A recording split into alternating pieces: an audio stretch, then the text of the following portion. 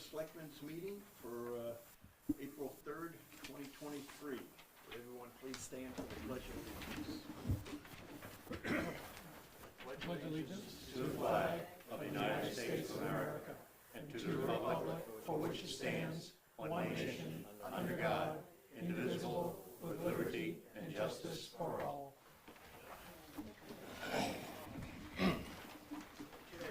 Agenda review. Herb, anything? I'm all set. Jim, you good, thank you. Keith? I'm all set. Barry? I'm all set, thank you. Hunter? All set? I'm all set. All right, moving on. Minutes from the previous meeting. We have minutes from March 13th. Do I have a motion on the minutes of March 13th? So moved. Do we have a second? Second. Any discussion, changes? Hearing none. All those in favor say aye. Aye. Opposed? Abstaining? Okay. Next up, we have the minutes of March 20th. Do I have a motion on the minutes of March 20th? So moved. Second. Any discussion or changes? One I noticed on page 4 of 8. I'm gonna have to find it again. Somewhere I thought it was 4 of 8.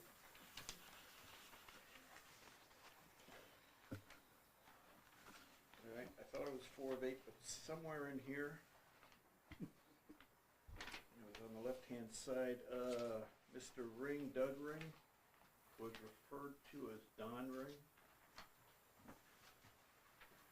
And that just caught my eye. And I'm sorry, I can't remember where it was. I thought it was page 4. Well, it's on page 1 as well, underneath Is it? participants. Okay, I'll go through it. Okay. And send it to Joanne. yeah, and that's the only one This is that special. stood out to me. All right, with that change, all those in favor say aye. Aye. Opposed? Abstaining? All right. Moving on. Consent agenda. On the back of your agenda is tonight's consent agenda. Move to accept. Second. We have a second. Any discussion? All those in favor say aye. Aye. Opposed? Abstaining. All right, moving on. Informational.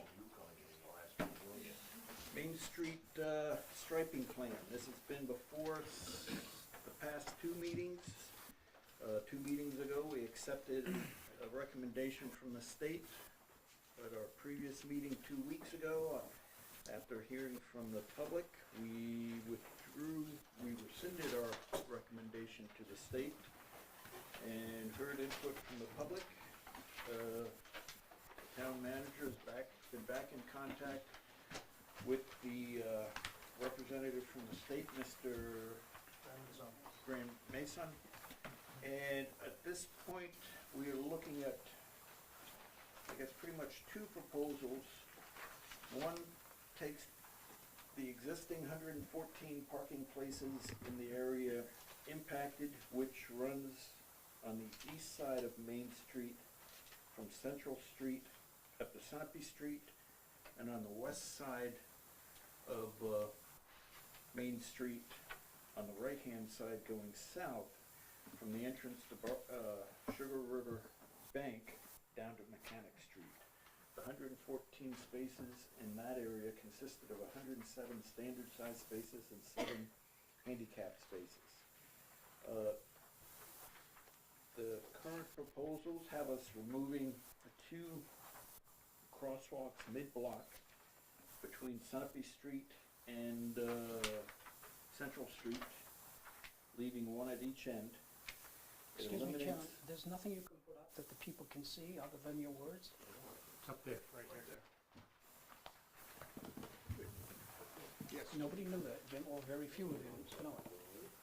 I'm just providing an initial description and summary as to where we have gotten Still be nice to see. and such. So, yeah, just a quick correction, that's overall spaces on Main Street, not that section. I haven't gotten to that far. Okay, well, you said, you gave your streets and the amount of spaces in that area, so. Right, I'm talking about the area impacted, Right, but but you gave a number of spaces in the impacted area, and that would not be how the number of spaces in that area. That's all of Main Street.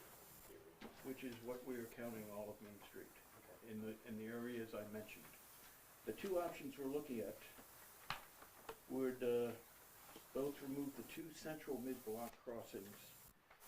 One would put in a few parallel parking spots in the medium there outside of the gym, which would result in 114 spaces. The other option is to keep those spaces angled in, which would give us about 120 spaces right now.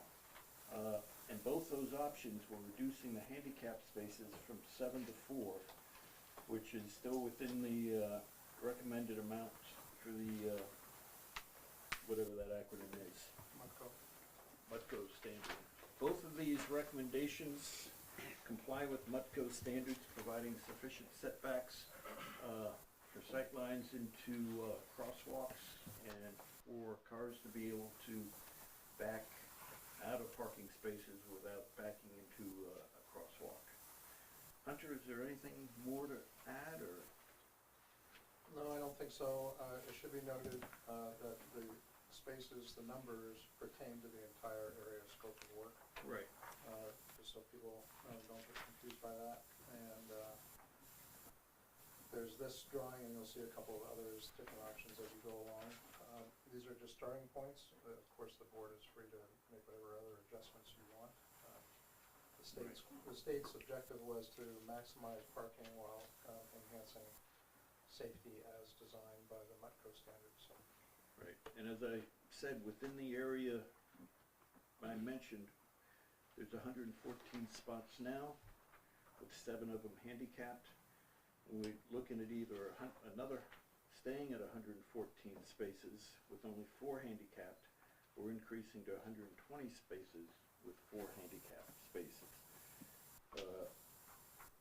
My personal feeling, and it's just me, I would like to see another handicapped space or so within that downtown area, which would probably create a reduction. Each handicap spot would probably take 1 or 2 spots, additional spots away, so that a handicap spot takes maybe 2, maybe 3 regular spots away.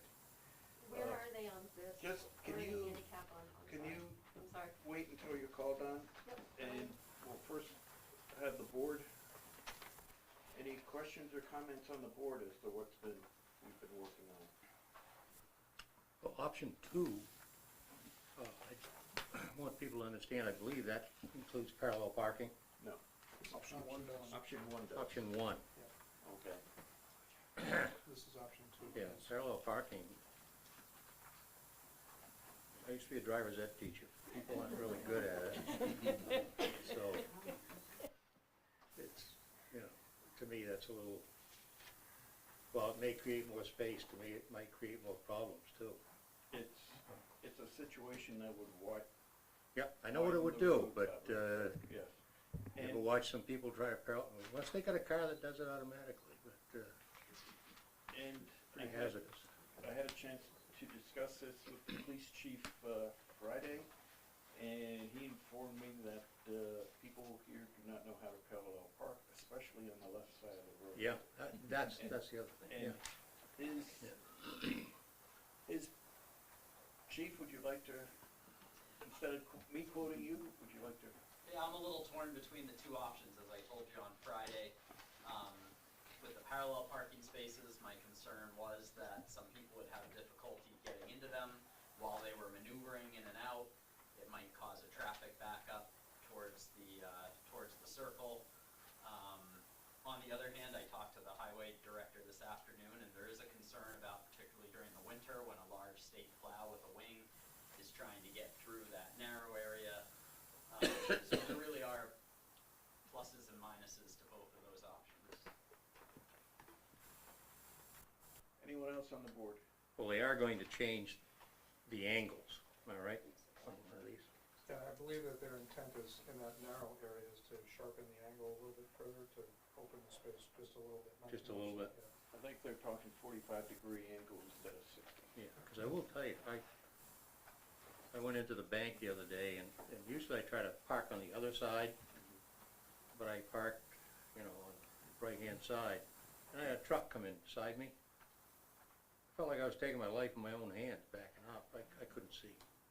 So I don't know if other people get bothered by that, but, Mr. Chair, there's one other minor change on one of the other slides. You'll see that the crosswalk just below the little comma, which in this picture shows as an angle, has been straightened out.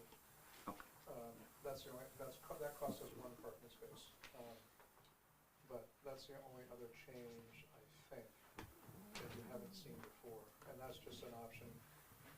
If there's a little bit more landing space on the west side for people landing onto the sidewalk.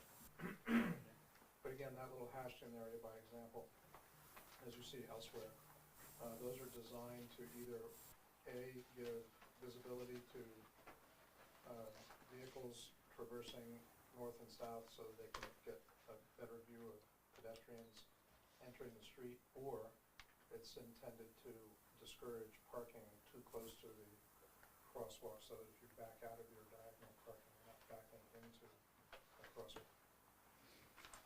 But other than that, I don't think there's any other changes. Keith, anything? I just wanted to add that the striping jobs, no matter what we do, it's not gonna solve the problem of people being inconsiderate. Like in your case, you got a small car and someone with a big old truck parks next to you. I was And there goes your considering talking visibility. to God the whole time. Yeah, well, I drive a big truck and I try to be mindful of that. And I park it in a place where it's not gonna create a huge visibility problem for other people. So a little courtesy maybe could go a long way there as well. That's all I have. Or, I'm good. Jim, any comments at this point? So it was about 20 years ago that we went from a design that looked like option 3, which had the parallel spots. When they redesigned the center island back 20 or so years ago, we went from the parallel to the all pull in as it is existing and as option 1 and 2 would show. So as the chief mentioned, anytime you do a parallel parking, even the spots further down on South Main Street, down in front of Village, in that section, there are a number of hardships. If people can't pull into them, forget about it. You're supposed to back in. I get it. If they can't pull into them, they're Can't not. pull in, they don't it's do not it, yeah. So, I like the space that it creates by having the parallel, but the hardship, I think, would outweigh the benefit of that freedom space. So the angle, the increased angle, to give them even a foot or two more space is pretty significant, especially during the winter months. So I like the options that don't include the parallel, just for the hardships that that's gonna create. Okay. Was there anyone in the public that wanted to comment? Yes, ma'am. State your name for the record. Donna Mayhair, I own the Pedal Patch. Question, you were talking about trucks. As you get down to where the road is narrower, there are signs that tell you compact cars only. Can someone tell me why that's not enforced? Talk to him. Talk to him. Hi, Hi, how are you? good, how are you? I am fine. So I have been made aware of that issue. I've asked the officers to pay attention to that and enforce it. The reality is that a majority of the hours during the day, we have one patrol officer on duty. Our call volume is up year after year. So they are often going from a fender bender in Shaw's to an alarm at somebody's house to a neighbor dispute and so forth. So that's the reality. And it's not specific to parking either. Speeding complaints, parking complaints, you name it. We fit it in when and where we can, but it's not perfect. And if I can just make a quick statement, did anybody try to park on Main Street this morning? Because court was in session. Was it? Oh, yeah, okay. I had yeah. I had no place to park my own vehicle. Never mind customers trying to get to my business to purchase something. So we need every parking spot we can get. Just to clarify, I believe the state's definition of a compact car is 17 feet or shorter, is that correct? The ordinance actually will spell out exactly what that length is. So, Okay, in our I ordinance? can't recall, our ordinance will Yeah. spell out what a compact car is, It's not a pickup with a plow, that is correct. just for the record. All right, state your name, please, for the record. Jeff North. I would just like to say that in reference to those spots, because they're directly across the weekend. So we're aware of that problem and it really, ultimately, I think that arose, how many years ago? Was that those got put in there? Oh, 20 plus anyway. Yeah, no, the compact ones. Oh, the compact? Yeah, 7 years ago. Yeah, about that. There were two, like, extra cab trucks that parked directly back to back on each other. Obviously, that's not good. Now, it was an unusual situation, and I think that going compact was an excellent resolution to that. And we instruct our employees and ourselves that if we see that, because they're probably using our gym, and we go out there and we ask them to kindly find out who's parked in compact, can you please move your vehicles? And they do so. They understand. They said, you know, please have courtesy on Main Street. And as they learn, they do it. And I think you'll notice that it's very rare that someone is there without a compact car. But, you know, I think part of just being a citizen of this town is also not just want to levy fines and tickets and all kinds of things, but we can work together. And we can certainly do some of these things. And we do it as a business owner, as it just, you know, so I'm hoping that it's not as much of an issue as the thought of it is, you know, that someone can park it. It does certainly happen at times when we do address it at times. I just wanted How was it this winter? Did you notice any times it was an issue or such? I didn't. It's, so winter is winter, okay? I understand plowing and overtime, and we struggle to get it done. I don't wanna get too upset, I'm out there doing it myself a lot, but that particular side, the things that the snow plows come in on that side and they're angled the other way, that tends to get scooped out. I was very grateful that it's over there. You know, more of the problem is that all the snow goes on the sidewalk side, so then people start parallel parking along that side, and those cars are pushed into the road. And that's why we kind of have this panic about, like, can you please get snow off Main Street? Because all the way from Bar Harbor, all the way down through to Harrington, you know, unless I take my little beat-up pickup truck and try to clear some spots in my snow blower, and we work really hard to do that. Don't want to complain too much, I go out there, you know, and it probably isn't kosher to do it. But all in all, those spots on the median side are very cleared out. And I would, just, if we have a problem with snow, we could address that in another meeting, like, you know, I'm okay, we're the only business open overnight there. You know, a ban on overnight parking, we can lock our front door and say, snowstorm, we gotta come around back, we post big signs in there, you may not park on Main Street during snowstorms and clearing, et cetera. Doesn't mean people adhere to it. That exists already. Yes, so that's the kind of thing like, you know, we'll lock our front door and say, around back, so when they do come to clear, they don't do that around the car thing, and what they'll do is, they actually stop the truck, and they come up, and they knock on my door and say, find out who's down there, please have them move their cars. So, they're just working together, and all in all, you know, Woody better get some snow removed, but I get the employee situation, I really do, you know, it's not easy to get people, so, I think that we've made it through this winter. Now, if you think about the amount of snow, it seems like a lot when it's happening, but really, we have 6 times maybe. I mean, look at the entire year, what percentage of the year is that? And we all struggle through it in a number of ways, so. Yeah, at times it's due to the nature of some storms, snow gets left for a day, but times I've gone through, I've been very impressed with the cleanup efforts our crews do once they do have a chance to get to it, so. And we're doing a lot of it too. Okay. Yes, sir, in the back. Could you state your name for the record, please? Hey, Carr, hey, Carr. Yeah. I think you're pointing out, you never right behind you. Who does, a couple of questions, Bill. The first one is, who does the cleanup, the actual cleanup and hauls the snow away? Town employees. The town employee does that, so, and question number 2 is, this was brought upon not by some law, decree, demand, or something that's gonna take us to the feds like the well is. This was just a suggestion it's an inconvenience to them, am I correct? What are you talking about? This plan came about from a recommendation from the state because they have an issue getting through the street. What brought this about? Is question number 2. I got one more, by the way, so don't shut me off. It's a question we have put forward too. Basically, what if it's angled in parking on both sides, or if one side is parallel, because at times it is tight to get through there. And we were looking at both options. Okay, so can I finish one more, then I'm sorry, then I'll shut up. So, I just heard, we spent a lot of time the other night, and I don't think I heard one person in favor of any of this, and maybe they'll change their minds tonight.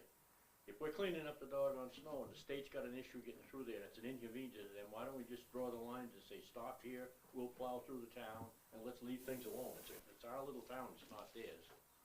I think the original reason that this even came up was the state is coming in and they're gonna resurface Main Street. Right. Okay, and then they told us that they would do the striping for free. Okay. And anytime I hear free, I kinda listen. I love that free thing, go Yeah. ahead. Yeah, well, you're right. Nothing's ever free. Yeah, no such thing as a free lunch. And we kinda jumped quickly with the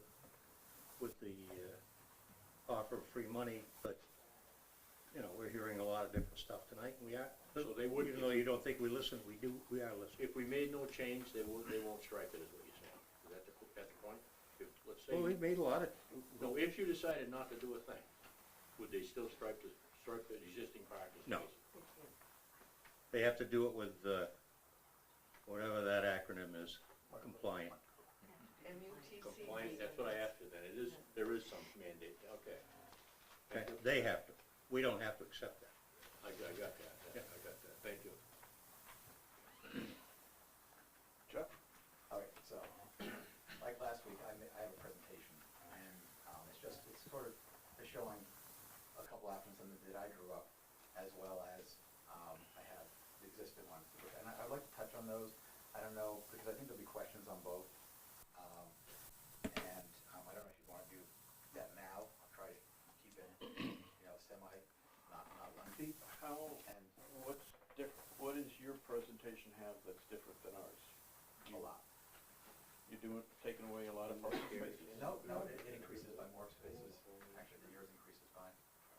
But I would just like to, so these are options, right? We all have ideas. I was a designer, architect by trade initially, Rhode Island School of Design, so I see things spatially, and it's just sort of my gifting, so I spent a lot of time on this, a lot of thought to it, a lot of thought to how I feel about Newport, how I feel about Main Street, and I just have thrown a couple of things out, with the one that's presented, and I'll address that too, Mutco, a lot of different things. But I bet this week alone I spent 30 to 40 hours on this, and if you would hear me out, I would appreciate it. It might stop some other questions that people may have.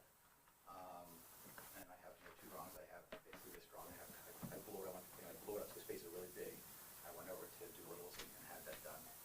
And then I drew something out myself. It might, there's a lot of other things. I think on our initial look, I think it all really looks good, and I appreciate the effort. More than anything, I mostly appreciate that everyone is taking this seriously, and everyone understands that losing space isn't good.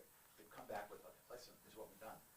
But there's other things to discuss, and if you would hear me out, I would like to. Go ahead. Okay.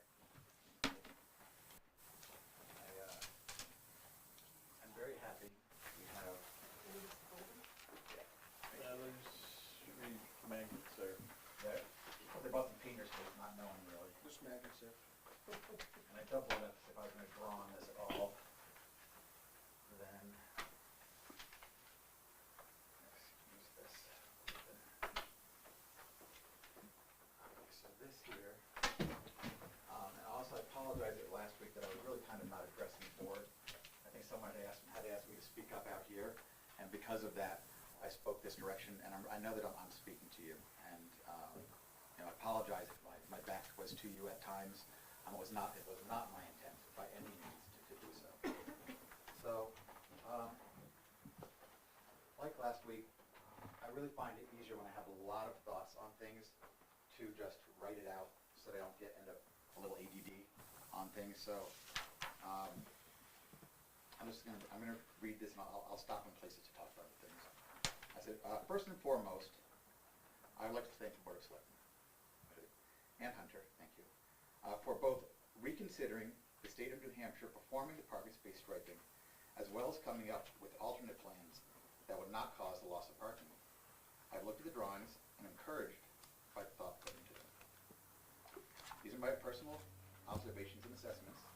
Some of this I gleaned from people I've spoken to, from David,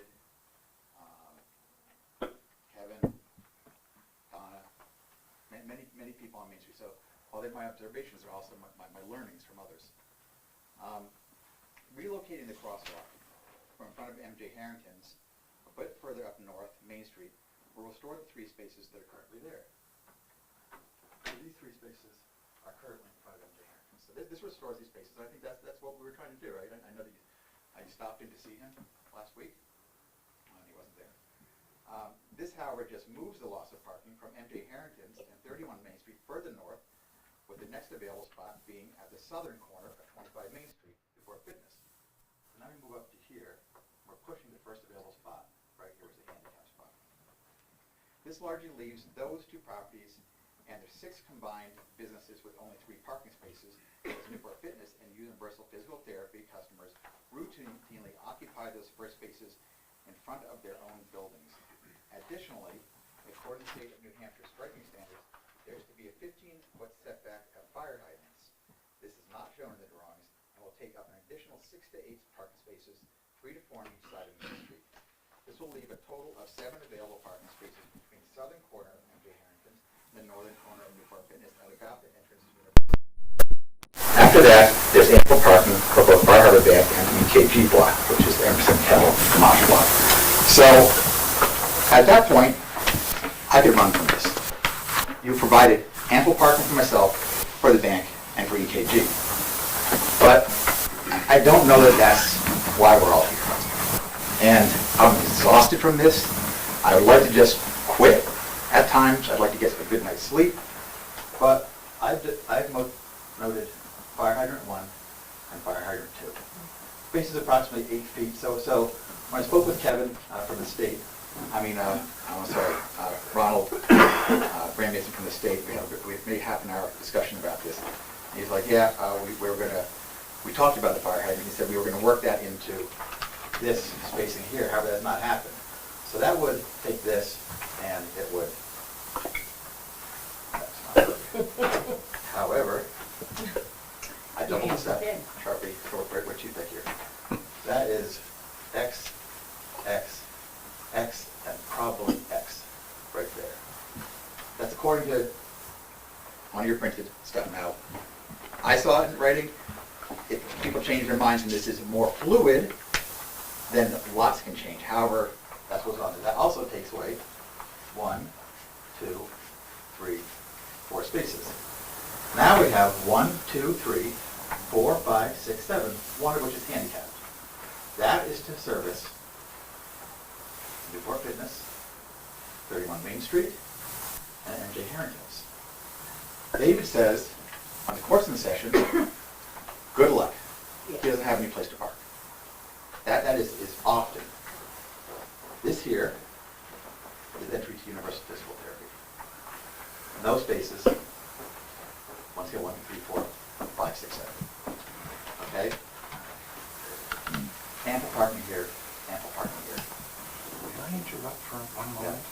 People, if anybody is getting messages from somebody saying they can't hear and see TV, if you could message them back, it's fixed. Okay. Thank you. Thank you. Okay. So there's ample parking. Like I said, I could just give up. Fitness people to park here, they park there, they park wherever. The handicap spots have been limited to 4, which is correct with the ADA requirements of 1 per 25 spaces. We have a little bit more next. We have approximately 70 spaces here, so we have 4. We only need, and I'm not talking about this region, so this is not 114. 114 is we go all the way down. However, some of the locations of the 80 spaces on the state map have a 1 in 16 pitch. I went out and measured them. I took out, I did pitch, and see how much the drop is, which is opposed to ADA's 1 in 48 requirement, when we use 1 inch of drop, 48 inches of run. There are other locations that better fit the ADA requirement. This is that were over here at one point, you're just gonna send into Main Street and get hit by a semi. I personally feel that with some grading, that probably these spots that were originally right here have the most ease of grading because they start on a curve. And you could probably, grade this down a little more flat. There's still fairly decent pitch right here in the road. And there's only so much we can do about our roads, but we can find places that's fairly flat, right in this area right here where the fire hydrants are. It's also fairly flat here, and it's fairly flat here, fairly flat here. But we want to try to get a pitch on that. 116 is really, a handicap ramp is around 112. So, anyways, back to this. In terms of safety, which is where this all began, I feel that the new state plan is not an extremely safe option. While I agree that the removal of 2 of the 3 mid-block crossings is a good idea, the state plan eliminates all available crosswalks from the center parking spaces. I want to talk a little bit about what a mid-block crossing is. This is a term that's used in a lot of traffic control stuff. So when you have a mid-block crossing, it means you're crossing mid-block as opposed to intersection. Intersection drivers pretty much understand that there may be pedestrian coming across. So this tends to be a more visible area, and it's just sort of a natural expectation. So there's always concern with mid-block crossings. So it doesn't mean that people don't stop for them. It just means there's less looking at those spots. So I'll use the term mid-block crossings a few times. Where was I? Well, I agree that the removal of the 2 of the 3 mid-block crossings is a good idea. In other words, we are limiting the amount of times we have a mid-block crossing on Main Street. So there aren't so many look going down Main Street. Probably the park spaces. Not only will this force every person parking in the middle to jaywalk, but many will also have to navigate over the center median along with accumulated snow when needing to go to the opposite side of the road. This will especially be problematic at opera house venues and other large events such as funerals and court trials. So with all this crossing gone, we have now taken what we wanted to be a safer situation, which was very important in these meetings when they started. We're not allowing anyone just to navigate behind their cars into a crosswalk. Now, if they're on this side, not only are they going to jaywalk no matter what, every person here is going to jaywalk. But we're expecting when an opera house event happens that they're either going to come here, jaywalk, come down, cross and go, or more than likely they're going to go here, navigate over a pile of snow and a median, cross through and across the road jaywalking. It's just, that's what it is. So, once again, I think that removing some is good. I'm not just so sure that this is the best way. Wait one minute, I get lost in my end. As a solution, I would once again ask, on behalf of the many and diverse Main Street businesses, that Newport paints its own parking spaces. I had a lengthy and excellent discussion with Ronald Grand Mason from the New Hampshire DOT, who is the engineer on this project. He made it clear that he did not initiate this process and would also not be insulted in any way if we chose to stripe our own spaces, as is the customary practice. He stated that he does not live in Newport and certainly does not know what our parking demand is in reference to all of our businesses and event needs. So I asked him why there was no leniency in terms of setbacks on both sides of a crosswalk on a one-way street. He stated that it is federally funded and that there are set rules that they adhere to as soon as one drop of paint hits the road or $1 is spent in terms of striping the spaces. In other words, whether it's downtown Manhattan or Main Street Newport, it is a one-size-fits-all with no room for interpretation.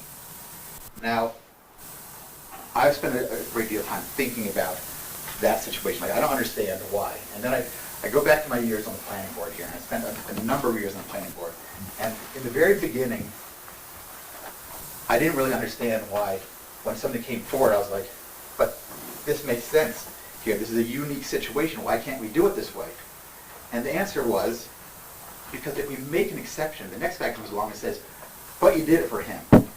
Now I can imagine if you're the federal government, what happens. They can't just come into every town and say, oh, but your situation is different. Because then the guy from Manhattan says, oh, ha, ha, ha.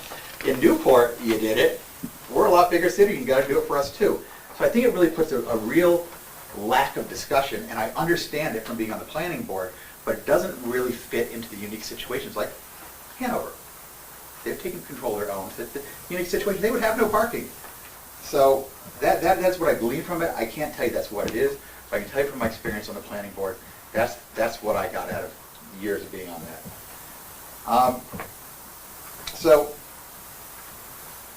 Lord, help me. MUTCD. Now we all laugh about it, right? Anyone know what the acronym is? I can hardly remember it myself. Manual on Uniform Traffic Control Devices. Okay? Now, I brought a little prop. Excuse me. The Manual on Uniform Traffic Control Devices is almost 900 pages long. This represents a manual, 900 pages long, double-sided, right here. Just for reference about how big that is. I checked that out online. I went through most of the manual myself, looked through every heading, wanted to see if I could find where we stand on this because it seems to be a pretty hot subject. I downloaded the MUTCD and reviewed the 850 plus page manual. On page 387, section 3B.18 is the section on parking spaces. The dedication to parking takes up half of one page of the entire manual, with the other half being page being an example of a handicap vehicle. I have in my file here for each view. Y'all want one of these? What is it? This is just, It's that page. this is the section that covers parking spaces.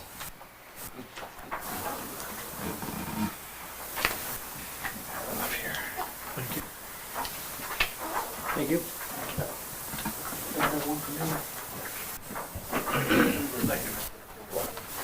So, I have a couple things in there.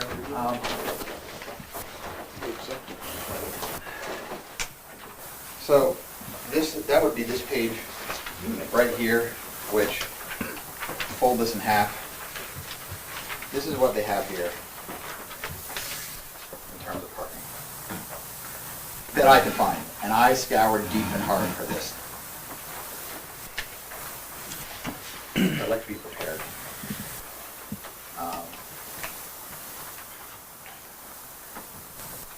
From what I could find, there's no reference to any fire hydrant setbacks, and there is no diagram of one-way streets or side-by-side parking. There's no references to mid-block crosswalks in conjunction with parking. The manual, as far as what I could find, just does not deal with the subject. It is clear to me from spending extensive time studying MUTCD that this is written primarily as a compliance book for traffic control devices, as evidenced by the overview in the manual. So if you want to go on their website, look at the overview. All they talk about is devices. That's stop signs, stop lights. If you think about every sign you ever see, the big highway ones with sending you this way and that when you're trying to look at your GPS, all that stuff is uniform. We understand this is uniform, so every sign made isn't made by your local sign shop, so you're confused. It's a recognition, but it is for devices, therefore the letter device in the acronym. It covers everything from traffic signs to stoplights and railroad crossings. It deals with things like the reflectiveness in the sign for night visibility. Section 3 covers road markings with examples for exit ramps and divided highway markings, etc. It even covers roundabouts. I did put a picture of a roundabout here because, we have a roundabout that is really clearly not drawn the way they would do it. It's a haphazard thing, but we're not talking about that, nor should we be talking about parking spaces. We're a little town.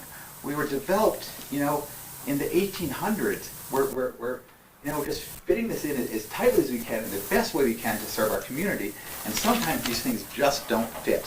And we can't tear that part of the apart. We just can't. We have a beautiful tree in the middle. We put flames coming up at the winter carnival. So, anyways, so I did put that in there. Parking space layout is clearly not MUTCD well-defined subject, as can be seen in section 3B.18, and I suspect that it is intended to let municipalities make their own decisions based on what best fits their specific communities. There is no state or federal jurisdiction on line striping in Newport. Unless the state of New Hampshire does the work, and then their rules apply, whether it's MUTCD or some other parameter of their choosing, we may design as we choose as long as we perform the work ourselves. I've made a layout of the Opera House region on Main Street in order to compare apples with apples.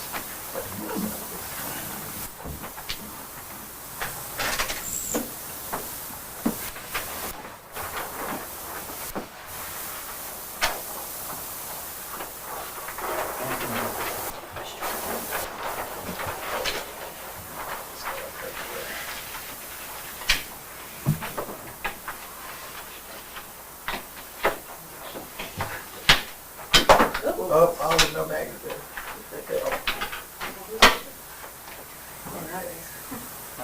You're gonna stay? I do pretty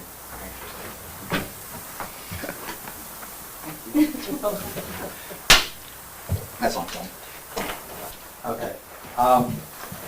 The layout of the Opera House region of Main Street, in order to compare apples with apples, I have also removed 2 of the mid-block crossings.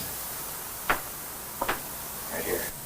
The remaining 2 crossings are one at the northern corner by Bar Bank Crossing to Pedal Patch, right here, and 2 at the crossing between Universal Physical Therapy and Opera House. This layout will increase parking in that region alone by a minimum of 13 spaces. Additionally, the center median parking crosswalk access is maintained, enabling people to safely exit their cars and cross the street. From an architectural and aesthetic perspective, the centered axis, right here, and focal point is maintained directly on our most iconic building, the Newport Opera House. Additionally, I would suggest that solar-powered RRFBs, and that stands for Rapid Fire Beacon, a rectangular rapid fire beacon, be installed at the mid-block Opera House crosswalk. Case studies show that these beacons increase driver awareness and response rate at crossings by as much as 96%. There are case studies on these. I have here, once again,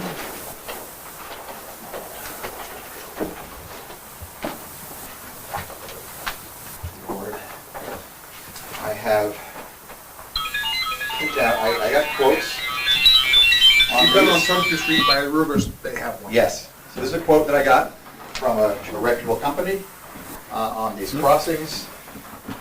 These are on both, so this would be on one. The lower amount is for the mid crossing. Our sign stays the same. I believe, Hunter, I noted, and you have also stated that the coloring of our signs is a coloring that is designed for school zones. It's not designed for areas like we have, and that's an excellent find. And I agree with you on that. That the sort of the school bus yellow is a more muted sort of blend in with the architecture of the area. It is not that blazing green that's there. There's such a rough distraction in a lot of ways. Yeah, is not is only for school crossings. 30 spaces. Additionally, the center median parking. So rapid fire beacons. So these beacons, like you see at Ruger's, that allow the pedestrian to press the button, and it flashes in a pattern that isn't just like, it's not like a flashing light. So what it does is it basically goes flash, flash, flash, flash, flash, flash, flash, flash, flash, flash, and it repeats that in rapid pattern. So it's not a consistent pattern. So you barely quickly know that someone is crossing the road. Now, with only one, if you limit down to one mid-block crossing, that will have a lot more traffic on it, because we'll be eliminating another 2. I would recommend that we would consider this, should we go with a plan like this. So you can look up your own case studies on it. The money factor. I have contacted a pavement company as well as a striping company for a rough estimate. The rule of thumb is $15 per space, which comes to just under $2,000 for 130 spaces. There's additional associated costs for ADA markings and cross-hatching. Also, depending on traffic, as we're on busy Main Street, there may be a cost for a flagger and possibly a police officer to handle this. That will drive the price up. But like I said, no matter what, we would never be looking at anything over $5,000. This is a rough estimate. I'm just giving sort of a parameter on this. If this was just in the back parking lot, if it was the original 114 spaces, it would be $1,700 to stripe all of Main Street.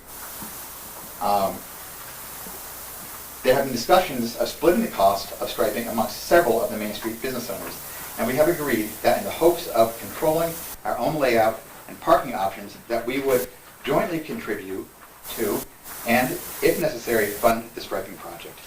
We are hopeful that this option will alleviate the financial impact during your decision-making process. Additionally, I would personally like to fundraise in order to supply RRFBs at the Opera House crosswalk. I believe this community is a generous community. I believe that when it comes to things like those RFBs, like our murals, the things that we deem important in this town, we will come to the rescue, whatever it may be. I just don't think that we always have to have a handout to the town or the government for everything. I think there's times that if it's an important subject, that we will figure it out. So it's not a necessity. I'm saying it's on my heart to do something like that. I'd like to conclude with a reminder that New London, Sunapee, Hanover, Lebanon, West Lebanon, Claremont, and now travel to Windsor and Springfield, Vermont, all have done striping to their own standards. So we are not an anomaly. Even the very busy I-93 Hooksett Rest area housing the New Hampshire State Liquor Store, gas pumps, restaurants, and more in the New Hampshire Liquor Store places their parking spaces directly next to their crosswalks, accessing the store. I humbly ask, as a combined voice of the many businesses that are now present here, some of which are not, that the BOS vote to paint our own parking spaces on Main Street. Additionally, we would like to ask that a committee be formed to develop a comprehensive plan with a layout that will then be presented to the BOS for approval. This committee could possibly include, but not be limited to, myself as a Main Street business owner and property owner, a member of Econ, a BOS member, a member of the Historic Society, and one or more chamber members. And I believe, Andrew, you're on many of those things. So I'm not trying to disclude you from this. This is just my thought. I truly believe that many good things have come out of this process, and pending the board's decision, that as a unified community, we will come up with a plan incorporating the many excellent ideas that have been discussed over the last month. We thank you for your consideration.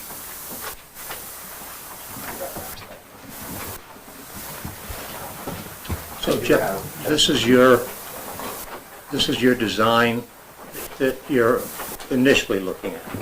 This is what, when I was looking at what this opens up, see, Okay, yeah, it opens up. see we're here. Yeah. We're into here. Now look at this.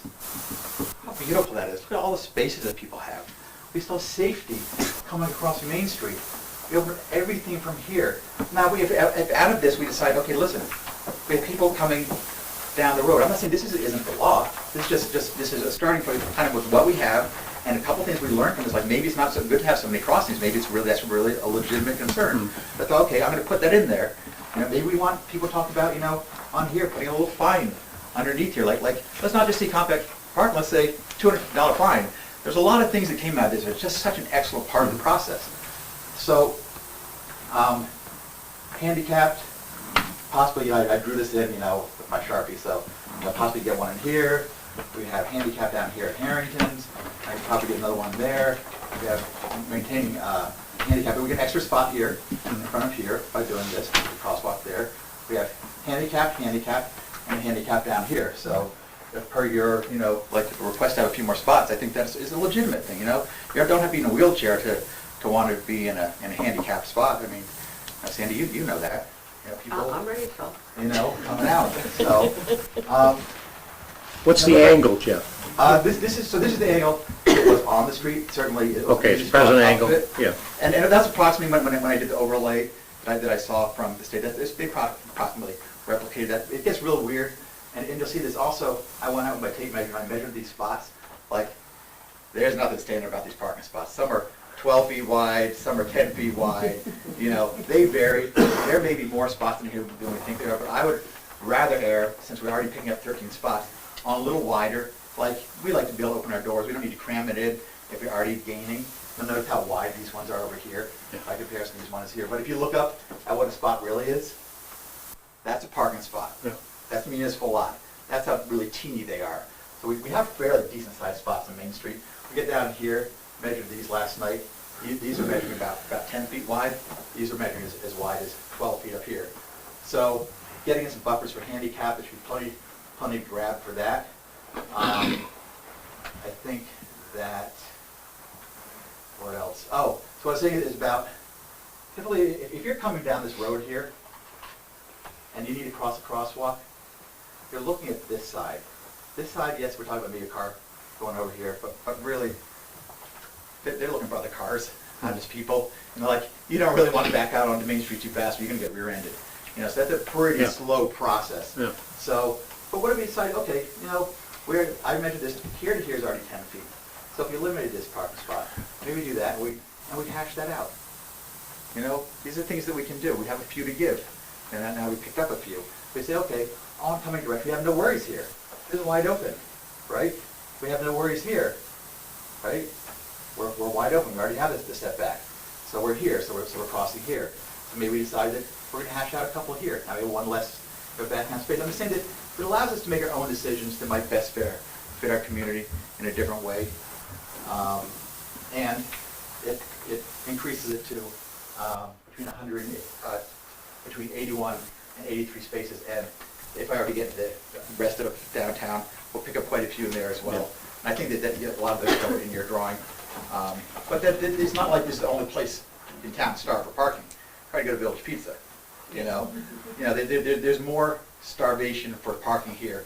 I think as a community we could very well, you know, try to help with something better. And this is so beautiful here, folks.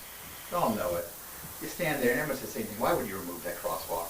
It's got the direct view of the Opera House. You know, it's where everyone crosses. They come up, you know, as they come up this park over here, they going across, you know. They're coming up here, the parking out back, they're going across, you know, and hopefully our events grow, you know. So, anyway, that's my take on it. Thank you for your time. Thank you, Jeff.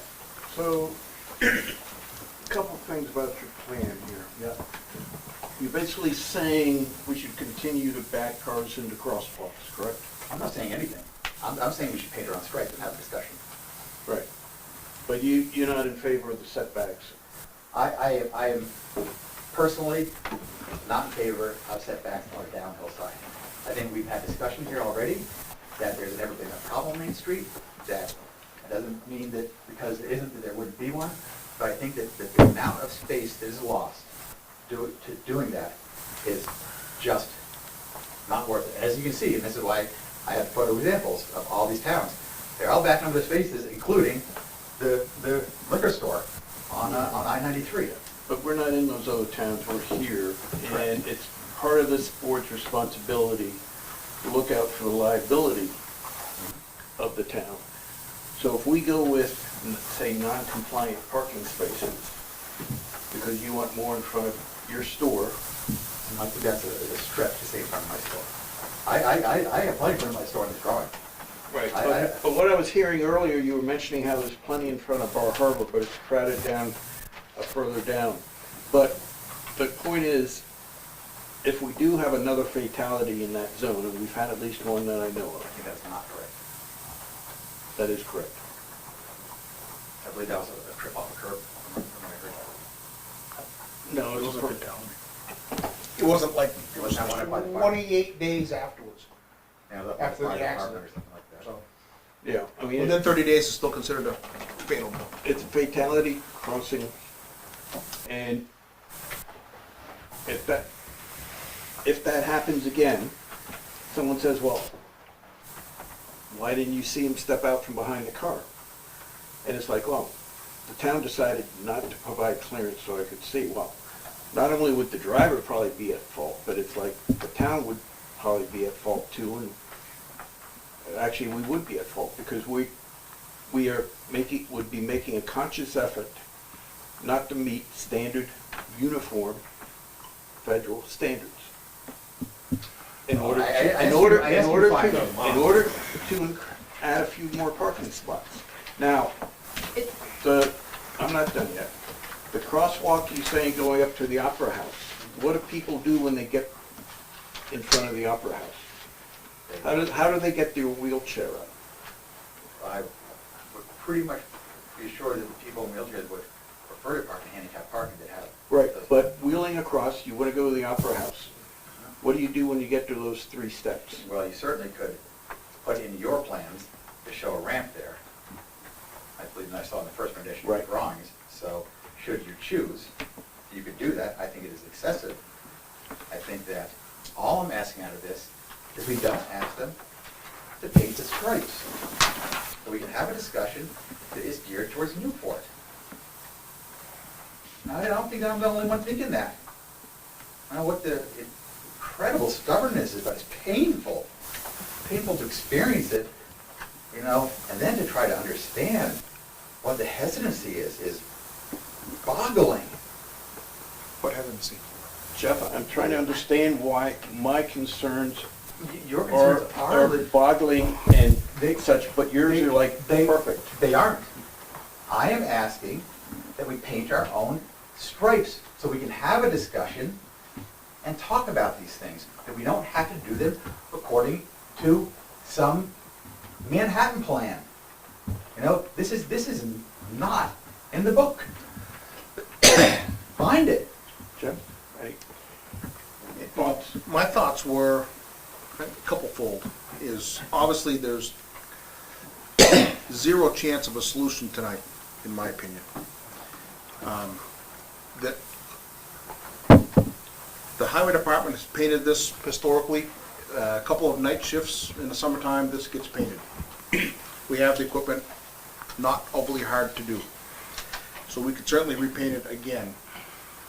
I personally think that it's unsafe if we have such a distance where we don't have a crossing in front of the Opera House as is in this depiction. Very favorable to a crossing there. Not having it is inviting of jaywalking and more people getting hit on Main Street than before. So eliminating both of the crosswalks in the middle, not a fan. I would like to see us remand this down to the planning board, for the planning board to take a look at this with a group to be determined, whether it's the group as Jeff defined or not, or the planning board themselves look at it, and let the planning board have the meetings to take their time up. I sit on the planning board, so I'm not deferring it from me, right, still something that I would be seeing, but for them to take a look at that and make a recommendation back to this board for us to give a thumbs up or down. But obviously, there is not a solution that's gonna be a one-size-fits-all, that we could sit here tonight and say, that's the one we need to do. So, All right, I would say that we should, yeah, and there's probably others that wanna comment tonight, but let me just add this one thing. Jeff, you mentioned those 2 fire hydrants. They are actually in the road right now. They are gonna be pulled out of the road. Or move it all together. Do I have no fire hydrants or? They will be moved out of the road. Either the state will do it or we'll do it ourselves, but it's certainly not appropriate to have the fire hydrant literally in a parking spot. That also is a problem. Which also means it could be pulled back, 3 or 4 feet, or it could be located probably laterally some up or down, so it may fall within one of those, hash mark spaces. So, but the fire hydrants were looked at, and the intent is to move those. Mr. Beard, you had a comment. It just, the amount of time spent on this is pretty crazy, because this is all about free. It was free, the state was gonna do it free. Safety was never mentioned from the board or the concern. It was, if the state was gonna do it, it was gonna cost this amount, or excuse me, it was gonna be free for us to do it. But if we put it back the way it is, we would have to do it, because the state cannot do it. The state has to follow that. Now it sounds like you guys we're up 6 spots, is that right? Yeah. So what's wrong with that project? Like, I think everyone agrees with there. Like, you guys made a decision in 5 minutes, yeah, let's, okay, we'll lose 23 spots because it's free. I would have been like, well, no, because I'm pretty sure people on Main Street can't lose 23 spots, so we either have to put it back as it is, or, you know, and I assume this state's the one that came up with this rendering here? The one on the board. behind yonder. That's my rendering. No, yeah, the current one with the 6 is the state did it, correct? So, the process was Hunter said, I'm assuming, hey, this doesn't work, we can't lose this amount of spots. I just feel like it should happen that way from the beginning, like, these people all worried they're gonna lose parking spots, lose their business, like, anyone should know, like, well, this is not acceptable, we can't lose any spots.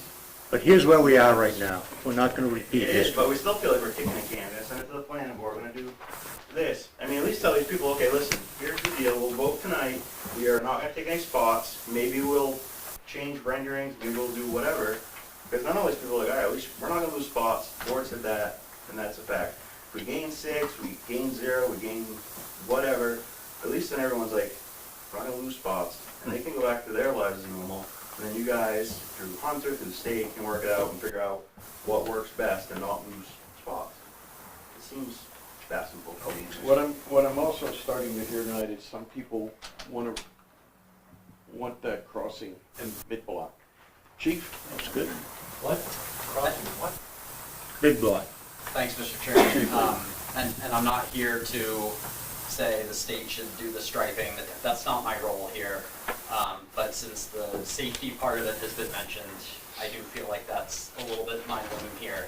So regardless of whether the town stripes it, whether the state stripes it, whether Jeff goes out there and stripes it himself, I would ask that the board consider the setbacks from parking spaces to the crosswalks, and not because the feds say so, but because it is a genuine safety issue. I was the lead investigator on 2 pedestrian fatals in Newport since 2019. Not in that exact zone. One was on North Main Street, one was on Sunapee Street, but in both of those cases, the driver said, I could not see the pedestrian. I do believe that we're on borrowed time in that area for a serious pedestrian accident. And Chief Burrows will probably remember some of these numbers from his accident reconstruction days, but when a driver is paying attention to the roadway in front of them, the average reaction time once a pedestrian comes into the crosswalk or something else happens is 1.5 seconds. Okay, obviously if you're texting or not paying attention, that could double or triple, but in the best case scenario, that's 1.5 seconds. If the driver's going the speed limit, 30 miles an hour, that's 45 feet per second. So in that 1.5 seconds that it takes the driver to recognize, oh shoot, there's a pedestrian in the crosswalk, I need to stop, the car has already traveled 77.5 feet, just in that mental processing time. Then it takes additional distance for the car to actually come to a stop. So you're talking about a total distance from the time that a driver recognizes the pedestrians in the crosswalk to coming to a stop of in excess of 100 feet. That's physics and it's biology. We have no control over that. What we do have control over is what's called the possible point of first perception. Where could a vehicle potentially see a pedestrian coming into the crosswalk and give that driver sufficient time to process and make a maneuver? So, it's, again, I don't particularly care whether the town does the striping, whether the state does the striping, who does the striping, but whoever does the striping, I do think it's important that we maintain those setbacks so that, number one, we avoid a tragedy. I still get calls constantly from these 2 families 2-3 years later, and it's excruciating. And then secondly, again, I think if we make a conscious decision to stripe it in a manner that ignores that safety issue, if there is a serious accident or a fatality, I do think we're going to own a piece of that. So those are my concerns for whatever they may be worth. All right, thank you. Anyone else? Yes, ma'am. State your name, please. Sandra Cherry, Sandra Demas, and I own Universal Physical Therapy downtown. I have a couple of comments. First of all, on this plan, where the sidewalk is down, if that's where the handicap spots are going, which I'm assuming near the crosswalks, because you'll have access, not a curb. Right. Is that accurate? Yes. Yeah. Yes. Hunter's shaking his head no. Can I answer, I think you asked for the handicap Yeah. thing before. So there's a handicap right there by that cursor, Okay, just off the square there, and there's another one directly across the street. So you see the little green, they're little green squares. And then there's another one down, and it's directly in front of Jeff's place. right. So that's a hill. And then one, well, understand that the state, this is a resurfacing project by the state. And they're gonna come in, they're gonna mill down 2 inches of pavement. So there will be a change in the flow, the elevation, so on and so forth of the pavement itself. So I believe that they are required to make sure that these are all handicap compliant in terms of slope and clear space and the. Right, but as soon as you get, sorry, yes, Once they get onto the sidewalk, then there are problems. correct. But I agree with you, it's quite a little uphill there. It's quite an uphill. But you would have to basically reconstruct most of downtown to address that. I understand that, and that's the reason, like with Jeff, maybe more, so you have one up on the level part of Main Street. So the state isn't, not that they don't care, but the state's focus on this is curb. Right. Once they Yes. get past the curb, it's They not don't like care. our problem. Absolutely.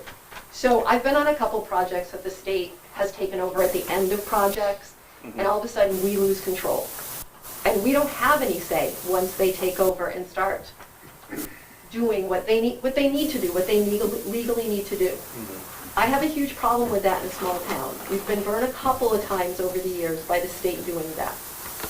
It's just not something I like to do. One of the reasons we choose to be in a small town is to maintain some control of our environment. So handing any big project over to the state that we can control, I have a huge issue with, especially if it's not costing us a lot of money. And we can make some of the safety changes on our own. I'm all for safety. My business is down there. I had to pick someone up in the middle of the road, out of a wheelchair, because the road's not level and the wheelchair hit something, and he couldn't get parking on my side, so he had to park on the other side. We had to stop traffic and pick him up. I get safety. It's huge for my business. But I don't want to give up control of everything we have and just have the state step in and say, we have to do it this way, because they don't have options. We do. And I think we should look at all the options before we just say, the state can do this. That's my biggest thing. And as a business owner on town, yeah, I have a personal interest in this because I have been here for 25 years. I'm thrilled to finally be on Main Street, make sure we don't have empty storefronts on our Main Street. That's huge to me. I love this town. But I don't know, if I lost 20 spaces, my business would no longer exist on Main Street. And that's just me. I can't. This morning, I have patients walking from down behind the buildings on crutches because there's no parking on Main Street. You know, I can't run a business like that. They will go somewhere else. So we need to consider all of those options with obviously safety's first, always. But letting the state take control and then we're stuck with what they do, I don't think that's a good option at all. Well, what the state does is, one, they basically reconstruct the pavement. And they are working with us to determine where we want the crosswalks. Then they will put them in. If they have to rebuild a crossing across the medium in the middle, that is what they will do. They will make sure that, you know, the access from the street up to the sidewalk, you know, meets current ADA requirements. You know, and if we decide we want another crosswalk in the middle of the block, then they will make sure that is ADA compliant, maybe. Maybe not on the steps. The steps will take a ramp and all that Right. stuff. But But as do I you was get saying, that as I was writing saying, from them, though? as I was saying earlier, you know, they only have 4 ADA spots, we have 7 right now. You know, whatever it costs to turn a slot into ADA, we may lose an adjacent spot, maybe 2, I don't know what the ratio is.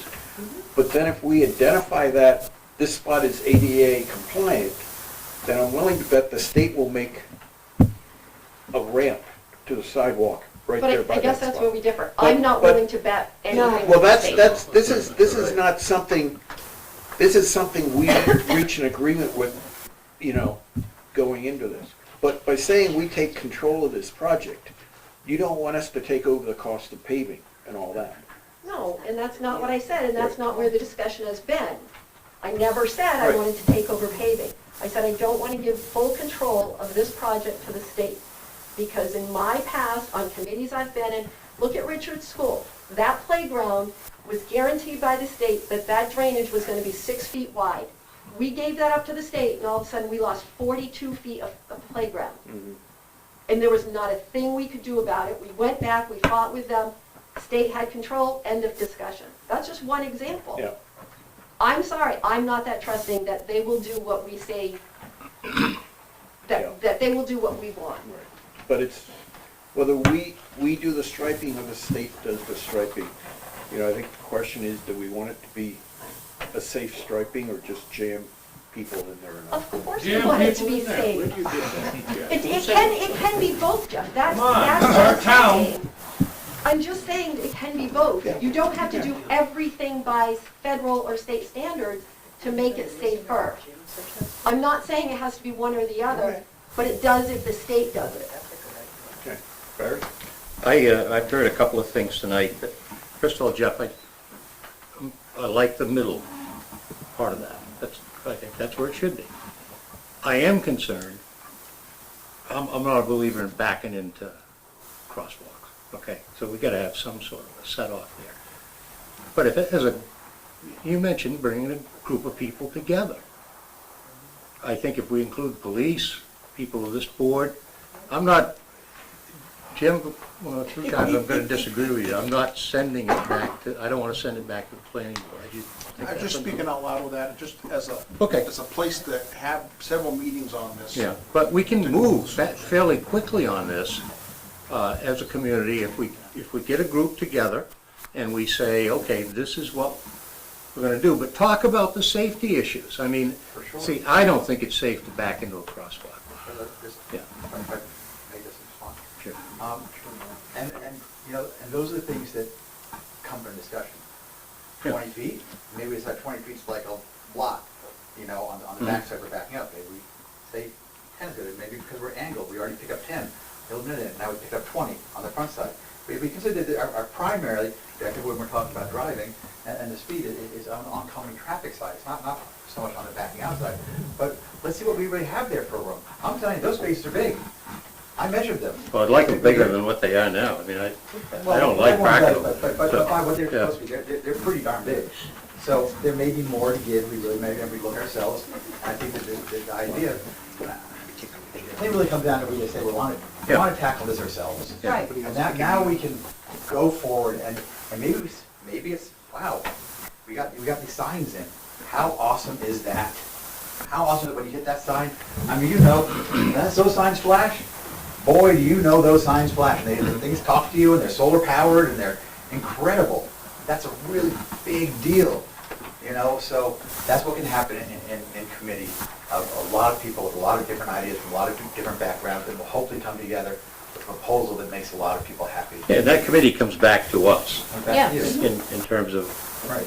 making the final decision. But I'd rather it be a committee than, you know, push it. I shouldn't say that, but I think we can do it as a group rather than bringing in another group, like a planning board to deal with it. Okay. But Not the job yet. what's that? Sir, they're not happy yet, so. But, Bring them in, goddammit. Ed, I haven't called on you. Yes, sir. Well, Yeah. And state your name, First thank of you. all, Senior, 4 points tonight.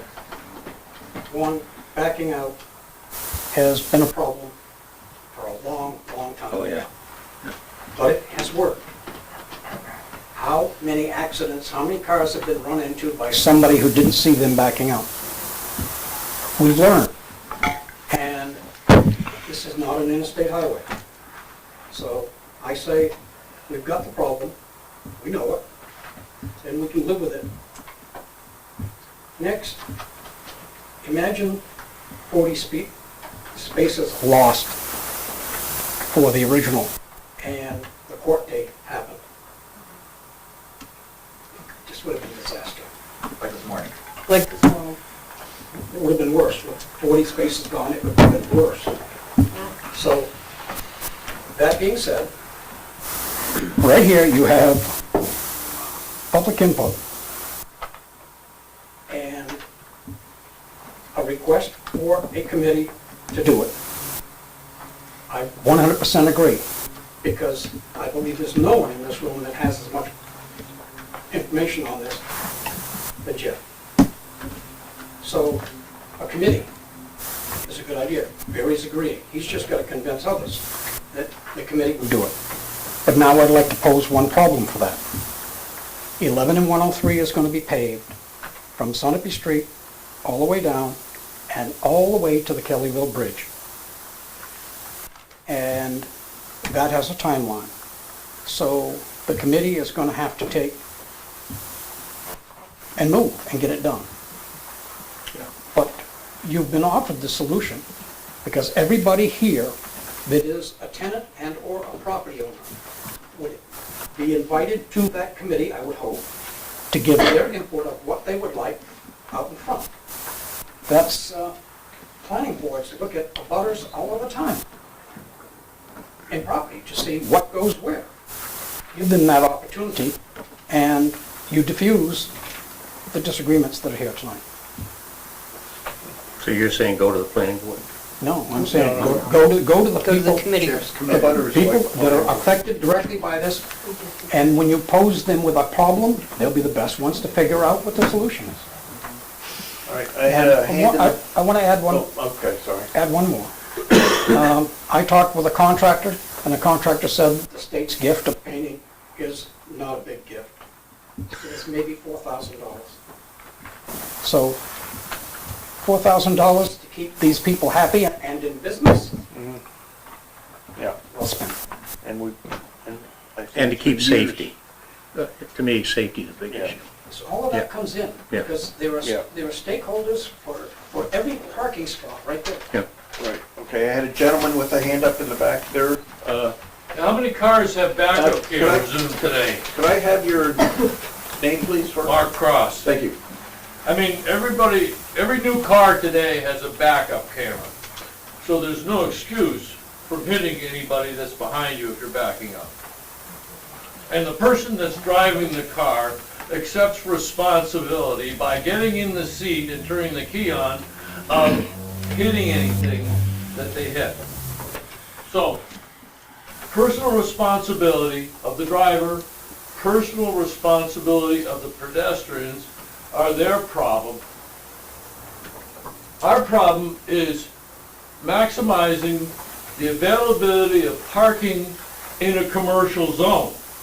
And that's a town problem. So you shouldn't be worried about safety, you should be worried about commerce. All right, actually, we have to worry about both. Yeah, well, if you want to be afraid of legalities, get a better lawyer. Okay. Anyone else? Yes, ma'am, state your name, please. Heidi North. I just wanted to double down on the beacons and how, we're all very concerned about safety, and that needs to be really considered because there are already people in this room who are willing to donate large amounts of money for this option. And we've heard by the chief's own admission that setbacks on crosswalks won't even help. By the time the car stops, the pedestrian is hit. So that's neither here nor there, the setbacks on the crosswalks. It is about the beacons. We need the beacons. And the proof out there is 96% safety increases in towns involving pedestrians when a beacon is installed. And for you, the selectmen, the town budget, it would be free. Thank you. Thank you. Anyone else? Go ahead, Ed. I just gotta point out, Jeff, you're very inconsistent with your, even hypocritical about your safety concerns. It wasn't just too long ago when people in your committee, and you sat there yourself, I had concerns about and I hate to get on to a different subject, but a housing piece of property that's probably in the worst intersection.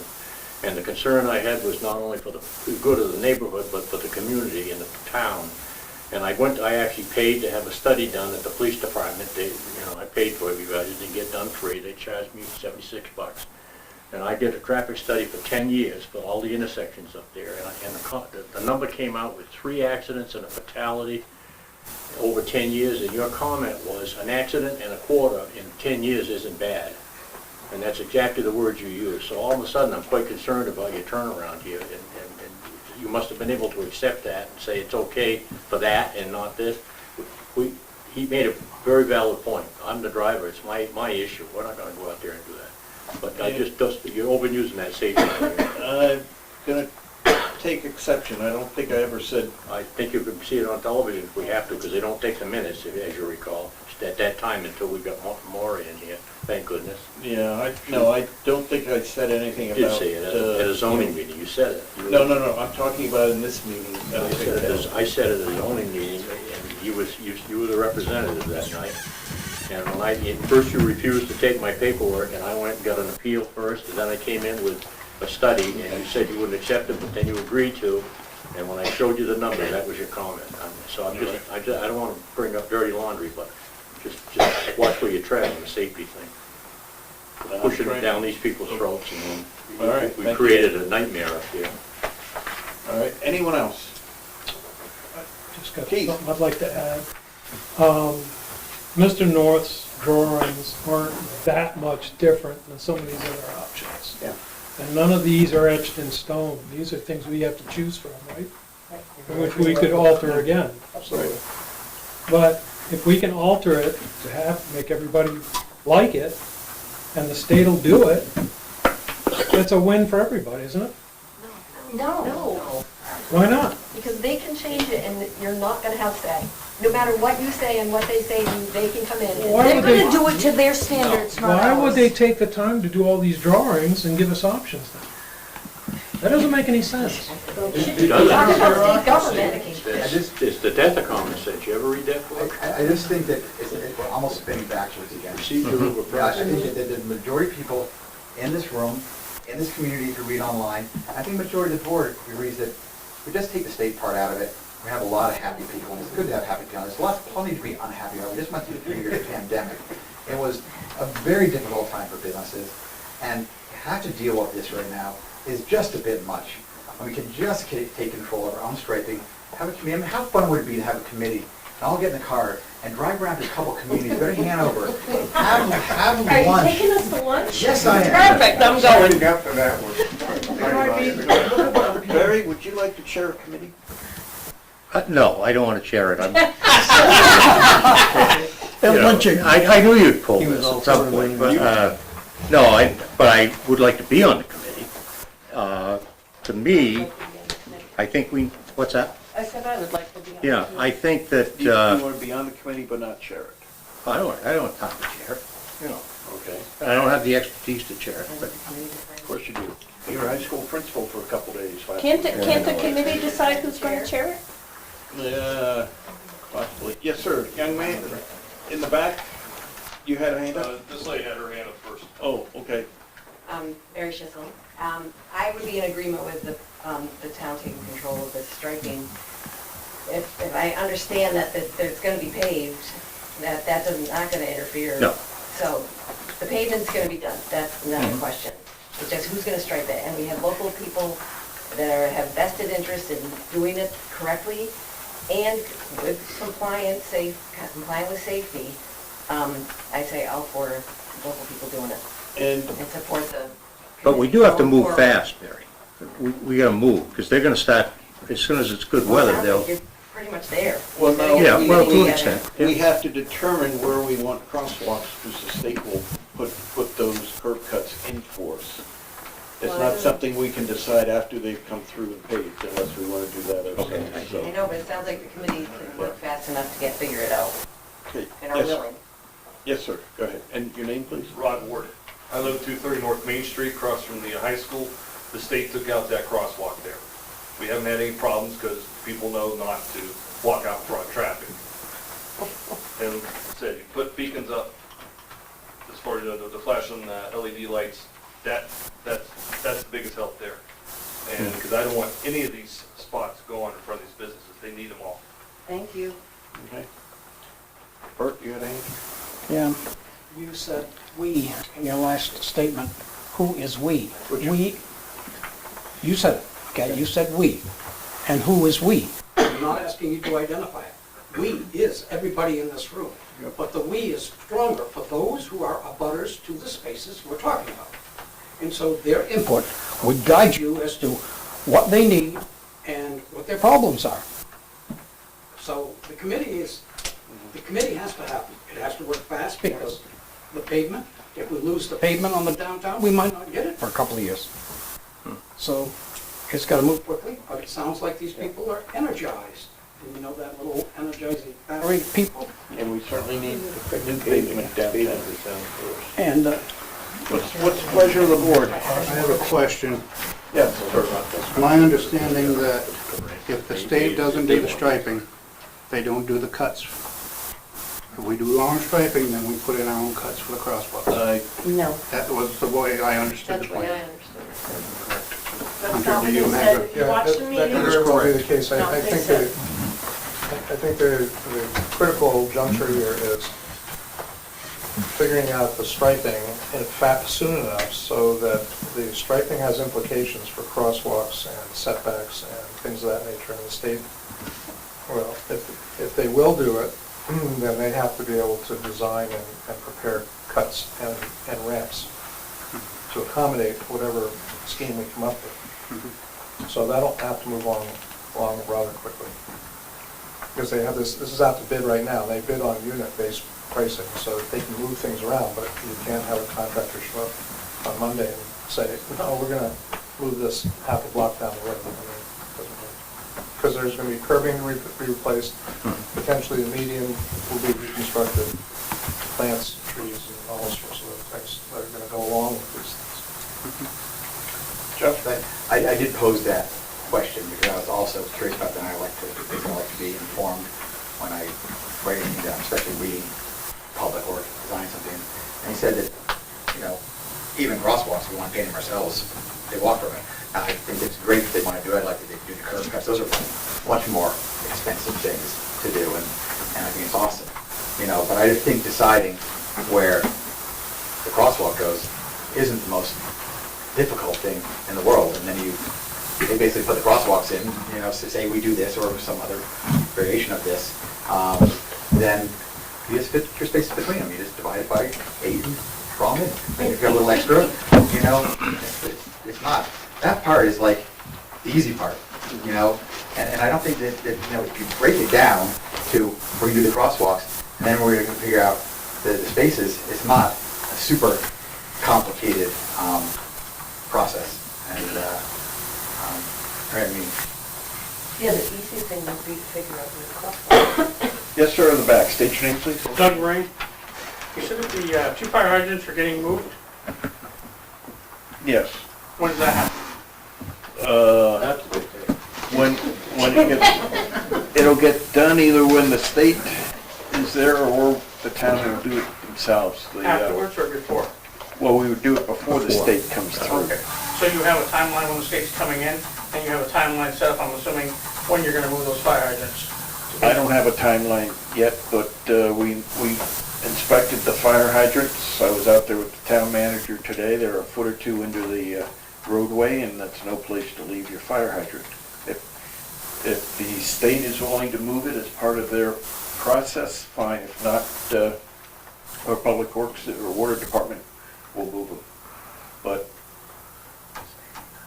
So we have, I'm gonna say at least 30 days in. I'm not sure how much time we have. Also, what the town is also planning to do prior to them coming in and doing the paving work, we're gonna extend a sewer line onto the common and cap it off, so if we ever need sewer there, we'll have a line for it. That's also gonna be done before the paving comes through. But as the town manager said, this is out to bid now with the state. I think it went out probably if it went out today or it's going out sometime this week. So we have 30 days, at least. Probably. Yes. Thank you. Okay. Barry, you're willing to be on a committee? Yeah. To be willing to work with people to get the first meeting going and then Sure. determine? All right. I would say anyone who'd like to be on that committee, because it's probably everyone in the room.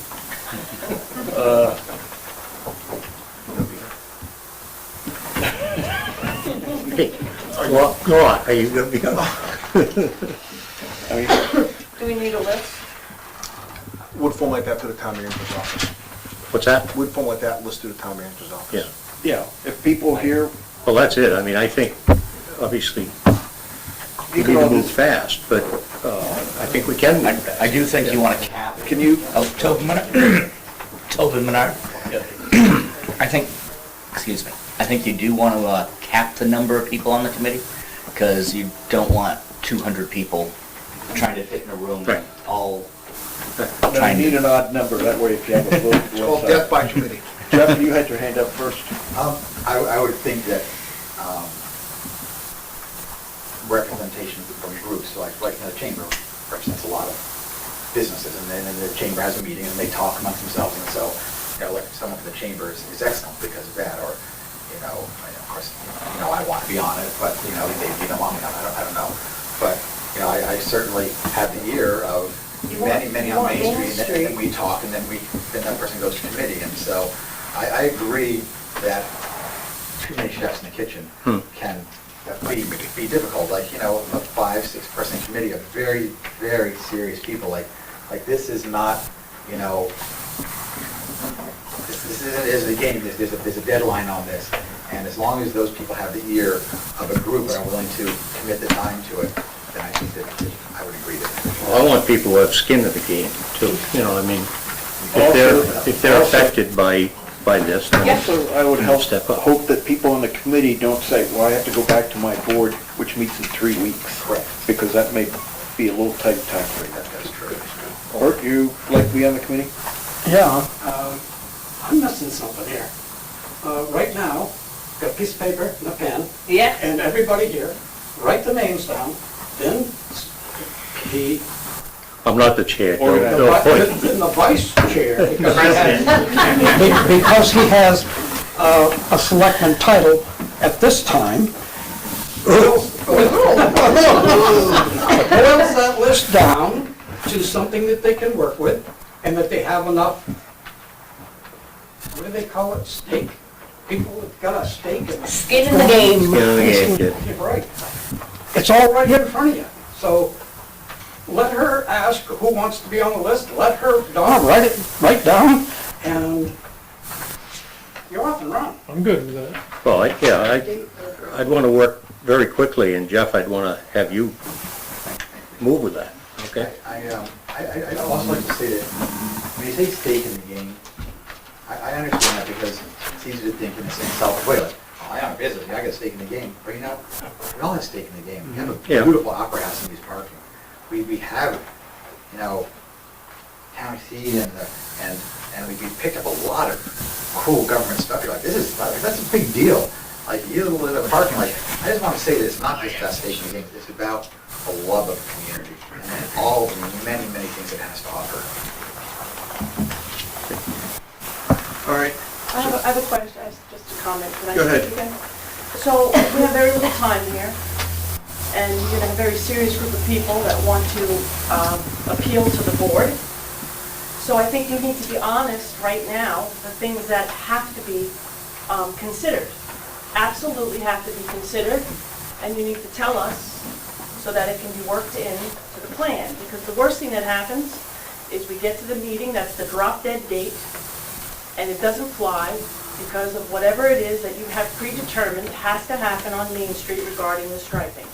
So hopefully you had lots of time to think about what those things could be, and you could tell us right now. Because we need to know what the Board of Selectmen absolutely want to see with that striping. And that's where we go from with the meeting. I think I speak for the board saying we want to minimize the loss of any parking spots. And we want to maximize the safety for pedestrians and cars passing through that area. And make sure that there are sufficient crosswalks across the street, whether that's 2 in that area or 3. But I think that's already been presented to you tonight. What more do you So need? if you were just wanting one more crosswalk, then that would have to be now planned into the new design, because everything else has been addressed. So is it one more crosswalk that you're looking for? Because that's what we need to know. That's what the committee can decide. I mean. No, because we no, can't no, waste no. any time. There's no committee yet. I mean, you pretty much, we have a crosswalk at Sunapee Street and one at Central Street with the presentation on the board. Do we add a third one crossing to the Opera House? Or do you take away one, say, at Central Street, which I would be opposed to? But that's, you've got a committee that needs to weigh all that and come back and say, as a committee, this is what we came up with. Jim? I have 100% faith in Barry and whatever group of people want to get together and present back to this board the plan. And you'll If that committee and that group come back and present to this board a viable plan that makes sense, when I have no doubt that it would make sense, that this board would not go along with that. Jeff, one I'm going to take the new one first. State your name, please. I have a question about crosswalks. At what point, who made the decision to put up all those little Dago people on the sides of the crosswalks as you drive down our beautiful historic district? It's like you're driving through a gauntlet, saying, here we are. And you're talking about maximizing safety. Are more Dago people going to pop up on the new crosswalks? I'm going to stand up How and did that come ask about? who in the room wants to be. It was basically the town decided to put them up. No, I don't want to be. Hunter? no, we didn't have a thing to do with it. Okay, Those are much That's a more state required. road. Yeah. okay. I'm The sorry. state guy said it wasn't. Who required it? Excuse me? The state guy said it wasn't, it was up to the town. I've never had a discussion on it, ever. The state just came in and did that? That's my understanding. And so can they just come in and put up more Dago people on the new crosswalks? No reason to. Well, if we eliminate crosswalks, we'll eliminate those signs at foot. Someone mentioned today, I guess the ones down there are the wrong color, or there's a different color choice that may not be as appealing. I don't know, the one in front of my store is gonna fly off because the bolt is missing. So when the wind hits it, Okay. I keep waiting for it to fly through my window. Bert, do you have any of that? Yes, Jeff. First of all, can this room be used by those people? Yeah. If they schedule their time in? If there's not another meeting scheduled, certainly. Of course, that's what I just said. Right. Right? Okay, all right. How many in this room would be on a committee that would have time to go in the evenings to come together and work on this issue and do it, let's say, in a window of 3 weeks? Please raise your hand. Okay, we got Jeff, Tobin, I don't know your name. Sandy. Name, email, and then hand it back Just to pass the Sandy. list around with Just the pass it association around. and a phone number. Thank you. Pass the pad of paper around. If we do it right now, what I'm trying to do is they can't seem to come to a conclusion. I know it. And I'm trying to get it to a conclusion. Glad they're not fighting. Have you got everything that you need? I think I have everything I need, we're just gonna pass it around. Okay. All right. And now, when that's all said, then somebody has to get a hold of I'm gonna give it to Mary. You know, the guy that's not the chair. Bert's talking straight. Someone's got to get a hold of DOT and find out what the start date is. And find out whether they're going to start here or start in Kellyville. So if in fact they can change that, because it's all one job, they start in Kellyville first, that gives you a lot of time, which you may need. But if they say, no, they got to start here, then you've got to have a decision. Your decision has to be by that time, not the decision of this board. The paving is going from the Kellyville Bridge? Yeah, supposedly. Oh, I thought it was the bridge over here on Elm Street. He used that as where he's stopping a part of it. But the entire plan is from Sunapee Street all the way over to this end of the Kellyville Bridge. They did the Kellyville Bridge. Thank you for clarifying. Hunter? Last conversation we had with Ron Graham Mason indicated that the project has not been bid, or is being bid, but it's not been awarded yet. The state loses a certain amount of control over when the work gets done. They have guardrails. You can do it between the state, it has to be finished by the state. The contractor is the one who really decides when they're gonna be here and when they're gonna be there.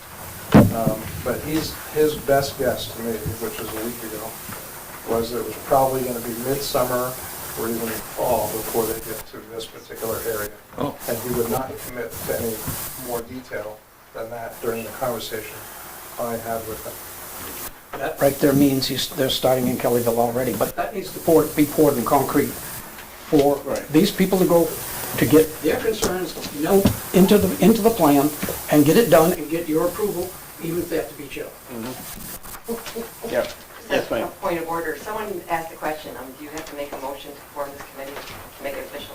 No, That's fine. it's an advisory Someone committee. asked. It's an advisory committee. You know, Well, pretty important. it is. Shouldn't you consent to it at least? What harm would that be? Make a motion, we organize a committee to look into the parking plan. Second. All those in favor? Aye. Opposed? There we go. Abstaining? Got it. There you go. Now it's official. Jeff? I would just like to say, when it comes to committee, now that it's going to happen, that I've been on committees where it seems exciting to get on a committee. It is a lot of work. And this is very, very serious. And please don't just be on it because you think you want to be on it. It's really a lot of work. So I'm just saying for anyone who's considering it, think about it. Don't just really think about what it takes. Because, for instance, just that thing that I wrote took about 4 to 6 hours. Reading it, thinking it, researching it, it's a lot of work. Digging through this manual is a lot of work. Calling up beacon people is a lot of work. Getting pricing, comparing a couple beacons, it's a lot of work. So please, if you want to be in the committee, understand that it's going to be missing your dinner. It's going to be meeting possibly during the day. I'm not saying who can or can't be on it, but it is a lot of commitment. And really important, and also, one more thing. But it's a It defined goes, it goes all the way area. down to Dunkin' Donuts. Let's not forget, this isn't just what we're looking at here. There's more to look at, so there's all the other crossings to be considered. Well, we've got a good start, It's an excellent. you know, and I don't think we want to throw Right, that away. I think we take that, Yeah. but there is a lot of work to be done. yeah. And not a lot of time to get it done. I can be your Heritage Commission Historical District representative. Fantastic, so you're gonna be on the committee. Perfect. Good. All right. Is there anything else on parking at this point? He's gonna be the traffic call.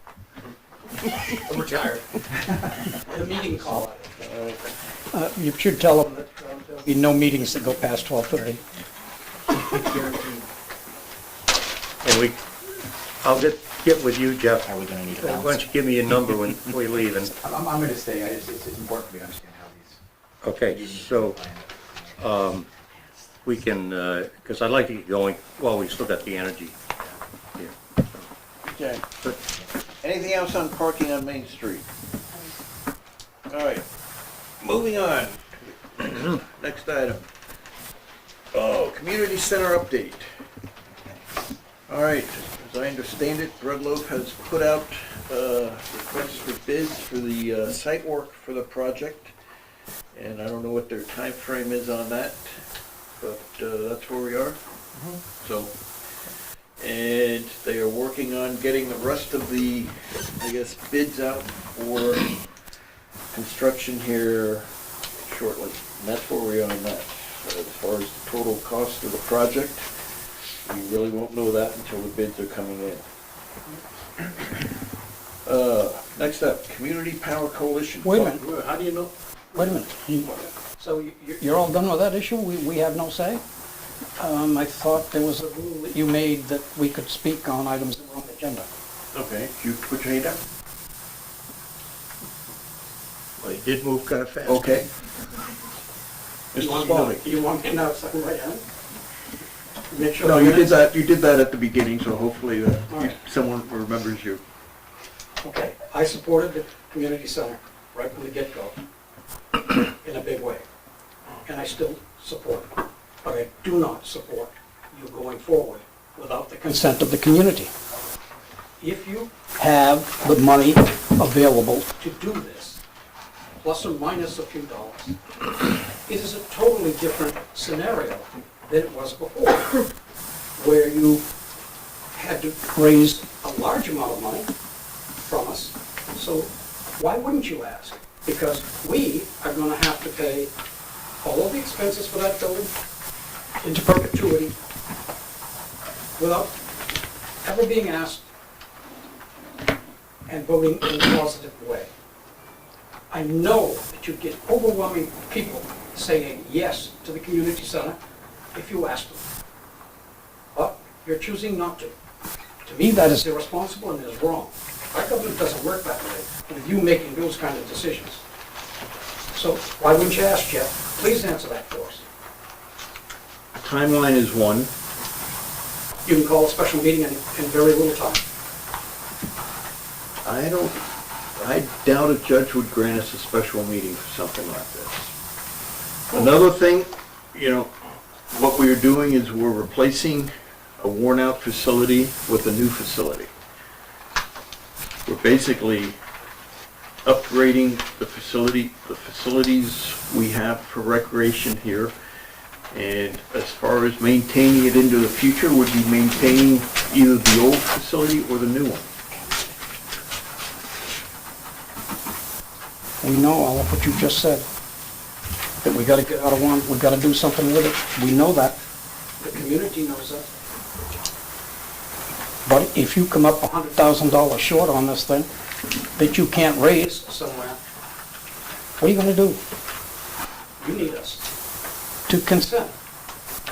And I'll bet the majority consents. Because most of the money is being paid. All of the money is being paid. You're saying that now. You get cost overruns and et cetera like that. And that does happen in construction. I just can't fathom why you would not ask us how we feel about it. All right. Mr. Carr. I got the same beef. I mean, the public 3 times turned it down. There are a lot of reasons to have it, we all get that. We understand things have changed, but you throw this free money thing around. But, you just upped the budget for the recreation department to $33,000. There's a perception out there saying, gee whiz, but that's the same, it's more than the garage, it's almost the same as the fire department for 2 or 3 employees. There's a perception that you're stacking the new shop up with it, and that's just gonna be continuation. If you did it like you said, put it out to the public, and let them say another time, yes, we want it with your free money, or whatever way you wanna put it, but you basically excluded us and totally insulted all the voters in the last 5 years. In my opinion, it's an insult to say that you decided, you found a way to get around us. That's what it looks like. So you can eliminate that by just putting it out there, just like Bert said. Yes, sir. Rod Ward there, 231 Main Street. Hey, what's this money, it's already been granted, correct? You guys actually have cash in hand? We have it committed. You still got a big problem. You got a federal government that's $31 trillion in debt, and that's not including unpaid liabilities that they owe. We got inflation. We got China looking to crash the dollar. You just can't fly through this. You can't. I have to get my chimney replaced. It's going to cost me $20,000 to have that done. I mean, for me, it's no problem because I have my money saved up. But you guys got a big problem. You don't have money in hand. So it's coming from a government that doesn't have any money, and nobody voted for it. So this has to be methodically thought through. It has been, and the money is not in hand, but it is pretty much, committed to this project. Did you see what happened to oil this morning? Yeah. Do you know why it happened? Yeah, OPEC cut their production 1 million barrels a day. Yeah, and we got a guy acting like a dictator telling us we can't get our own oil and we can crush the oil market. Yeah.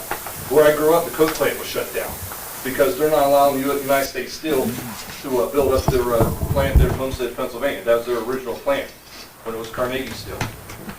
$3 billion in the Ohio Valley and Pittsburgh area. Shot, gone. So, where's the steel going to come from? Okay, thank you. Yes, sir, state your name, please. Wayne Borden. Jeff, you just come up, when you first started this statement, you come out and said, well, it's gonna be out to bid, we have no idea what it's gonna cost, right? Not right. You have no total figure. We have a total amount that we have raised. Yeah, you got a total amount what you've raised some money, but you haven't got bids on what it's gonna happen to do it. You just put that out. So if you got these bids come in a lot higher than what you got promised for money. You know, you gotta think of the rest of us around here. With the prices going up, electricity's, you know, Eversource just kicking us right in the ass right now, and the rest of it. So what are you gonna do with the rest of the money, you know, to get it? We can't just dig it out of our backyard, you know. We are not spending more money than we have available for the project. If you can't, you ain't even got the bids yet, so you can't tell us that. Right, once we get the bids, we'll know whether we can commit or not. So if the bids come in higher, that means that this is out. That's correct. We're not going in to a project for which the money is not available. But you've changed this project around a couple of times now. What do you mean? Well, you were gonna do the old rec center was gonna take care of the ambulance and the mowing, all the mowing equipment. Now you've changed to take over the school bus garage and put that equipment up there. Right. Because you can't afford, you didn't have enough money, you thought, to do that. So now you're stealing money out of the taxpayers for the school department to No. build a building or something. Right? No. What do you mean, no? If You're the- not right. If they're not, Don't yell don't at lose your Clorox, come there poking the nose. No, No, but turn around, you turn around and just said, okay, Good TV. give them eviction notice for the school department to get out, so you can have those two bays up there. no. You have it backwards. The school department decided they weren't gonna pay rent, so we just told them they had to be gone at the end of their current term. Once we determined that they were gonna be leaving, we basically are going to repurpose it. I think It was not, let's kick the school out so we can have the bays. The bays became available, and that's this discussion for another time, probably, you know, have that tomorrow night too. Yeah. Okay, Next 10 but minutes on this. as far as I'm still talking to Mr. Boardman. You are, but I'm I can't exercising. see. But, you know, as far as what the whole cost of the center is, you know, we're not gonna get too far, we're not gonna get in a hole that we can't stop. And, the federal money is coming. We're the only people who can get that money. The state, basically, we're counting on the state to supply $1 million. We just applied for that money. I'd say we have like a 98% chance of getting that money. I mean, ran into our executive counselor last weekend. She asked, did you apply yet? Well, you just put the applications on the street yesterday. I don't think we have them done yet. So they are looking for those applications from us to be able to support this project. This project is unique in the state. The fact that we as a community like Newport, through local donations, and we had a lot of local donations that are making up over $3 million of this, plus getting the rest from the feds and the state and private foundations and such, you know, that we're in a position where we expect to be able to put up a new community center for this town to last for the next 50-some years at least, I hope, you know, with no taxpayer dollars going to fund the construction. And if at some point we have to hire another staff member for it, well, if that's because we have more kids and more adults going there, I don't see that as being a bad thing.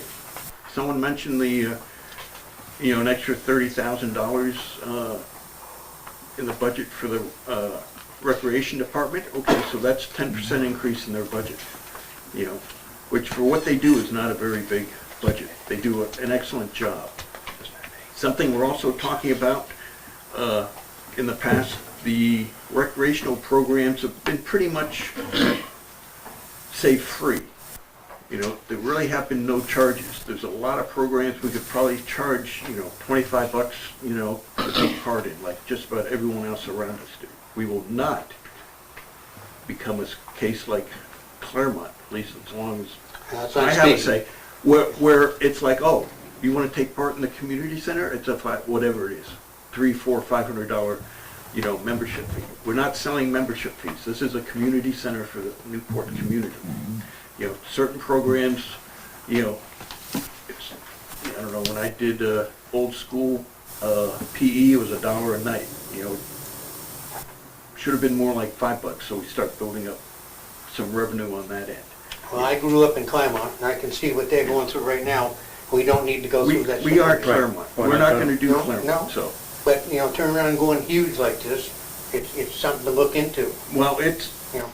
as I've said before, we did not decide on the community center. There's a committee of 12 members of this town, including Jeff, you were on the committee, that came up, that looked at the programs, what the programs we want there, and came up with this design. It's not something we are forcing on the community. The community,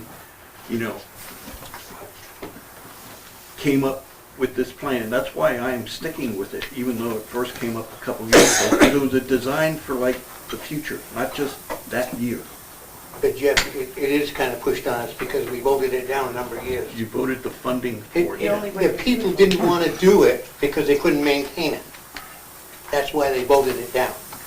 Well, It's retired people around here, that mostly, and, and small businesses. There's no big businesses around here, other than Ruger. So you turn around, I've been paying taxes on the hill when I owned B&B campers, I don't own that much. I got 20 some odd years up there paying taxes, and I couldn't say a word yet. Now I own a home in Newport, I'm gonna come down and speak my piece. You owned a business here in town and felt you couldn't say a word. You certainly couldn't come and vote if you were registering, but you could always come here and speak. It's like talking to you now, I don't get no decisions, really, But now at least I'm here and I'm, Yeah. going at it. Okay. Yes, Mr. Ring. Thank you. I really respect that the board trying to make the town better, bringing different things to the community. I applaud you on that. The building is by far a nice setup.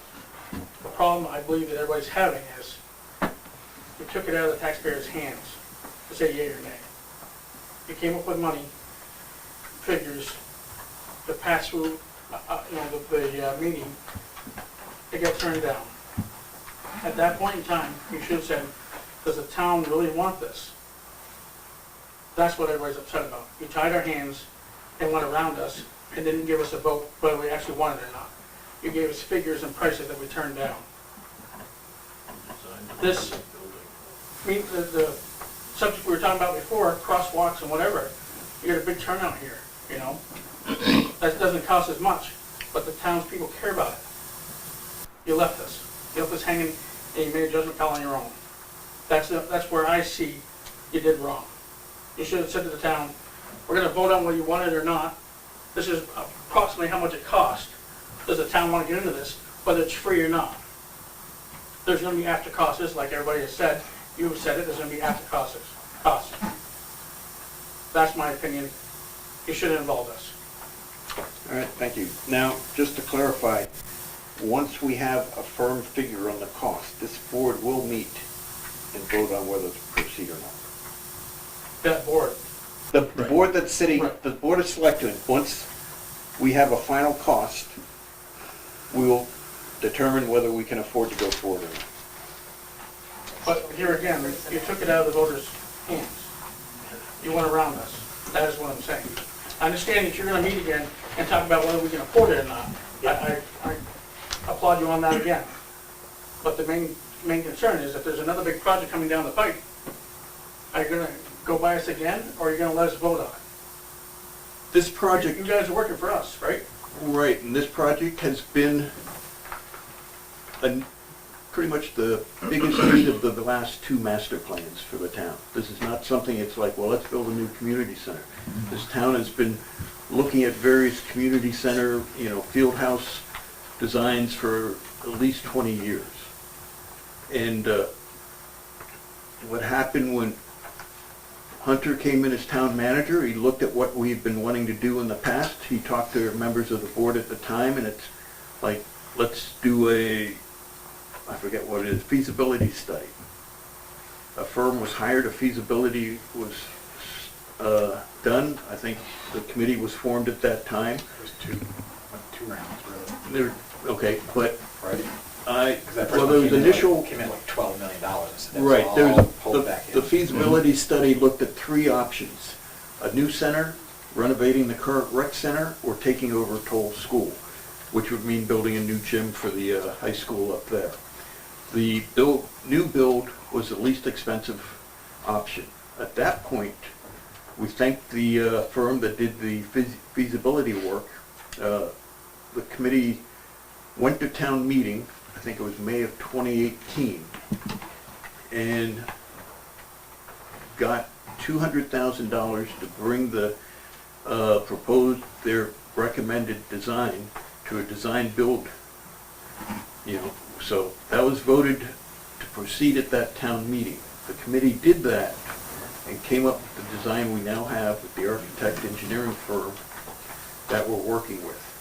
And we basically, that has failed twice at town meeting because of the cost involved with making up, half the cost through a bond issue.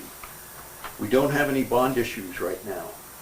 Those votes were to vote on the bond for funding a community center. This town needs a new community center.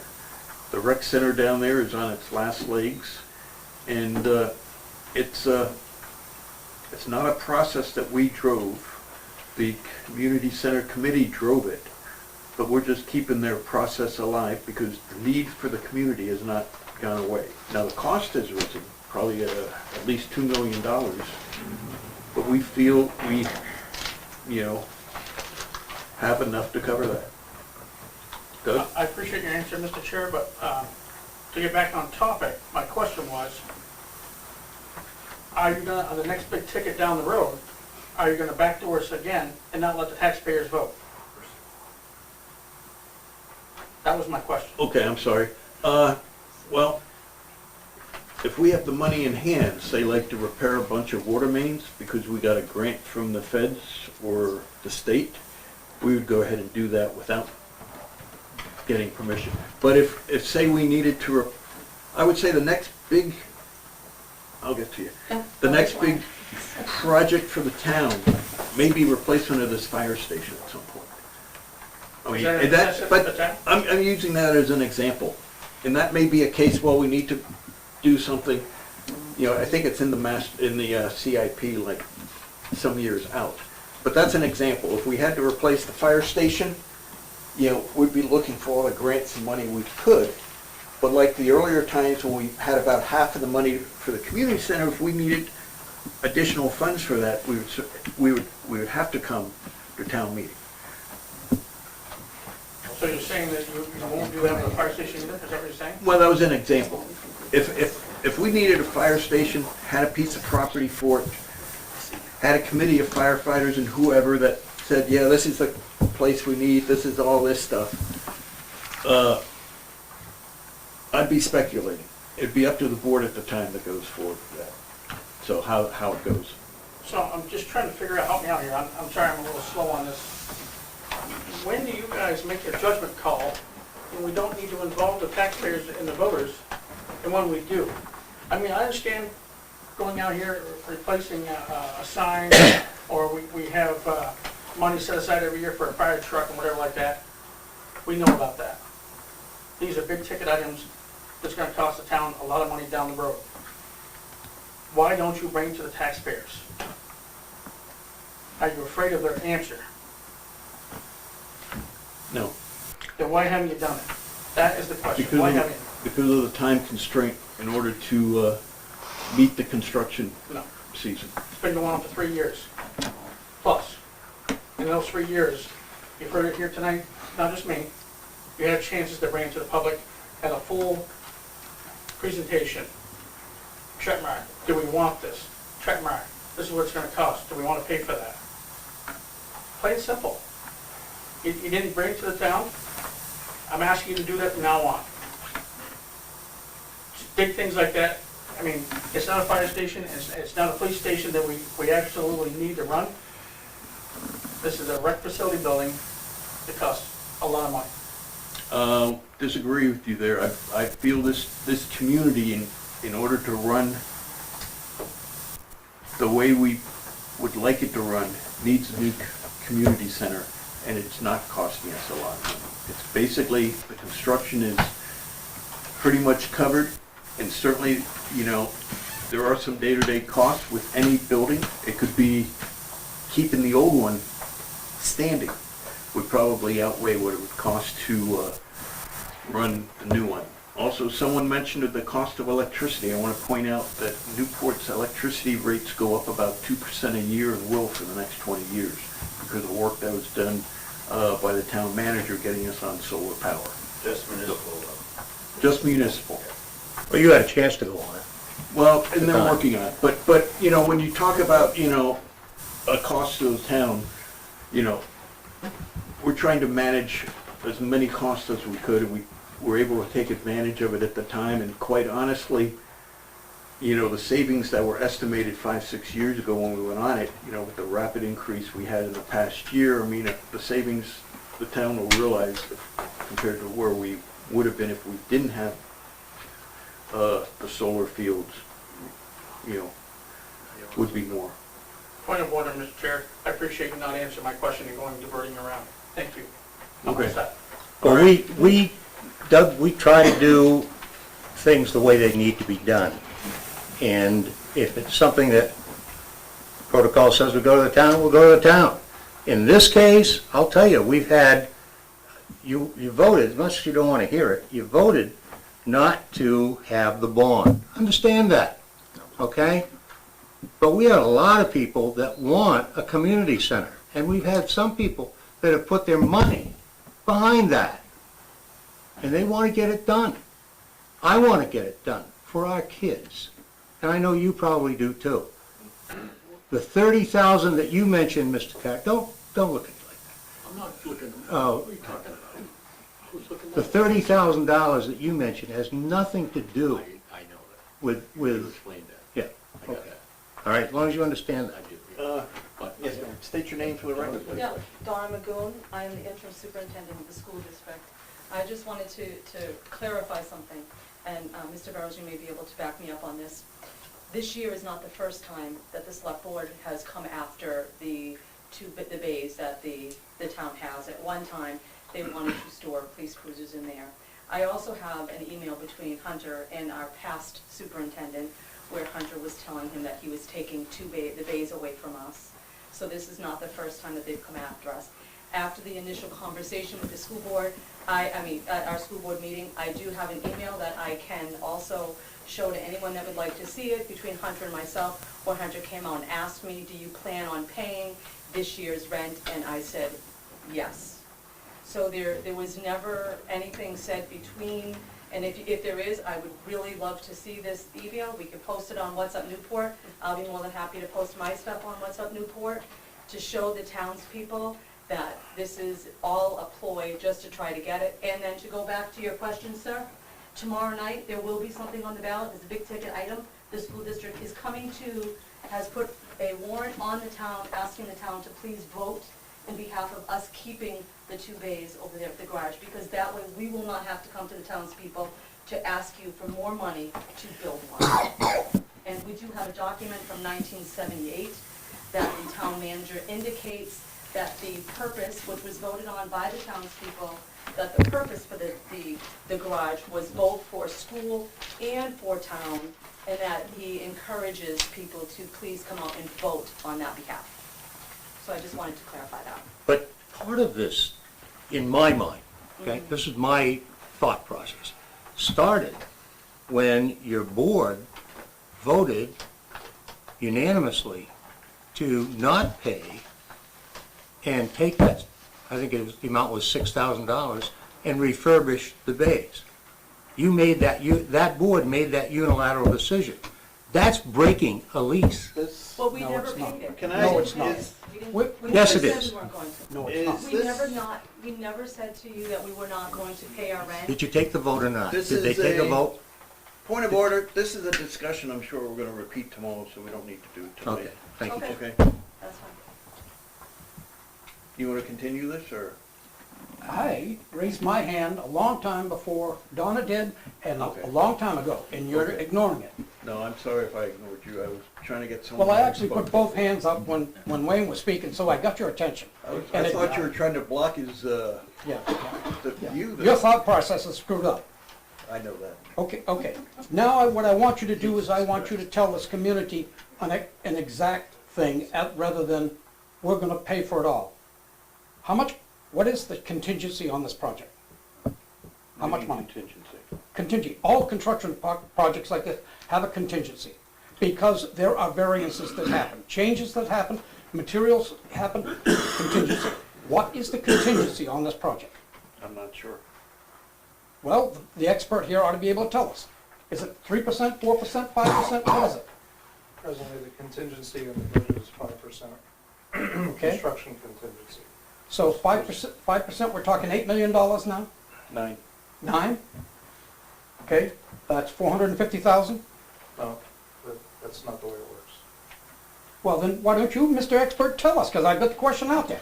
Come out there and burst with it, with figures, and give us the answer, without putting it like I ought not to be asking the question. So you said 5%. Now take the 5% to a dollar that we can understand.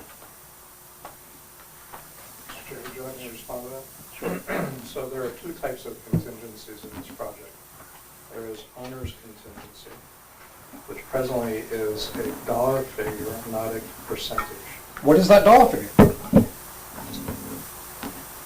That dollar figure is intended to cover things that go by. What is the fucking number? If you know this going forward, you know it. Stop beating around the bush and answer the question. Mr. Chairman, may I continue without interruption, please? Sure. So the purpose of that particular owner's contingency is intended to provide enough money for the town to cover unexpected expenses that were omissions, pieces of equipment, things of that nature. Presently, that number is $75,000. The construction contingency is 5%.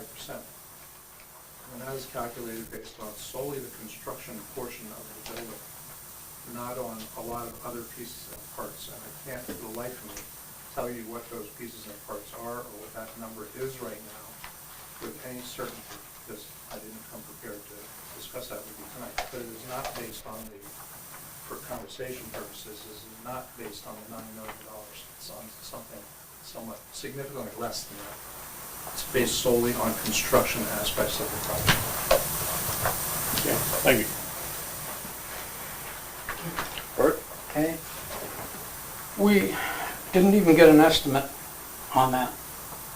So how much money, what's the total project stand at right now before bidding? And how much money do you have in the bank? And how much money do you expect to come? We're at about $9 million. And that's where we're waiting to see what comes in. All right. Okay, Mr. Biden, I wish you would be a little bit more specific. We're getting close to this. You're going to make this decision. You're going to go forward, and you don't even know that number now? Come on. We haven't made a decision because we don't know what the cost will be. That's why it's out to bid. We see what the bids come in at, and at that point, you make your decision. Hunter? The construction project, or the portion of the construction project, changes on a daily basis, maybe every other day. So the $9 million that you're using as a reference will float up and down as elements of the project are refined based on market conditions. The town continues to raise money for this project. By example, in the month of, let's see, I'm just going to pick a period of time, it might be off by a few weeks. In the month of March, we raised $160,000. That was not really anticipated, hoped for, but we couldn't figure if it was going to show or it didn't show. So the money fluctuates just a little bit. So to your point, Mr. Chairman, until the project bids come in and they are tabulated, we won't know what it's with the design build firm that we're working with. It's a price not to exceed. a guaranteed price not to exceed. Until we are able to determine that number, and we won't know exactly what this project is going to cost. The design build firm has come up with a projected budget based on all the other projects they do and all the other projects they're affiliated with. They have an entire staff that is constantly going out and checking the market, seeing what concrete cost in this project, which was let out last month, what the cost of pipe, steel pipe might have been for a project that was let 2 weeks ago. They're constantly updating that process. So we get an updated number. There's no real exact cycle to it, but every 2 or 3 months, we ask them to repurpose or to revisit the budget to see if it's reflective of the current market. So it fluctuates a little bit. So there's lots of things moving that are causing some of these things to bump a little bit here and there, up and down, and we won't know until the bids are received in the next, say, 30 days or so, 45 days. CTE Center, we voted on $8. And now we're $1.3 million to $1.5 million in the hole. So, that being said, you're not even asking us to vote, so you're not willing to give us the numbers that you would think it might be. We at least had those for the voters, to get 80% of the voters to follow and say yes. You're not giving us. You want this control. This man right here with all of his statements was not facts that we didn't know. We know things go up and we know they go down. I want to know what you've got for yo-yos and marbles that you're playing with right now. And that's will give me a feeling of whether you're headed right or wrong. If in fact you say we're not going to build it unless we have all of the money, then that tells me one of two things. You're going to trim it down, you're going to use the contingency and pray, or you're going to try and raise some more money. But none of that includes you coming back to us and asking us if this is something we want. So Jeff, I see it from a totally different light. You're being pushed on into this project, I guess as you should be. But that being said, you have to do it with our consent, and you have to do it with the money that you have, period. Hunter? I'll only add that between the money in hand, the money that is committed via various federal, state programming, the funds that are committed from pledges, and the actual cash on hand, we have sufficient funds to cover what is anticipated to be the project cost for this project. So all those options that were mentioned are accurate. If for some reason we come in a little short, we would go out and seek for some additional funds or make some further adjustments in the project scope. If there's extra money available, we would probably turn back to some of the donors that may not, be ready to commit all of their funds. Maybe have gone way out on a limb. We'll do something like that. But there'll be according to the instructions given to me, there'll be no taxpayer money involved in this project at this point going forward. And certainly I know that I'm not going to, and I believe the select board will not authorize nor sign a contract for any project that is not fully funded at the time the contract is signed. Does that figure that you just gave, Hunter, include the spending of the contingency? In other words, you figure that you've got that contingency money sitting there in the bank, and your price goes up, so are you subtracting the increase of the cost under the construction portion out of their contingency? Are you rolling that money in before you actually start construction? That's a discussion you would have with the board. The board would have to enter into that, once we know some bids. I have a hand, Sandy. If you spend the contingency money, there is no contingency money. Right. Then when things go up, it's got to come from somewhere or the project stops. And you're going to go out and get it from somebody. If you go out and do that, I guess that's okay. But what I wanted to find out was if the contingency fund is in that figure. And I gather from what was just said that it is. Yes, it is. Sandy? So I think we're just missing part of the point of what some of the townspeople feel like is we voted it down twice. You're assuming over the bond issue and the money, but we don't know that. I mean, we don't. Majority probably yes. And we need a new rec center. I'm not saying we don't. We absolutely need a new rec center.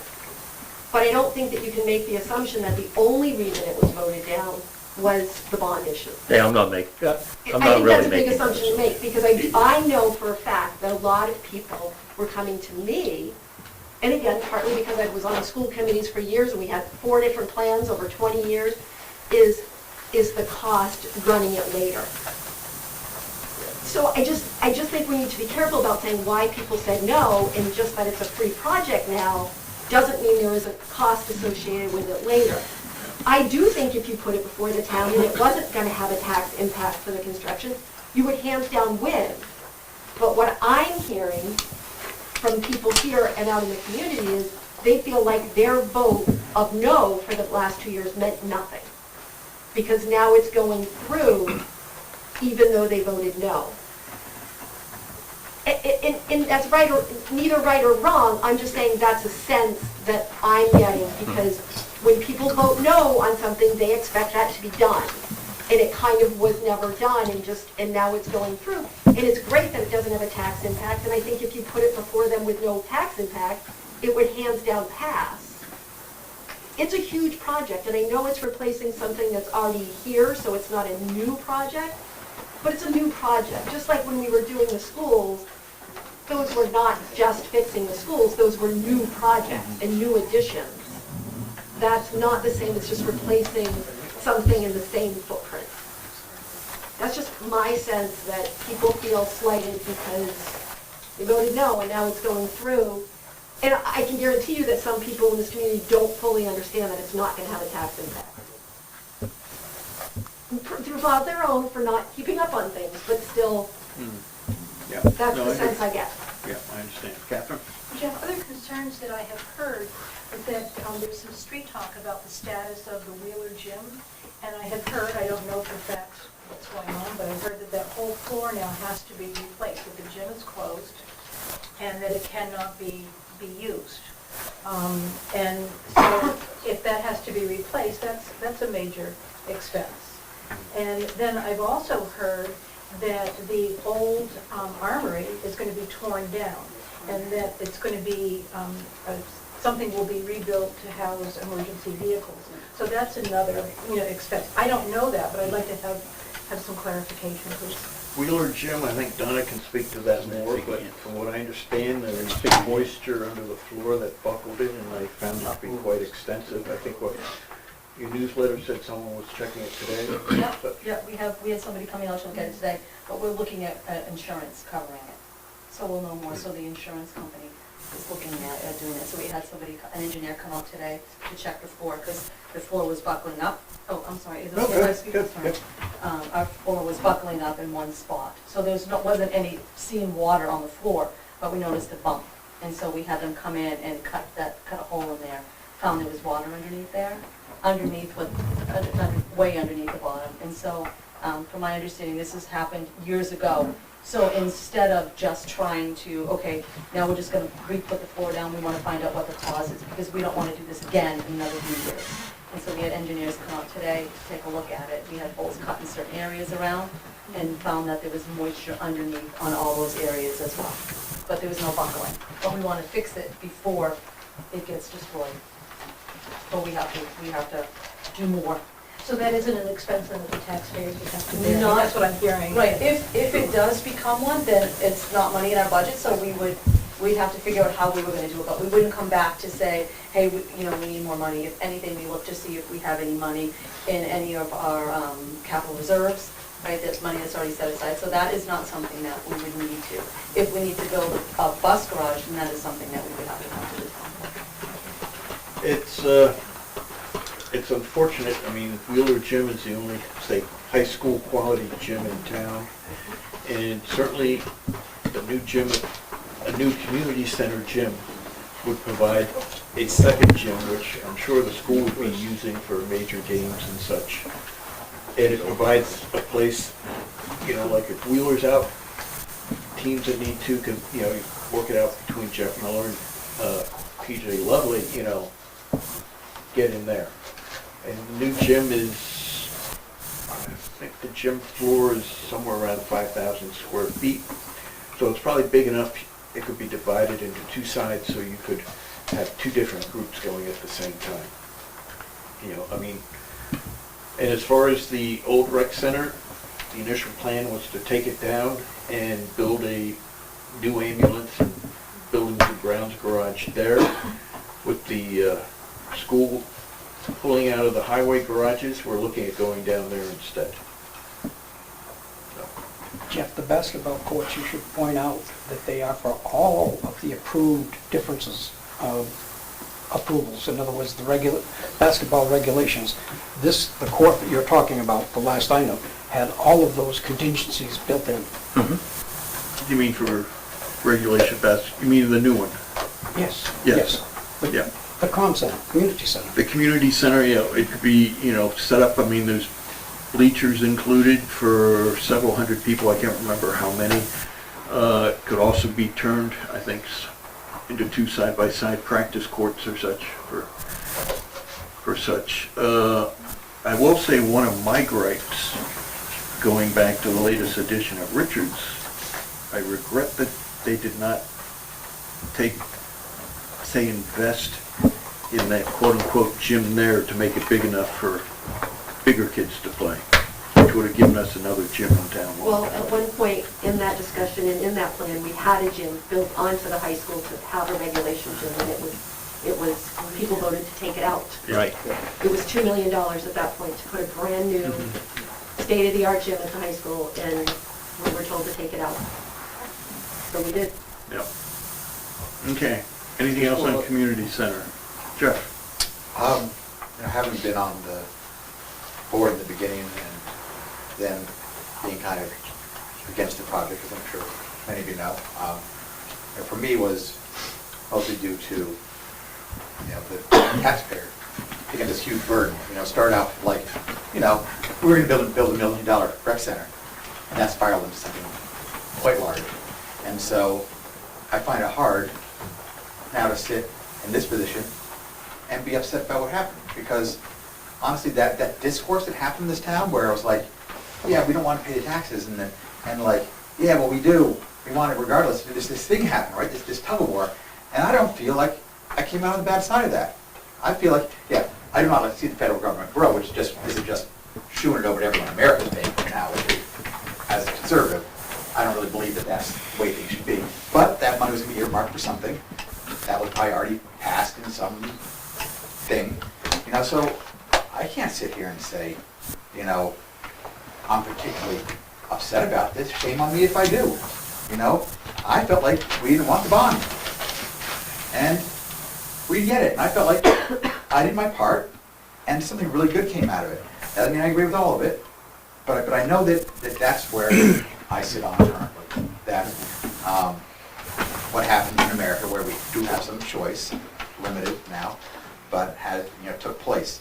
I think going forward, I think, I do have concerns for the current location. I think that the town should not be in a position to accumulate any more buildings in town, and that a bulldozer should go through that if its intent is, certainly not to become a rental property. We're accumulating properties in this town, coal, that building, etc. I don't know where that's going to go. That's not for this discussion. I would suspect if the budget is short, you'll see where you can chomp on the building a little bit. If that's it, I don't know. But I would certainly have concerns for the programming, for the financial future, that it doesn't exceed what's already close to $500,000 budget for the recreation department. It's substantial on our budget. 300. It's just around 300,000. Okay, I thought I saw on the last one it was like around 4. So maybe I'm wrong. I think it was 280, it may be going up to 310 now. I'll have to, well, it's still a lot of money. If I ran my place at negative 300,000, I'd be shame on me, I'd be bankrupt. I'm just saying that those would be my future concerns, and I think those are addressable. Because like you said, programs that are underfunded. We decided at our gym that we were no longer gonna run classes, because we could in no way, shape, or form do what PJ does. It is so exceptional that you don't compete against it. You just can't. Program is cheap, enthusiasm, all the above. And what I loved about being on the committee, I have to tell you, is that I felt that there was a genuine understanding that that was a community center. That is not something that was going to be competitive with, say, my facility. And we're going to be treadmills going in that are $20,000, that need new decks and new belts, and you know, if you don't check your sand in your shoes, and wear them down, they weren't going to be trying to be competition. This is something primarily for group sports and for youth activities to give something and some direction for people to have in this community, and that some additional funds can be raised, say, from outside communities. It's largely used by people. You'll see all the thumbs up usually online where, well, we don't live in Newport, but boy, would we like that. So I just feel that some of these things that people are talking about can be addressed financially, and you guys did your job. I mean, honestly, you know, I mean, as Hunter, I mean, that's hard, man. When you get money like that, that's not easy. And I, you know, for a moment, because I felt like we didn't vote on it, was upset. But shame on me. Shame on me if I'm too upset. You know, it would probably be for personal reasons than anything. I just wanted to put that out there. That, you know. Okay, thank you. Let me just comment on some of the funding. I think probably due to the pandemic and all, the federal government released a lot of money that otherwise would not have been flowing direct to people or through the states. And Congress brought back their earmarks, basically, whatever the actual name is, I can't remember. And we were fortunate that last year, Senator Shaheen and her staff chose to fund the community center at an amount of $4.785 million. However, being federal money now, and unlike the old days from what I hear when, oh, you got an earmark, here's your check. You know, don't leave any money in the bank. It all goes through various federal agencies. The community center earmark goes through USDA, Department of Rural Administration. And it's amazing how creative they are coming up with different boxes you have to check and different questions for your application when you're the only one that can get the money. You know, but they basically said, you know, we may drag on the money, but we can give you, I forget what the term is, it's basically a promissory note, which basically says you're the sole recipient of this $4.785 million, and you can take that to any bank and they'll cut you a check. At the same time, the state got a lot of money from the feds for various programs. You know, one program is Gopher, I forget what the acronym is, but I think a few months ago, I think it was either on the radio or something, I heard that the state decided to commit $20 million of Gopher money to community centers. And initially they said it for renovation, update, all this stuff. And I think that same afternoon I was on the phone with our executive counselor, I think it was still Joe Kenny at the time, and said, what's going on? Our renovation of a community center requires replacing it. So, you know, we need this money, et cetera, et cetera. We've got all this other money, and your $1 million from the state will put us over the top, or bring us to the top. And by the time that legislation reached the executive council a month or so later, the actual legislation included construction in there. And as I mentioned earlier, you know, we have a new executive counselor, Cindy Wormington. I ran into her a little over a week ago, like the day after the application was finally posted by the state, and she asked, did you submit your application yet? So our executive counselors are looking for our application, and they want this to go through. As I said, because they see the uniqueness of what this community is pulling off, either through, you know, with the state and federal grants and private donations and foundations that are committing to this, to bring this construction together at no taxpayer cost, which is pretty much unheard of. So, I would just say that, you know, people are worried about the overrun on the money, and I hear that, right? So, say it's 330, say I read that wrong, maybe that was line, I don't know what it was, I remember going home, didn't save the paper thing, wow, it's more than I thought.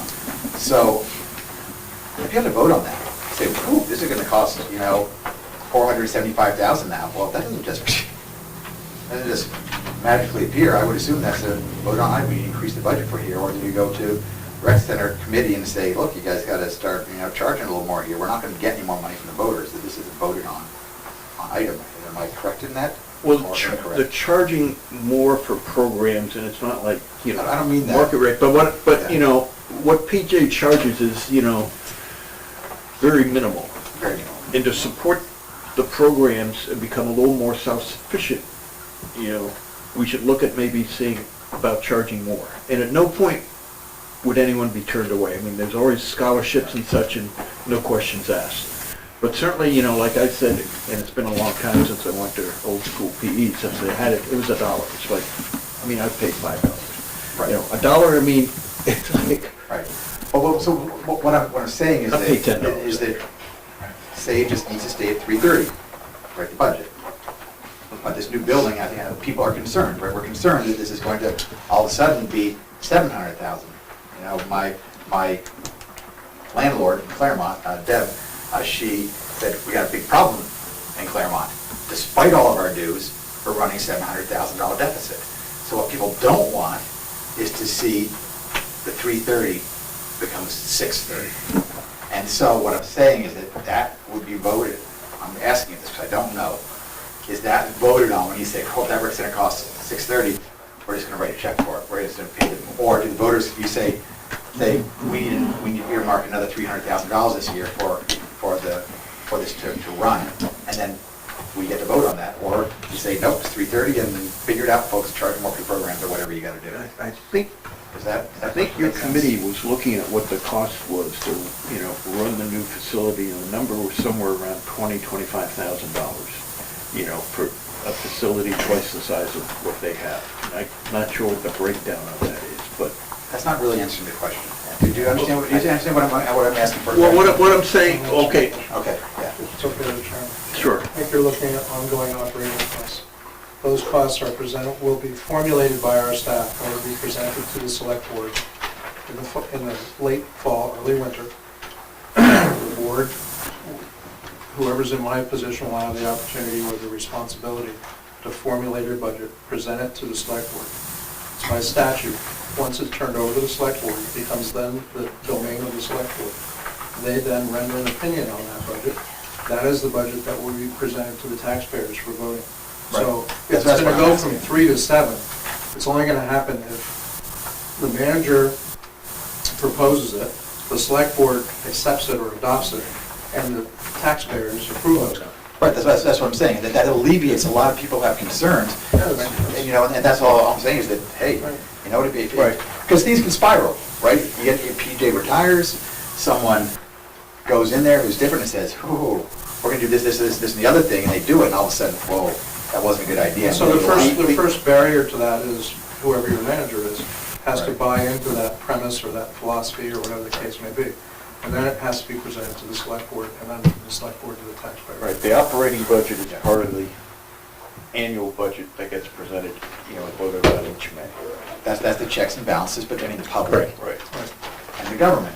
We get to have a say in that at the final stop, hits the voter and says, yeah, we don't think so, or sounds good. Yeah, I was also on the board for a while, there towards the end, before it was before the latest time. I think originally they started talking of replacing it back in the 80s for the rec center, but that's neither here nor there. But with the new design and the new building, they also accounted, PJ didn't feel that they would need any more people because of how it was set up. And it was going to be more efficient for heating and cooling and electricity, so the cost of maintaining that would not be any higher than the current one that leaks like a sieve when it comes to heat and whatnot.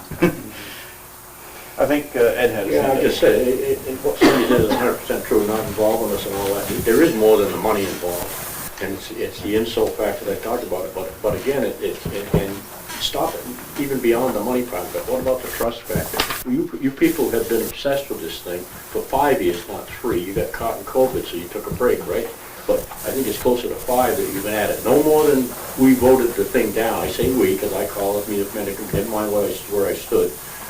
The next day, the first topic on your meeting was, what are we gonna do with the community center? Now, 3 years ago, we had the big failure up here, the failed project in the lagoon, and now we're paying dearly for it, because you ignored that to do something like this. That's what the people are upset with. They're upset with how to trust what you're doing without allowing them to get involved in it.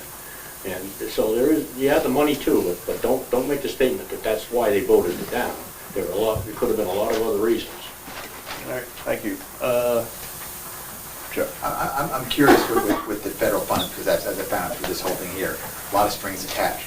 Is that going to come with, like, you have to meet, especially these days, like, you have to, Buy American. everyone have to fart in there or something and light a flame to heat the place, I don't know what it is, what the latest thing is.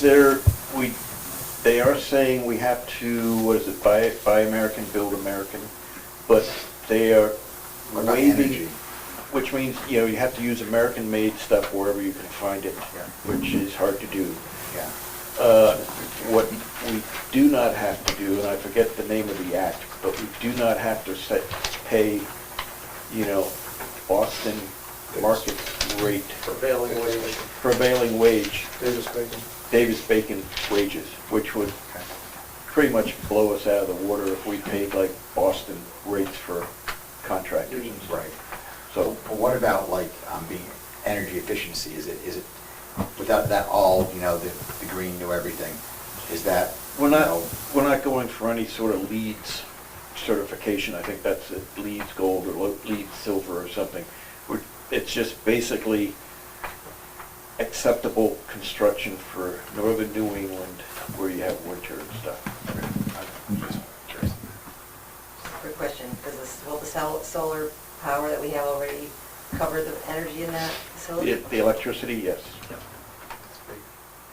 Yes. What we are looking for adding more solar for is when we do the upgrade to the wastewater treatment plant, that's going to require more electricity. So we're already looking at how to get more solar online to support that when that comes on. So, anything else on community center? All right, and as we learn more, we will pass that on.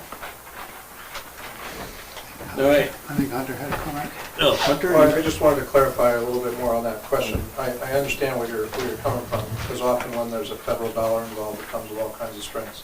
Right. As the chairman pointed out, we are required to comply with BABA, Buy American, Build America.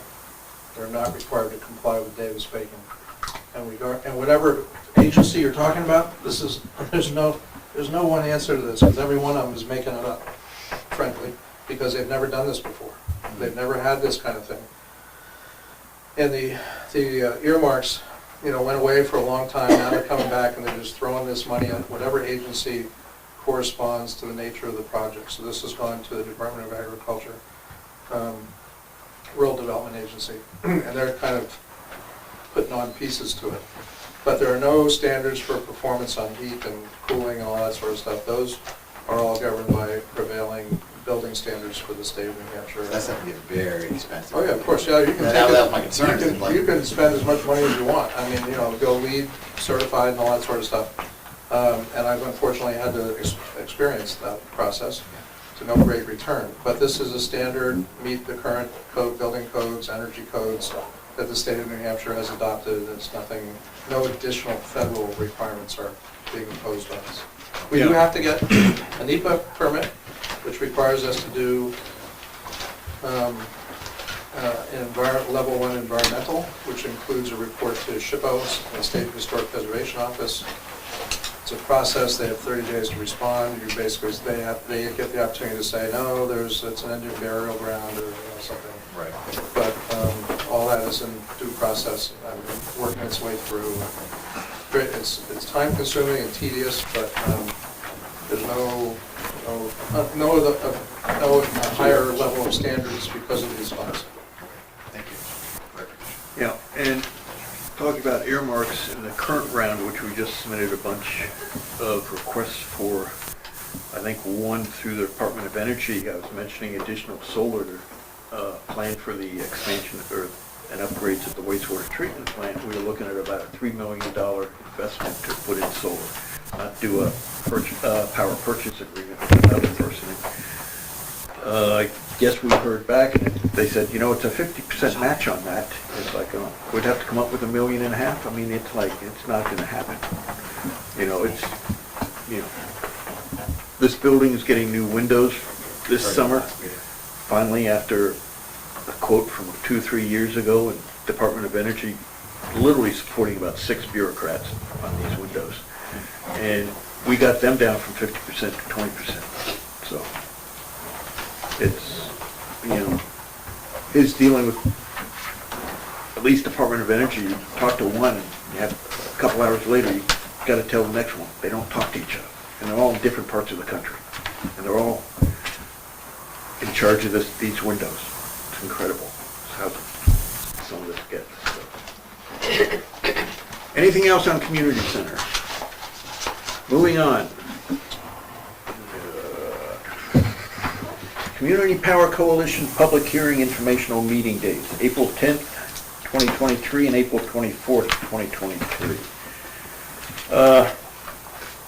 I don't have the paperwork with me. We have an opportunity to take part in, or residents, if we join this program, in a, I guess, a bulk buying of power, so that people who may be paying whatever they're paying through Eversource or somewhere else can get into a group rate.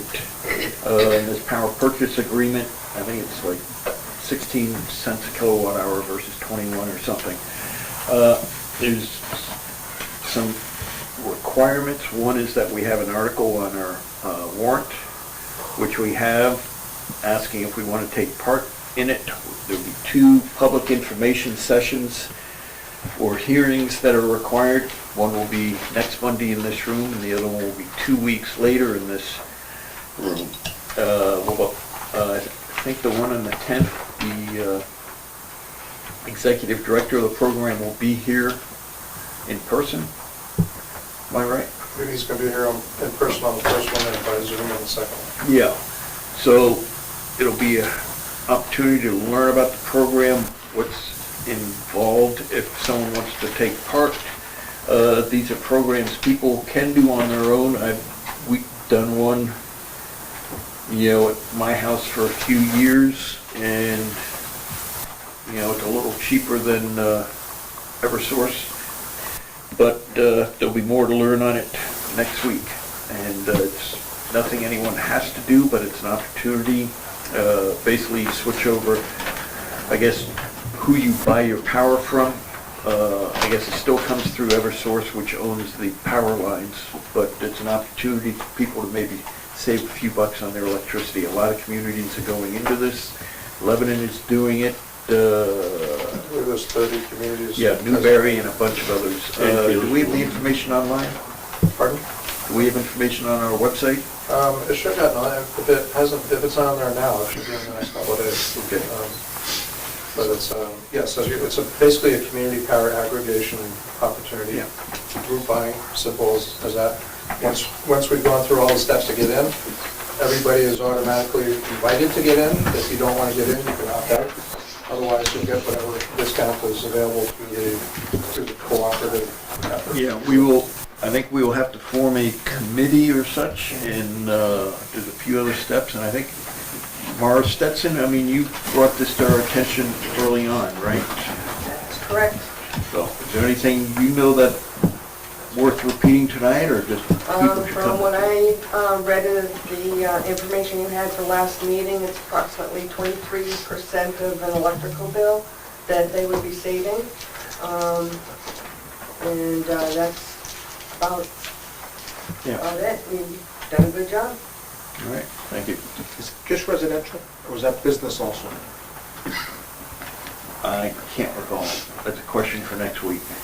Probably wouldn't matter if it was peak metered or there's a lot of roofs there. Hmm? Probably matter if it was peak metered or there's a lot of different things these days. But that wasn't the question. So I bought into one of those co-ops once and got pretty darn burned in it, you know, because it's a little, you gotta be print.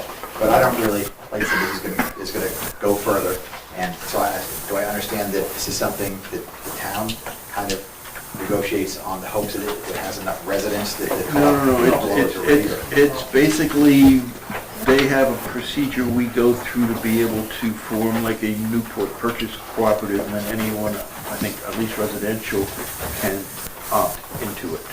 So they're hoping to get, if you present it, they're hoping they're gonna get, you know, 500 residents will jump in on this, so they. I don't think there's any minimum.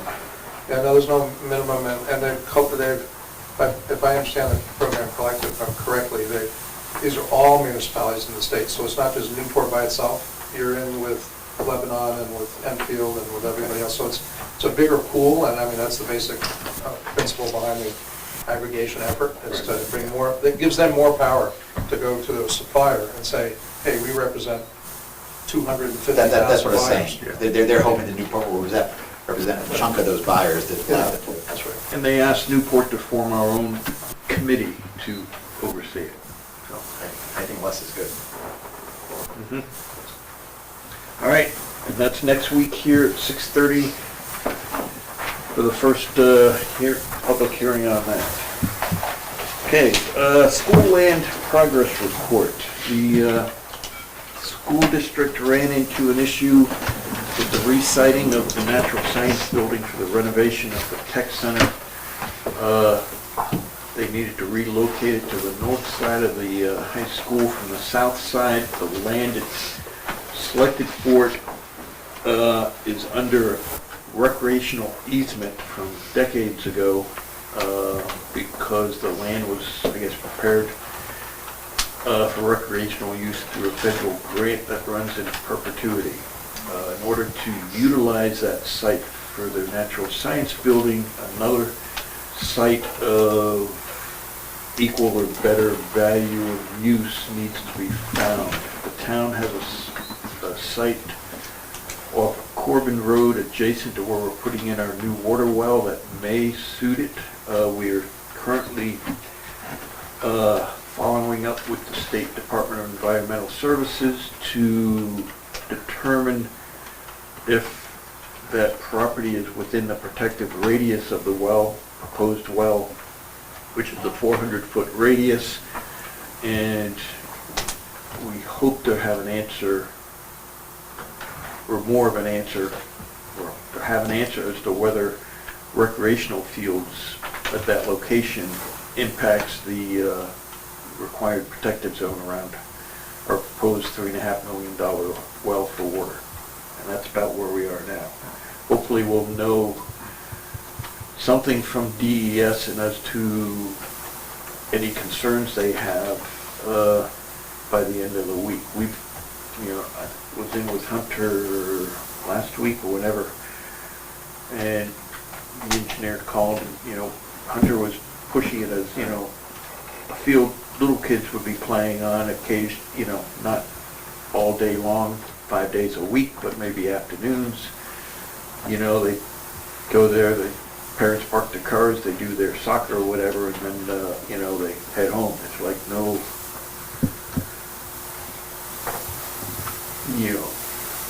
nothing really going on that should impact the quality of water in the well. So, Donna. So, Hunter, am I correct to say that you sent me an email not too long ago saying that that plan would not work? No. Okay, I'll just have to look, because I thought I did receive something, but maybe it was just something else. I sent you an email, I believe, that indicated there had been some complications that had arisen, and we weren't sure if it was gonna work, but we were still working on it. Okay, so the planning board sent to the select board the CTE renovations. I don't remember seeing that. Yeah, at the last meeting that I was at. You mean of the planning board? The planning board, okay, sorry. The Yeah. planning board, the last meeting that I was at with the planning board, they kicked it up to the select board and said that any type of renovation permits have to come through the select board because of this situation. And so I'm here tonight to see if we can please get get a permit for our renovations, because even though we're still waiting on this piece, we need to start working on the inside. We don't do building permits. I You mean, could go back planning, in the- what did you go to planning board for? I mean, it's mainly informational because you're a We went- governmental. Yeah, so we went to planning board regarding our, to get the permits, to start building. They put in place certain restrictions. We did all the restrictions. One of the restrictions that they had in place was regarding this piece of land, right? That we couldn't do anything because it was on this piece of land. At the last meeting that I was at, it was sent up to the select board, and they said from now on, it would be done, the select board would have to make the decision on this because it had to do with financial, because of the money. You can look back, I don't know if Maureen knows anything, because We have gotten nothing from planning board or such, generally, we do not look at permits or such. Sometimes if there's appeals or something, they may reach our level. But, certainly we want this to go forward. We need to clear this up. We're working to clear the use of this property up so you can then basically we satisfy the state or whoever's overseeing this, perpetuity thing. Yes. And we can say, this is the piece of land that's replacing it, it's gonna be the similar use and all. And we just wanna make sure that DES, the Department of Environmental Services, doesn't come in and say, oh, you put a soccer practice field there, you can't have a well anymore. Because we also found out that the quantity pump capacity we're looking at, the circumference is 400 feet around the wellhead. We were thinking initially it was only like 200 or so, but it's 400 feet is what we were told recently from DES. And part of the thing was, Hunter had this map that was, 8.5 by 11 sheet of paper, and it had a circle here, but it's like, 200 feet equals an inch, and I believe. Yeah, I have the. Yeah, but I think Thursday or Friday, the engineer went out with, a highly accurate GPS, a Trimble GPS, got an accurate read. Yeah. So he was able to accurately lay out the circumference, and we're now checking to make sure, or to see, as I said, if there's any problems with DES, and we hope not. We can't see where there's any real impact. Great use of that space. Yes. So we're working to make this go forward, but we don't generally sign off on building permits or anything. So do I now need to go back, are you suggesting now I go back to the planning committee? I don't know if we, I mean, I look think- at the minutes to show well, that they sent me to you guys. I'm just we- following your protocol, it just seems like it goes up and back and back. And we're supposed to start building, we're supposed to Right. start our renovations like next month. Was that the very last meeting? Um, 'Cause I sit on that board and. I do I'm not not believe aware you of were that, so- there. Okay, I do not believe you were at this meeting. that was the last meeting. Yeah, because I didn't recognize anyone that was sitting at the Yeah, table. because I think But, except for, Jim's alternate, he wasn't there, I then would have maybe been. you were there. Do you remember The something? only thing that I They voted recall, on coming back, they voted to go into the select board. I don't think there was a vote because it was just an informational type thing. I believe you were asking about permits, Yes. and I think the consensus was that we could not issue permits on property that was in dispute. And until the land was cleaned up, there couldn't be any permits issued. also talking with Eric Perry at the open house Thursday night, and that was excellent. The kids were great. But he mentioned the first phase is gonna be HVAC in the existing building and renovation this summer of the cosmetology and welding areas. Correct, Those, which we don't have a permit for as of right now. but there's, there's no reason you should be held up from, my personal opinion, no reason you should not be able to get a permit for that right away, because it has no impact on what's going on a piece of land north Correct. of the school. Well, that's, and before I came to this meeting, I spoke with Lance, our person from, Your architect. yeah, our architect. And he's the one that said for me to come here tonight, because he knew the same thing, to ask you guys if we could get the permit for this, to start moving forward with this process. Because I don't know if you're aware of this, but this whole land, because you have to get the land, you have to get it appraised, we have to draw out what the picture is that it's gonna be. It has to be approved by the parks, in New Hampshire, then it has to get by the National State Parks. And I'm being told it can take anywhere from 1 to 3 years. We're doing everything we can to expedite it on that. We just need to make sure we're not jeopardizing the well, you know. Absolutely. Right there. And thank you. certainly it's the sort of thing, once we clear that hurdle, you know, much like I talked to the executive counselors on our community center grant, you know, I would lean on that, you know, to get this through, get this done, because they're funding a good part of it. They want this to go forward too. So, Hunter, you had a Yeah, I think there's a little confusion in the use of the word, the phrase permits. The select board are the ones, are the only ones actually that can address the issue of creating a new alternative site. Because the town was the applicant under the Land and Water Conservation Grant. But whatever plan we come up with the state will have to be signed off by you. You're gonna have to say, yes, we concede. Because what we're gonna do is we're gonna take this piece of property, we're gonna release the restrictions on it, and we're gonna encumber a new parcel in perpetuity. So you all have to be involved in that process to grant or to agree to do that. We can't really do that, as Jeff pointed out, until the DES is gonna give us the thumbs up and be pretty comfortable with using that land, because we don't want to jeopardize the well and the certain protected radius. The other issue is building permits.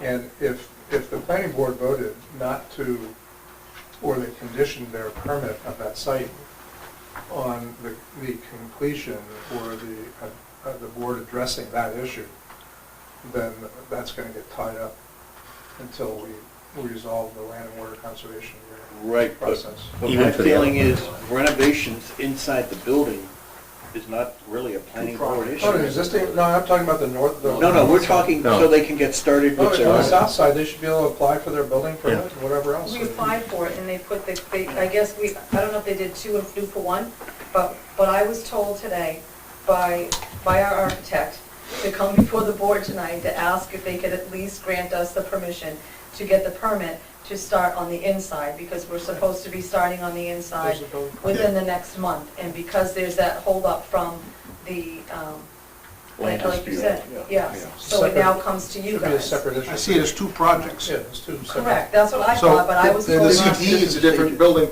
project, Yeah. which would be under the land problem. But the renovation of the existing building, Within your footprint, I mean, that's not even a planning board issue.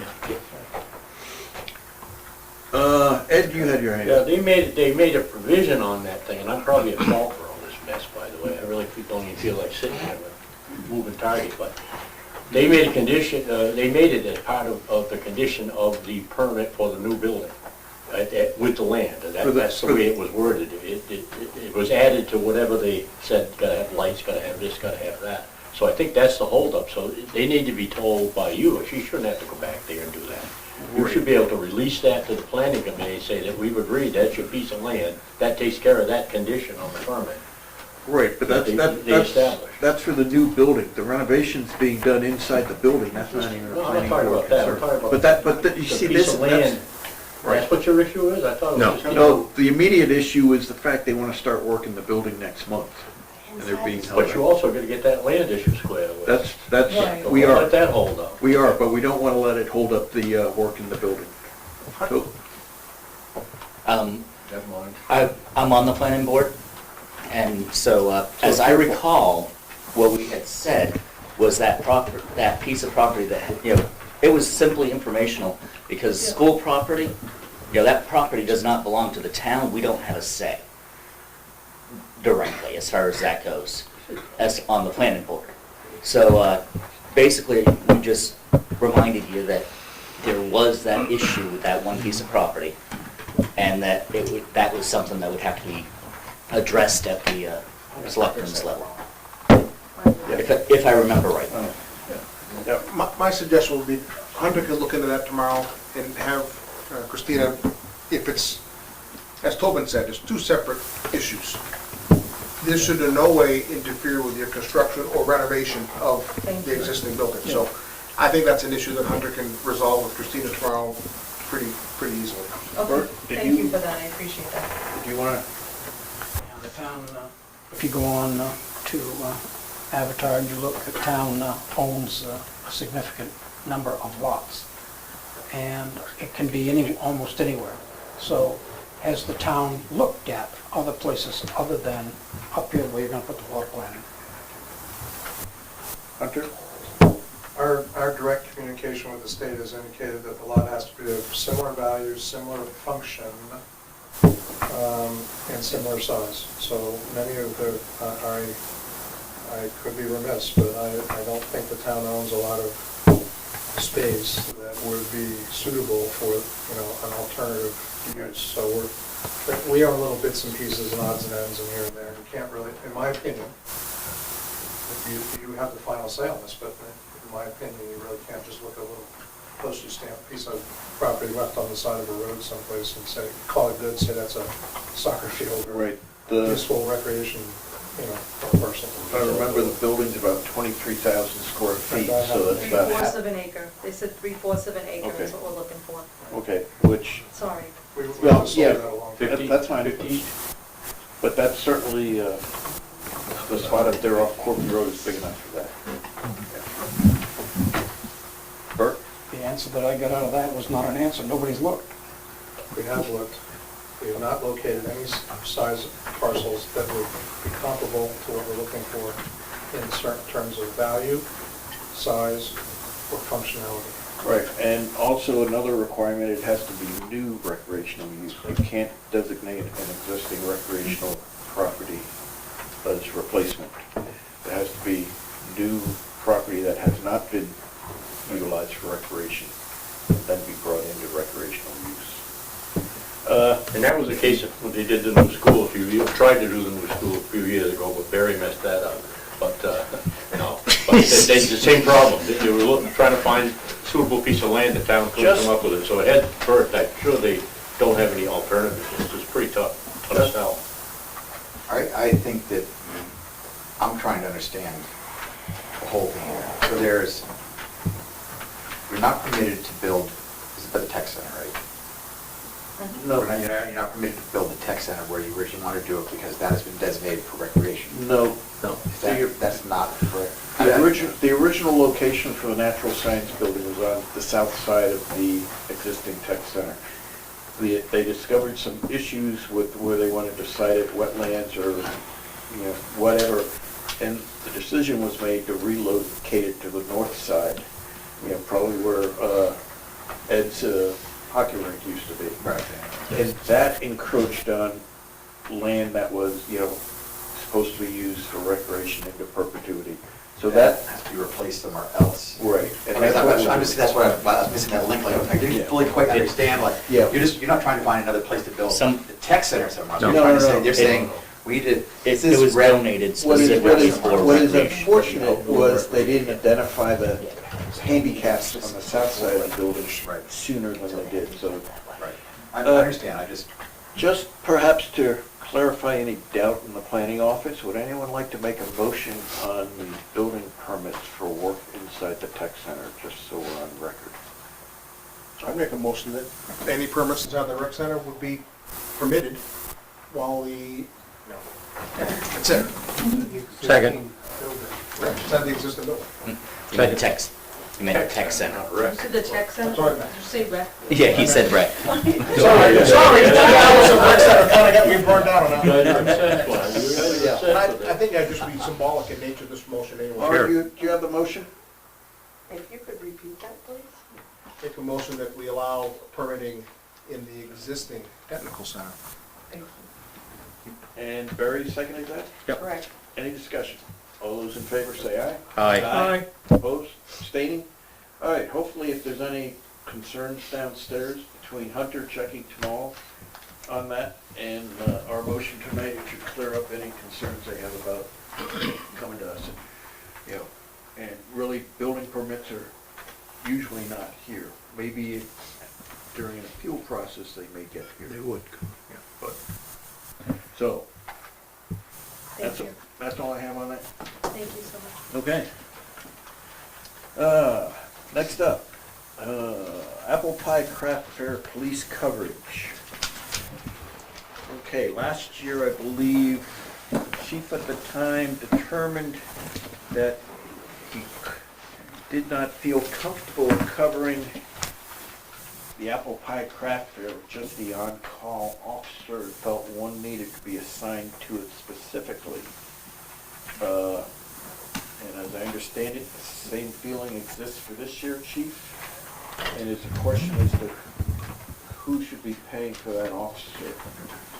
As I said at the beginning of the meeting, about a good portion of the day, we have one officer on duty. Yep. Certainly, if there's a call for service at the Apple Pie Craft Fair or anywhere else, we would respond to that with the on-duty officer. But it's, we aren't typically able to say, we're going to assign an officer dedicated just to that event without bringing in off-duty personnel and compensating them.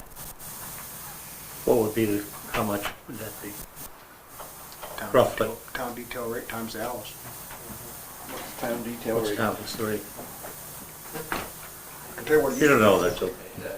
It's probably 75, but But So, anytime $75 an hour would be $400 or $500, depending on the hours. And it used to always, well, I can speak for myself, that it was always paid for, we had a town detail budget line. And it wasn't a matter of who was gonna pay for it, we paid for it. And we just assigned somebody, to work it. So So it was never an issue of who was paying for it, because we paid for it. So it came out of the police department? Yeah. Is there still that account? Paul? It is, it's been shrunk down because we are now budgeting just the town events, which is a lower rate. It's basketball games, parades, those kind of things. I don't know if it's treated that way under the contract or not. Of course, basketball. I billed it as a town, I mean, that's how I always staffed it, and Town how I event. paid for it was the town rate, not, it's like I would for a parade or anything else that we would do. Can you do that, chief? If we Take don't care of do, that. we will do that. I mean, What? So the question is, do we want to pay for it out of the town budget at the town rate, or pass it on to the Library Arts Center? Or Well, something in between? Anyone? I had a hand here, Mr. Boardman. How come they don't have, something like that, that brings thousands of people in to the town of Newport? Why can't the town just take care of that with no problem? It's police protection all the way around. We have another, he's got one officer, we have another officer in to take care of that, and the town take care of that. Taxes, we need more police officers anyway. Right? We're short of police officers, but, somebody to take that deal. 9 times out of 10, there's probably not a lot of things that happen there, but you need the police protection to The do reason it. why I did it that way was because it saved in overtime. Because the overtime rate in many cases was higher than that detail rate to do it as a town detail. So it actually saved the department a little bit of money by doing it through and pay for it ourselves versus paying somebody overtime and staffing it a different way. And that's what we're And we always did. discussing right now. Just incurred in our operating costs. So if he's got the money, go for it. Do you want to make that motion? We need a motion for that? Yeah, I think we do. Jim had money in that. I make a motion that the detail for the Apple Pie Craft Fair be taken out of, the police coverage be taken out of the funds that are already available through the police department. At the town rate. At the town rate, thank you. Is there a second anywhere? Yep. Got a second from Jim, any discussion? All those in favor say aye. Aye. Aye. Oh, I'm sorry, Herb? I think Hunter had a comment before we take our Well, I vote. was just curious, the way I'm reading this is that the board favors paying For police details, for not-for-profit public events. No, for the Just for apple this pie one? craft. Apple pie, all I said was the apple That's pie what we craft. said. Okay, so it would not be your intent to apply it to chamber programs, other No. things of that nature necessarily? No, I just Right. said the apple pie craft fair. Okay, well, some people interpret it as, this signals that, Yep. that So there, policy, so. we used to, the Twas Night Before Christmas is another example of an event like this. That was billed to the chamber. It is, well, just my knowledge, still done that. Yeah, and So- maybe the Brewfest, do you have an officer there? And there was, Brewfest was also paid for Yeah. by the chamber. So this was one of those cases that was a lot like a parade or other Yeah. functions that we would. I like Wayne's Start right, I something like mean, it's a big event that brings in money to the town. Brings in people. I don't wanna charge Brings those in a people. lot of people to look at the town, you know? Yeah. Yeah. Okay, Can I just ask a question? sure. So, if the school district has a police officer present, we have to pay for it, and we're a nonprofit, and so what is the difference between us and the library or anybody else? Having, like, at our football games, our basketball games, if And we it's have a- police present, we have to pay for it. Jim? NHIAA requires you to have it, just like having EMTs, you pay for them too. They require you to have it. Yeah. So if we wanted to get it waived, we would come here?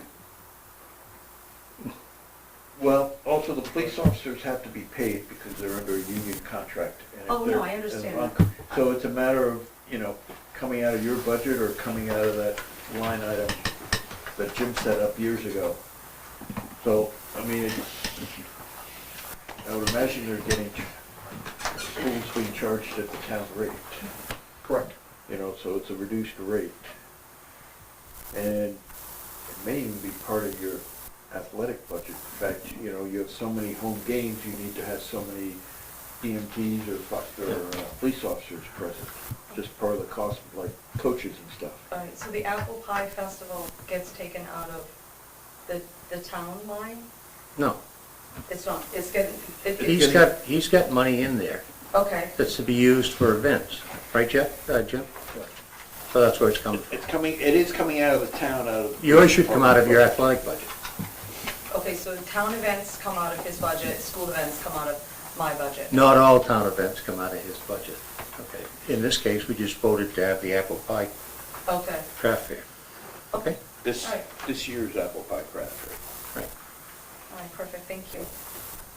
We gotta vote on that every year. Excuse me. Yes. There's a wonderful motion and a second. Was there a vote? No. Yes. That's what it was. We kind of stopped at midstream for his Okay. question. Okay. So let's vote. All right, all those in favor say aye. Aye. Opposed? Opposed. One opposed? Any abstention? Okay, 4-1-0. Thank you. Okay. Moving on, action items. Accept and expend New Hampshire Department of Safety Highway Safety Grant.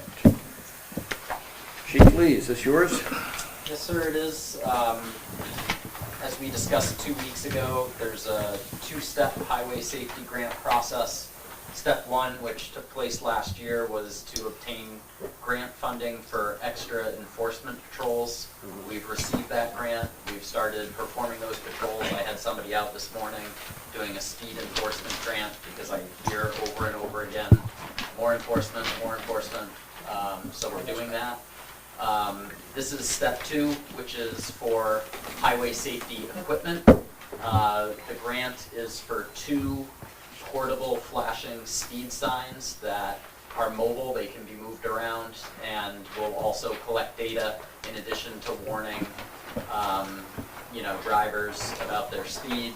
So, for example, we could put one in Giles, out in front of the mobile home park. We could put them on Bradford Road, Maple Street, Pine Street. We have a lengthy list of requests for where these can move around to, and we'll use them to collect data about where the problems, truly are. The other piece of equipment that this grant will purchase is a handheld laser speed enforcement device. Right now, all of our radars are mounted in vehicles. So if you were to, Mr. North were to come to me and say, people are speeding past the gym, I'd like more enforcement down there, it's really difficult to do in a cruiser. There's nowhere to park a cruiser. If a cruiser is driving mobile back and forth on Main Street, it's difficult to safely turn around and so forth. So this handheld laser will allow the officer to park the cruiser off the road, stand out in the roadway, and enforce the speed limit that way. So we're trying to address some of the complaints and suggestions that we've received. The state will pay 3/4 of the cost, and we only have to pay a quarter. Okay. So, go ahead, Jim. Message, the signboard, would that look like what Sunapee has when you come into the downtown? Yeah, Village it's gonna Sunapee? say your speed. So it'll look a lot like what they have. It will, and we'll be mounting it to existing poles and things like that. But a requirement of the grant is that it has to be not just movable, but we have to move it. You can't just, unlike, Sunapee or some of the other areas, you cannot just plant it and leave it forever. So it's more of an awareness thing, so you can move it around. People become aware of the speed limits, they see the speed limits, they start to understand what the speed is in various places. Yeah, I guess the hope is voluntary compliance, that, of course, there's some portion of the motoring public that the sign will tell them that they're speeding and they'll just keep speeding anyway, and then the enforcement, part follows. But there's another good portion of the driving public that when the sign says you're going 48 and the speed limit's 35, they go, oh, shoot, I didn't realize that, and they slow down. Very good coming down the hill out of Sunapee. Thank goodness that one's there. Yes. Speed detail, got some voluntary compliance out of me this morning, so good job on Unity Road. Okay. What kind of data do they collect? Just kind of like an average? Yeah, so it Number? will count traffic patterns and speeds. So, oftentimes when we receive a complaint, somebody will say, people go blowing by my house at 60, 70, 80 miles an hour, and that is genuinely what it feels like when you're standing still at your mailbox. But when we put the sign out, we will get actual data for, we'll see what the top speed is, the average speed, times of day when those speeds are happening, which will help us direct our enforcement activities. If the sign data shows that, between 7:30 and 8:30 a.m. on Pine Street, vehicles are going 50 to 60 miles an hour on average, then we know that that's an area that we need to focus our enforcement efforts with the new laser. Does it actually work? You mean the signs intimidating people? No, when you collect the data. Well, the data, but that's always interpreted. Those signs in Sunapee have been up for a long time, and I don't see any greater police presence. Yeah, well, that's an obligation of the department to collect the data, analyze it, and use it. So It does slow people down. Trust me. Slows me down. Certainly, if you don't put in through the. Sunapee, there'll be a cop there. Yeah. Well, I've been through Sunapee a few times. To answer your question, the town has had for many years a box to record such data. Didn't have the speed sign that showed you what you were actually doing. It just recorded the data, direction of travel, time of day, and speed. And it was incredibly powerful information that we used to more accurately patrol and assign patrols to a given road. One of the requirements of our enforcement grants for the extra patrols is that we direct them where the data suggests they're the most needed. We can't be in all places at all times, so the speed signs will help us decide, when and where we should most effectively spend our enforcement grant money. Okay, because I'm not a big fan of those. There was one on Pine Street a year or so ago. It was up for a few months. What?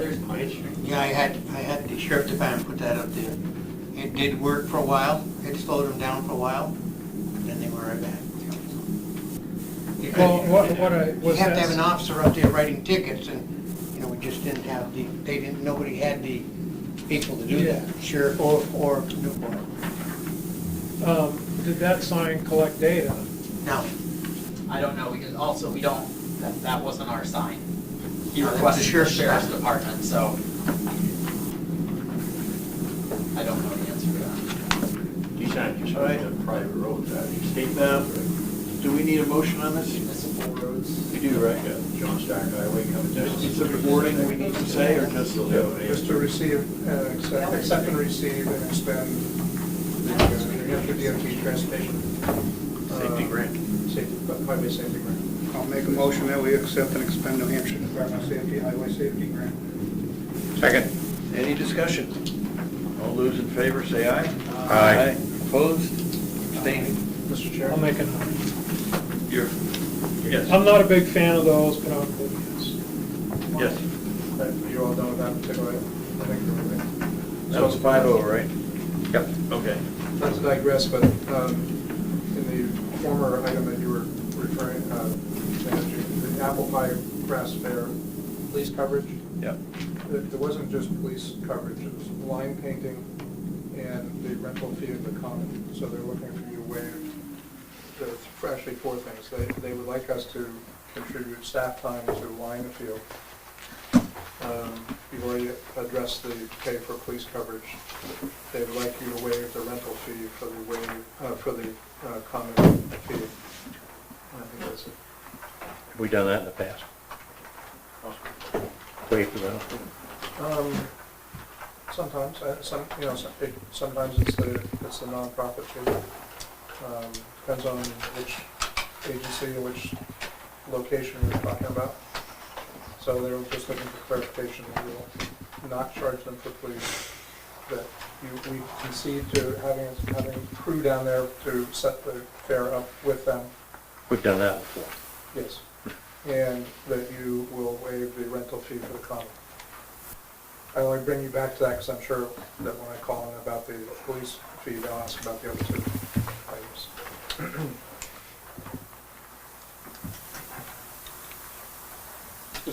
What's the difference in fees between a straight up rental and the nonprofit?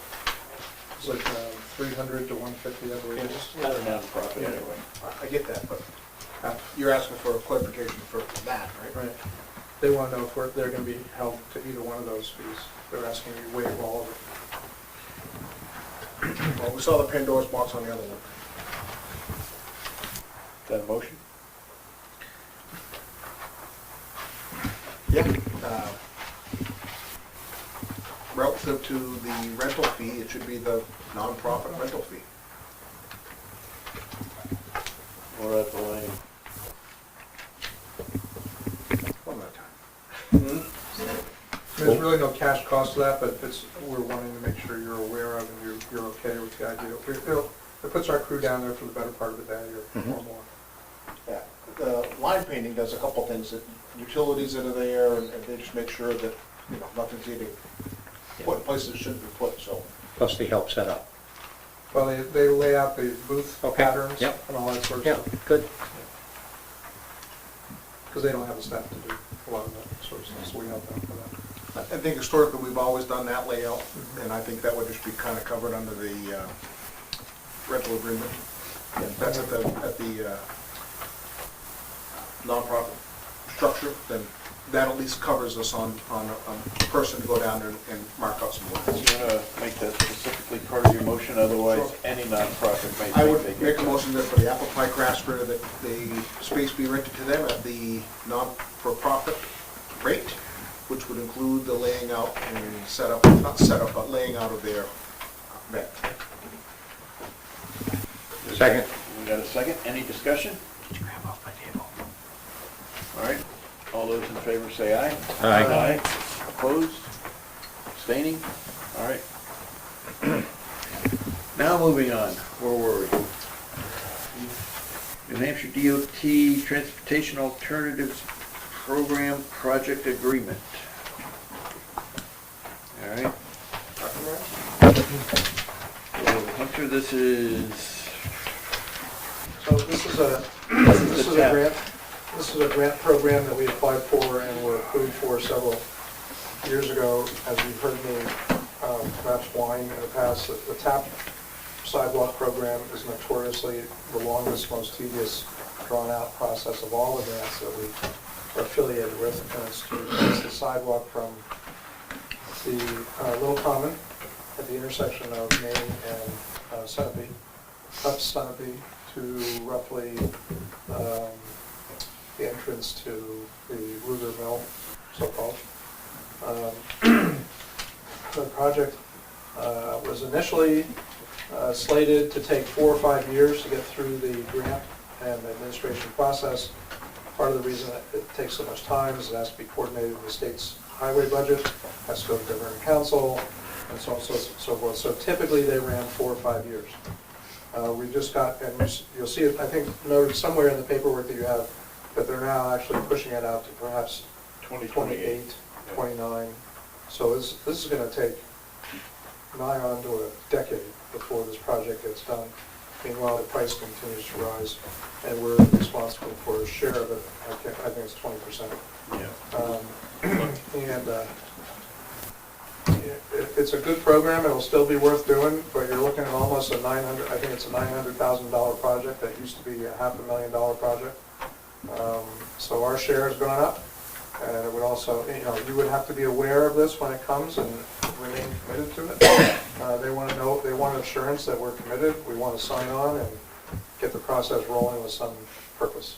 Is this project specifically for that section? We have to, so we can't just have a dollar figure and apply it to. No, it's for that specific, because they oversee all the engineering, all the design work, goes back and forth, and then it goes through it becomes part of DOT's budgets, then it goes before the state, gets on the 10-year plan, the whole 9 yards. It's just brutally tedious. Didn't we vote on this before? At least once.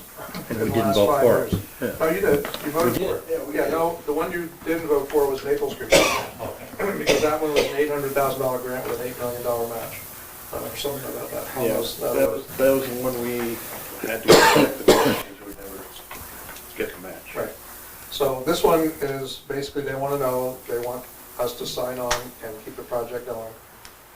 It's worth doing, but you just have to be aware that this thing is not gonna, it's not gonna turn dirt until 28, maybe 29, or even 30. So somebody else will have to be here at the time to look after it. And our plan was, when this was at the other end of the cost spectrum, when we were looking at, our match being 20%, maybe being 100, 100 and a quarter, that number matched our annual investment in sidewalks. And so we were thinking, okay, if this happens in the next 3 or 4 years, we would just commit that 1 year. That's what we would do with our sidewalk money. But now, it's gonna be a little harder, because by the time you're done with this, it's gonna be pushing like 200,000, and it'll be a little bit more difficult. And we may have to commit 2 years worth of sidewalk. Or raise an additional appropriation. Yeah. They'll still be worth doing, in my opinion, because you're still getting 80% money for 20% cost. So it'll be worth doing. It's one of the worst pieces of sidewalk we have in the entire town, in my opinion. That was my, gonna be my comment is, do we pick a sidewalk that's maybe in a little bit better shape, right? That we know is gonna be bad in 10 years, to put it in that rotation? And fix the one that's bad now? Well, we are fixing about $120 or so thousand worth of sidewalks this year. I can't tell you what the list is, because I just came in for bid the other day. We have a fixed amount of money. We had a selection of sidewalks. We'll make the sidewalks match the budget, because if we did them all, we wouldn't be able to afford it. But you're in on this project and the TAP program. It's been earmarked, it's been identified. They just want us to, now it's time to ink up and commit to going forward. Is something I actually commented to the governor on one time when he was in town, and he was unaware of the program and how long it took, and I guess his aides looked into it, and I tacked on a couple more years to it, so. It's miserable. This is sort of related to that, but so, a sidewalk like that, which is, I agree, it's just so bad. Can something like that be removed, paved, striped, and be a bike and walk kind of a thing? Because it's also absolutely frightening to ride your bike there. You just think you're gonna get clipped and be done. There's just no place to be. So I'm just wondering if there's alternatives to building actually sidewalks. And I'm not saying that there is. I'm just wondering if those are ever like considerations where, and why a lot of communities do that. People walking in the pictures and a bicyclist, and you just do it that way. If that's less pricey than building it. Yeah, I don't know, and the thing is, you nice and safe on that little stretch, but then you get into some really treacherous stuff past that. You're right, I mean, it's just terrible that I mean, corner honestly, there on one Bison. sidewalk I think is horrendous, and I know kids walk it, getting to the bus is, Maple Street, going up the hill to the cemetery is another pretty rough stretch of sidewalk. So, I mean, we've got plenty of needs for, work, and certainly, as Hunter said, we carry in our budget about $125,000 a year just to keep hitting sidewalks and stuff. Initially, we hit some right here downtown, like the sidewalk on Cheney Street was one of the first ones done. Is this something we have to do now? I think we need to agree that we want to stay on the list for this. For this particular project, to answer Jeff's question, it's conceivable, I believe, that you could withdraw from this project and pursue a bike ped kind of alternative, but you have to start the process over again. And the reason why it's so cumbersome is because you're in the states right away. If you're in the states right away, they get to dictate whatever happens, when it happens, how it's gonna happen, and it's brutal. There's property taking, there's right away, surveys, it's just miserably expensive. I love to like ride my bike that way, but I don't dare for my life. We go all the way up around and you come back down and you try to come out somewhere. It's just so dangerous. Would this be year one for us on that sidewalk, or is this renewing? This is already down this hole on this project. You're down the rabbit hole unless you decide not to. And this is the time to do that. If you don't want to commit, now would be the time. The reason why I asked about do we have to decide that now is because, like I said a minute ago, about is this a project that's gonna be so far gone in 10 years when it actually does get to be shovel ready versus, or could we use our sidewalk money in the next 10 years to fix that section and pick a section that we know is maybe a little bit better shape today that's gonna be poor in 10 years? So, my thought process is if we had an idea of what we were doing and maybe the hierarchy of need for sidewalks, does that would fall in that 10-year window? Yeah.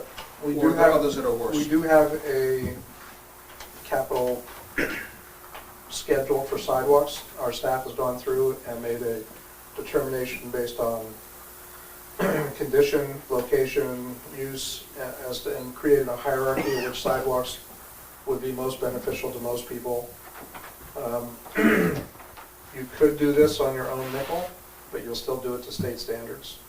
So, Where's the right of way? yeah, because they'll, I get that part, it's just, and you don't, and, at $125,000 versus $1 million project that's from that corner to the fire station, from this corner to that corner, I mean, it's so slow, and you lose a lot of the cost benefit of mobilizing and doing the whole project at once. There's a cost benefit to critical mass, if you will. And then there's traffic control. Oh my God, the traffic control is going to be brutal, which adds a lot to the price, because the state will mandate that there's traffic control. So there'll be flaggers in the road the whole time. You have to do water and sewer and storm drainage, or not water and sewer, but you have to do storm drainage. It's, you're in for a dollar, you're in for, you're a dime in for a dollar. But it's still 80% money. And I believe in the documentation that you have, there's a deadline for returning those documents. I think it's middle of May or middle of April, I think. With pleasure. I move that we continue with the New Hampshire DOT TAP grant program as presented. And authorize town manager to sign all contracts and agreements. That would be correct. Okay. Second it. Any other discussion on this? Hearing none. All those in favor say aye. Aye. Aye. Opposed? Abstaining? All right. Moving on. Next up, assignment of warrant articles for tomorrow night for reading. The back of your agenda is a list of our warrant articles. And first one is Article 5 on the wastewater treatment plant. Who would like to present that?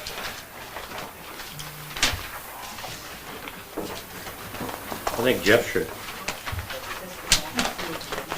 I second that. You sure? Well, I think you should do a lot of them.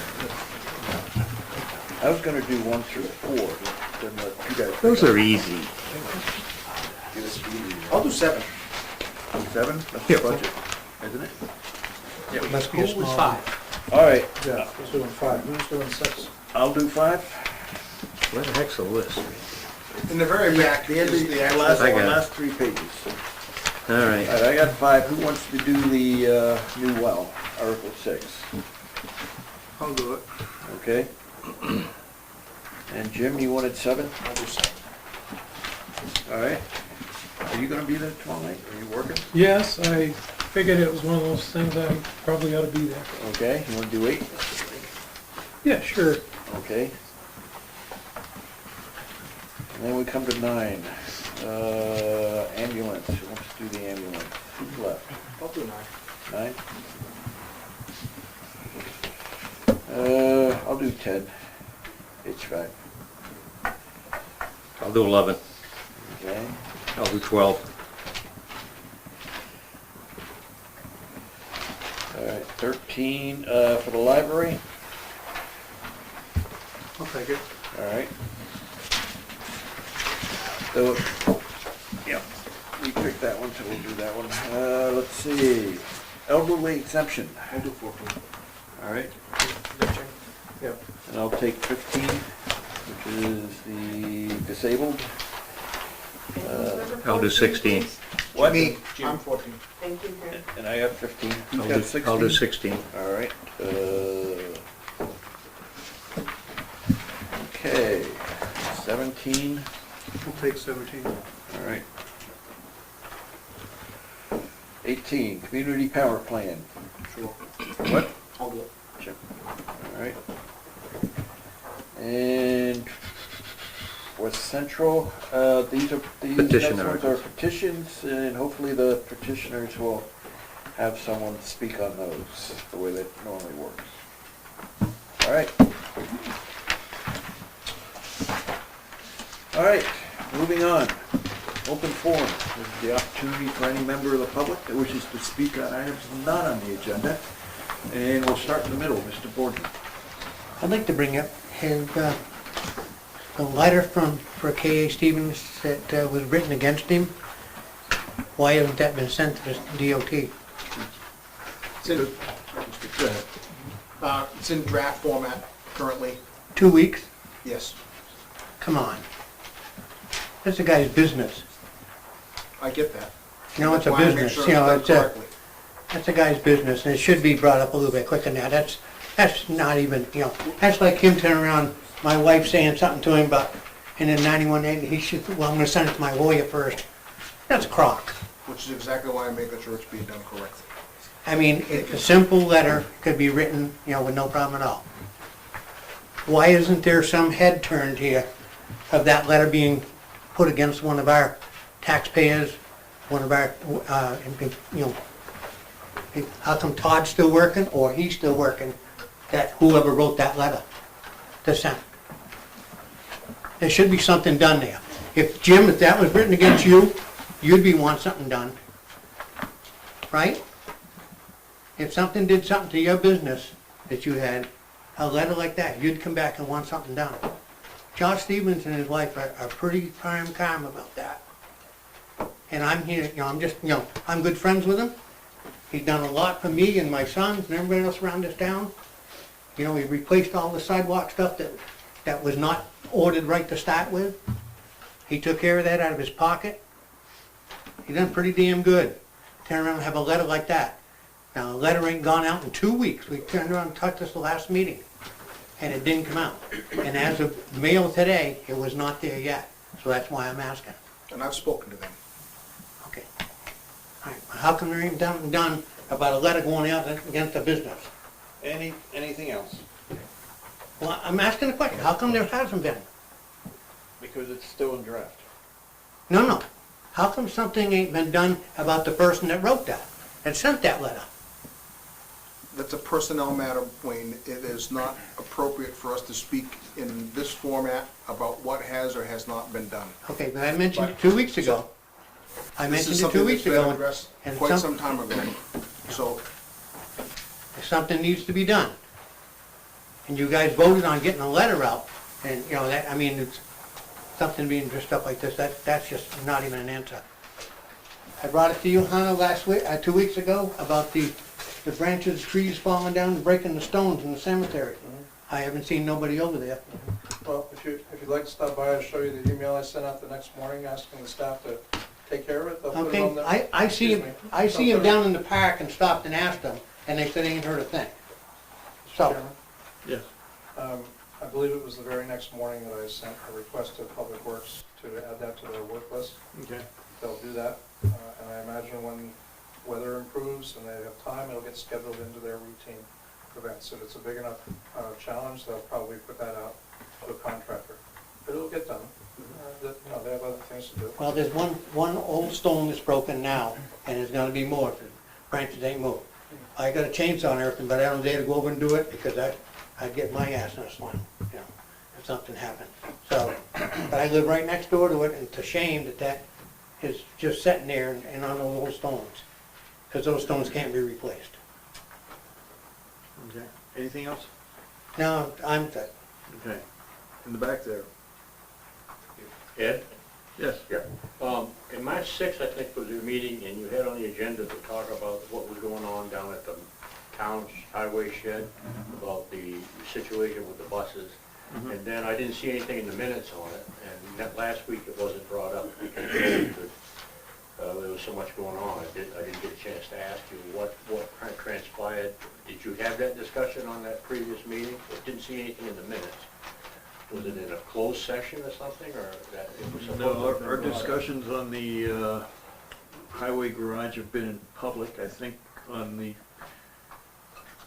March 6th, I believe the board voted to confirm our directions to the town manager to send the eviction letter to the school district, because that eviction letter was sent after our second meeting in February. And it was at the March 6th meeting, I believe, we confirmed the direction we gave the town manager by a vote here, roll call vote I of see this that board. for some reason in the minutes. I missed that. I thought I had them. Yeah. So what, now it's now a warrant article. What's your take on it, just for the hell of it, while we're in the discussion? It's a petition article. I'm not gonna comment on articles, you know, petition articles. I don't have any need to. I have my opinion, and tomorrow, I think, there may be some comments on it. There'd be a lot of comments as far as the way you're transferring, our budget with, all we're doing is paying the same freight. It's just what you guys look better, because your garage looks better. Well, I don't want to get into it now, but is there anybody you want to add to how it all transpired or anything like that, or would you rather not even?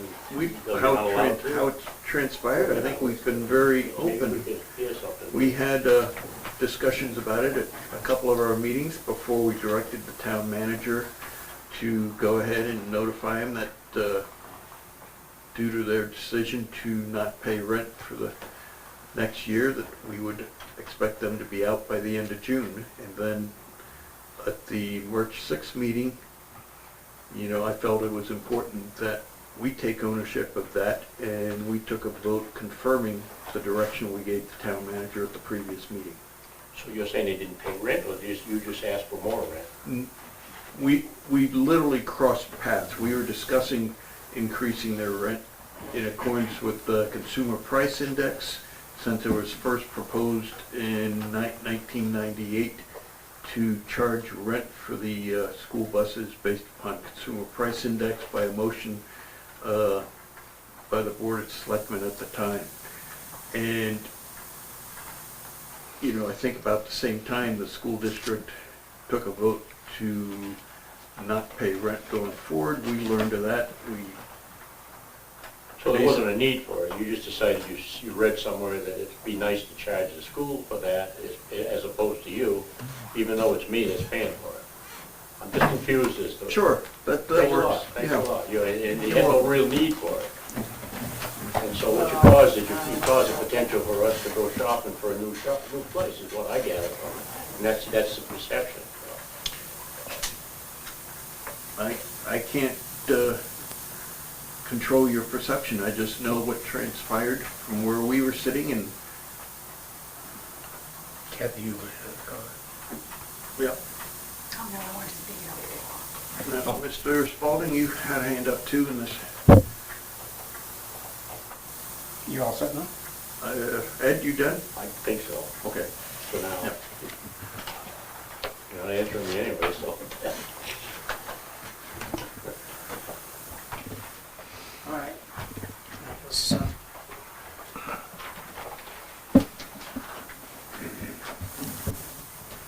Barry, you get to be the mailman, is that okay? That's okay.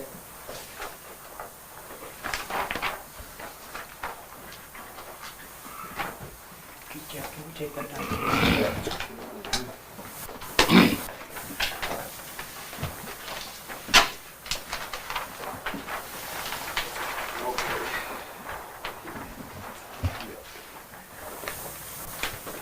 All right, start with what you've got here is my right to know request. The first thing I would like to bring to your attention is if you look down, you will see February 2nd, 2023.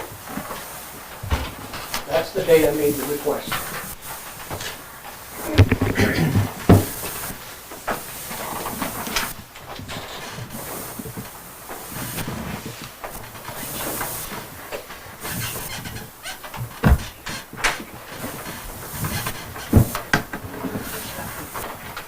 And you can see what the request was. First of all, I say playing dumb doesn't work for me, with me. That's because I have no confidence left in Hunter and what he does. And I was right when I put that comment in, and you'll see that as we go forward. My request was for all documents concerning the ongoing disputes with Sullivan County concerning the Opera House, Town Hall, and related issues. Number one, copies of all legal bills for above, for all the lawyers that were involved, regardless of the firm or the number of years. Second, all court documents to and from that relate to this issue. Number three, all other documents to and from that relate to this issue. Number four, all minutes of all meetings on this issue.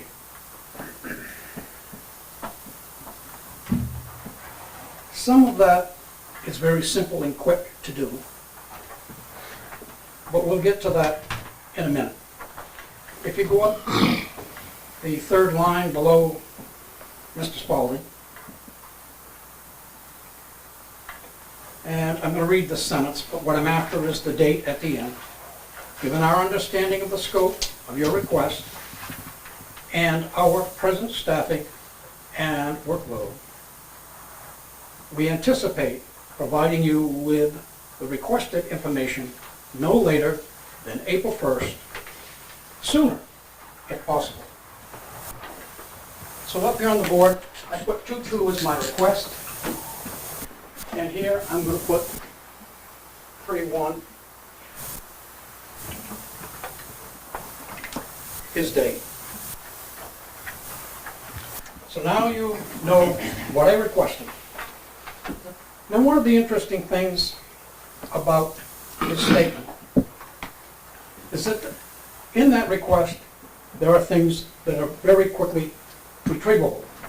And the right to know request separates those by things that are readily available. But I received absolutely, unequivocally, nothing. Nothing to this date. That's a violation. Jeff, No. I'm speaking. No, I won't take anything from you. I'm speaking. No questions. Stay out of it, please. What's 3-1 mean? March 1st. Okay. Oh, I should put 4-1. 4-1. Thank you. Okay. Sorry about that, Jeff. Nope, You're right. We'll get 4 there. But Jeff, I want to do my presentation. No, I just wanted to clarify the number on the board. Yep. By the way, that's 57 days. But the point I'm making now is anything that was readily available could have been supplied with no aggravation and no problem. but I saw none of it.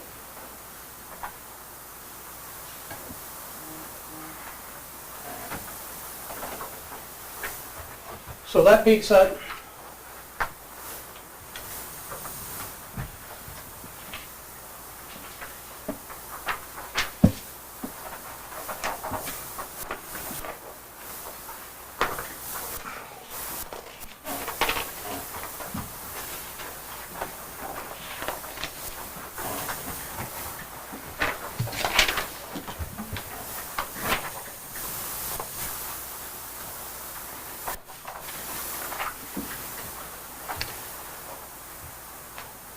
now on this piece of paper, you'll note that it's from your town attorney.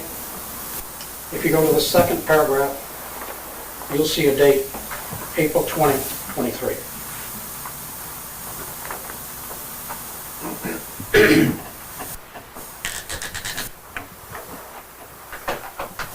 So now, we use the 4 again, Jeff, thanks to you here.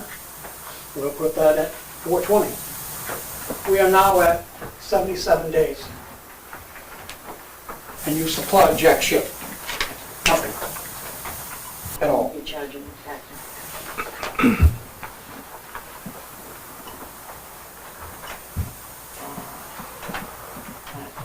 And you're sending it through your attorney to send it to a taxpayer.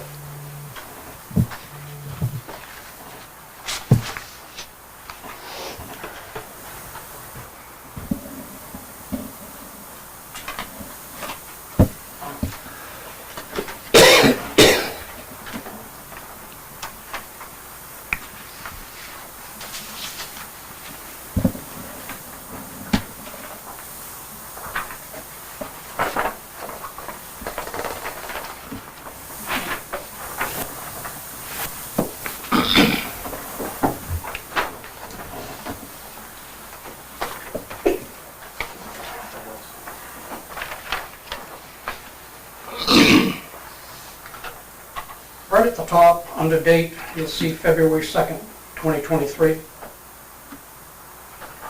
This request was made to Sullivan County, you know, right next door.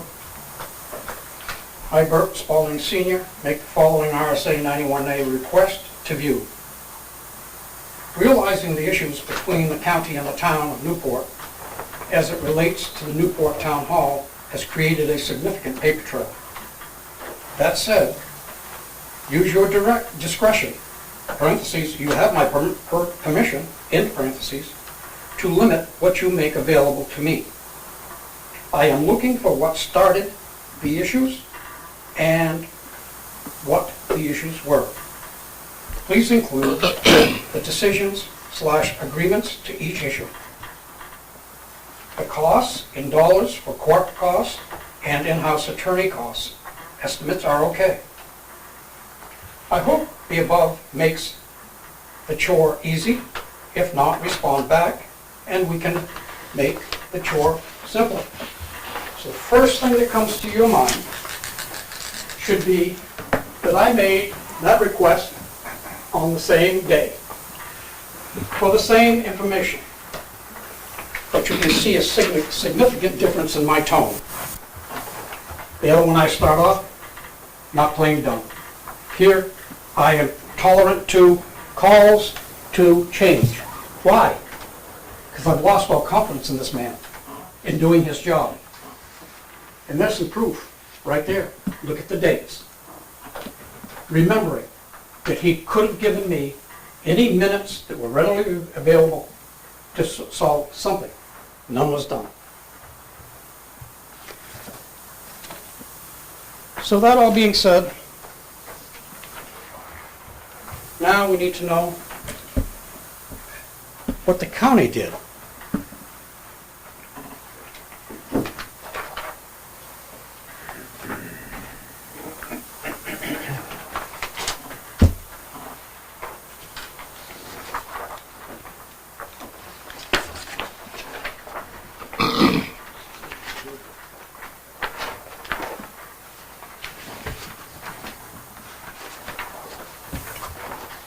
On February 6th, and I'm going up here and I'm putting 2/6. Well, that's 4 days. Not 57 days, that's 4 days. Now, in those 4 days, what did he say he would give me? Mr. Spalding, thanks for your email, and I apologize for taking a bit to get back to you. Much of the material that is responsive to this request is already printed and in rather large binder, which you could come in and inspect as soon as you are available. I would like to try and organize its contents a bit better, as it did get a bit unwieldy. But in general, it captured a lot of the historical documentation we could find and that we received from the town pursuant to a 91A request we made of them a couple of years ago. I'll be happy to set you up in our conference room so that you can look everything over and decide what you'd like for copies. I'll have a good handle on relevant emails in about a week or so. If you'd rather wait until I have it all packaged up to make it easier to digest or to minimize your trips, just let me know. Otherwise, we can get you started with some of the historical records to get you familiarized with the events of the past 40 years, which set the stage for the events of the past 4 years. Thank you for your time. Please don't hesitate to get in touch. All right, so I get this, and I say, wow, the dichotomy is striking. The attitude is striking. Wow. Well, maybe this man is misleading me. I want an appointment. I get an appointment for Friday.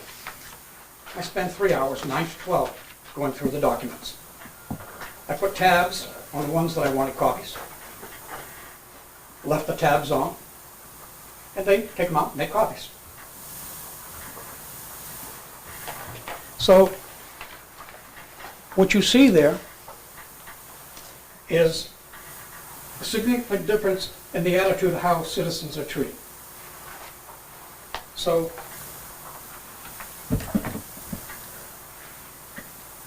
I then scheduled my second meeting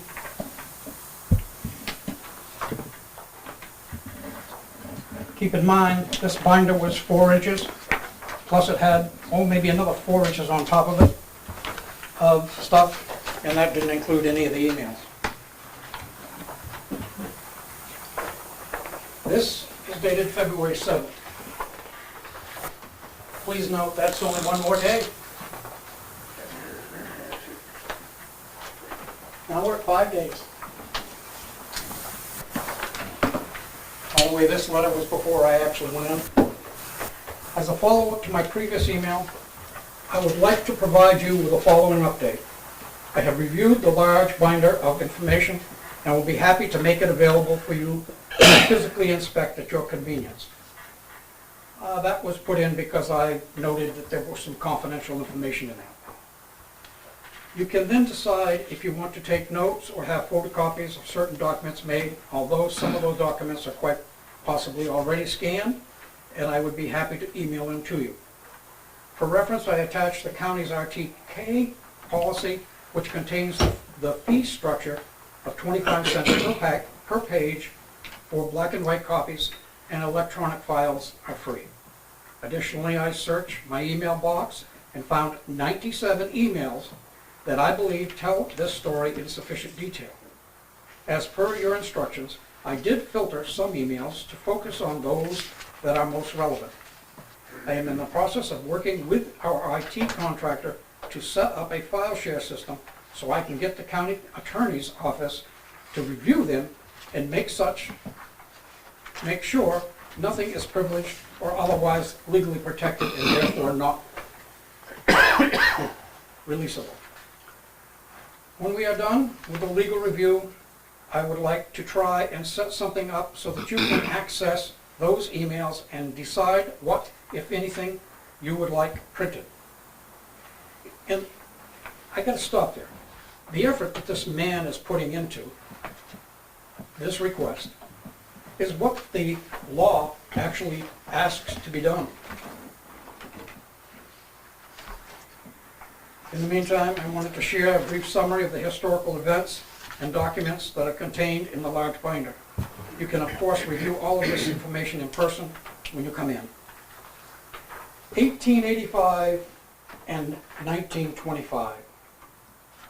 1895, 100 years ago, town deeds the Superior Court space in the Town Hall building to the county. I have the deeds here in hard copy. The relevant paragraphs are contained in the attached Word document titled Superior Court Theory of Ownership, April 15, 2019. Assistant County Attorney Geoff Gallagher. Second page, 1980. Town of Newport voted to defeat a plan to add an elevator to the Opera House. Instead, a ramp was constructed on the back side of the town hall. 1982. County officials pondered the purchase of the Hirsch building for $76K, but it was voted down 8-4. 1983. County approved funding for a project to build the jury deliberation room. The title paperwork related to the purchase of the Hirsch block, parentheses 60K, was completed. The issue of the remaining 8 years of the Hubert's lease of the Rich building was discussed, and the Ambarges building was discussed as another acquisition candidate, and list price was $45K.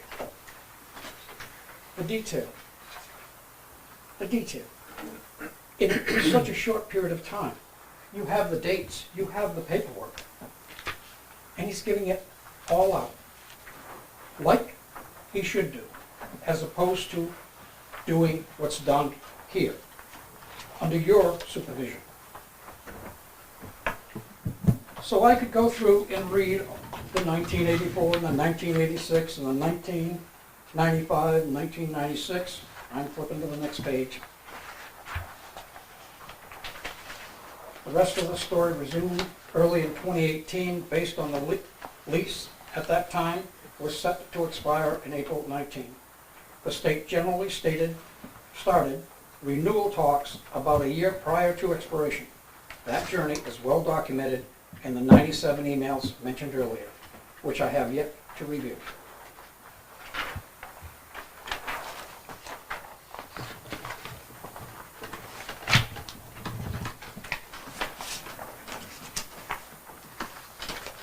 So,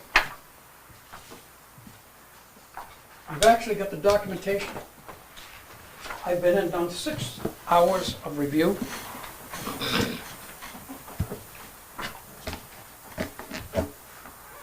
Of what was readily available. So what's the problem here?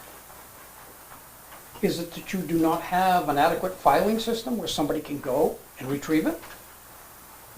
They gotta go, this drawer, this drawer, this drawer, that trash can, this guy's desk drawer? Is that how it's done here?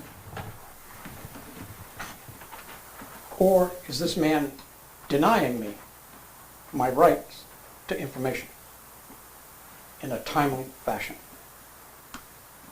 We're at 71 days over there, and by the 9th, call it the 11th, actually on the 11th, last one, in 10 days, 9 days, 10 days, and I've actually been in and done 6 hours worth of review.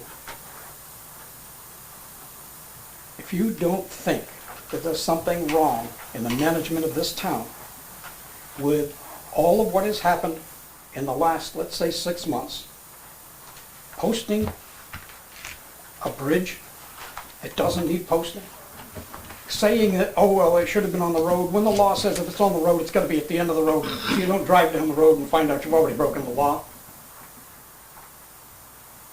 An outright lie that goes to New Hampshire DOT that costs the local business some money. They were the low bidder. Cost the taxpayers of Newport $23,000 because the higher bid, we had to pay 20% of the higher bid. And it goes on and on. And here tonight, we see more of it. So, if in fact, you as a board feel that it is really important to have all of that stuff happen and me not get my records, then it's time the board is replaced. And that was my motivation for signing up, because something's got to change. If in fact retaliation can come in the force of government, there's a sidewalk problem. This guy didn't do it right. No, the engineer contractor didn't do his job right. The guy that did the construction work went back in and took it out at his expense. He did the right thing. He didn't make the mistake. But he gets this letter, which hasn't been sent yet, sent to New Hampshire DOT. So, that all being said, with a lie in it, by the way, nothing's happening. Jim, you said it's personnel. I understand personnel perfectly well. But it works awful slow, Jim. Here to here.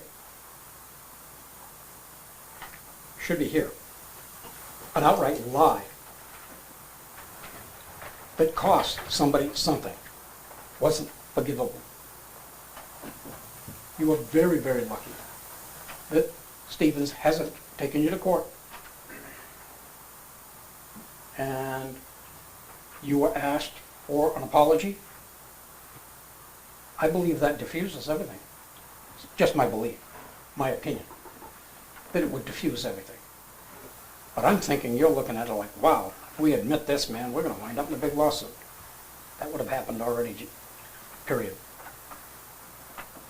And it hasn't. But it can. It can. For a matter of fact, if I was him, I'd just say, hey, I gave him a shot. They didn't take it. Good enough. Let's go.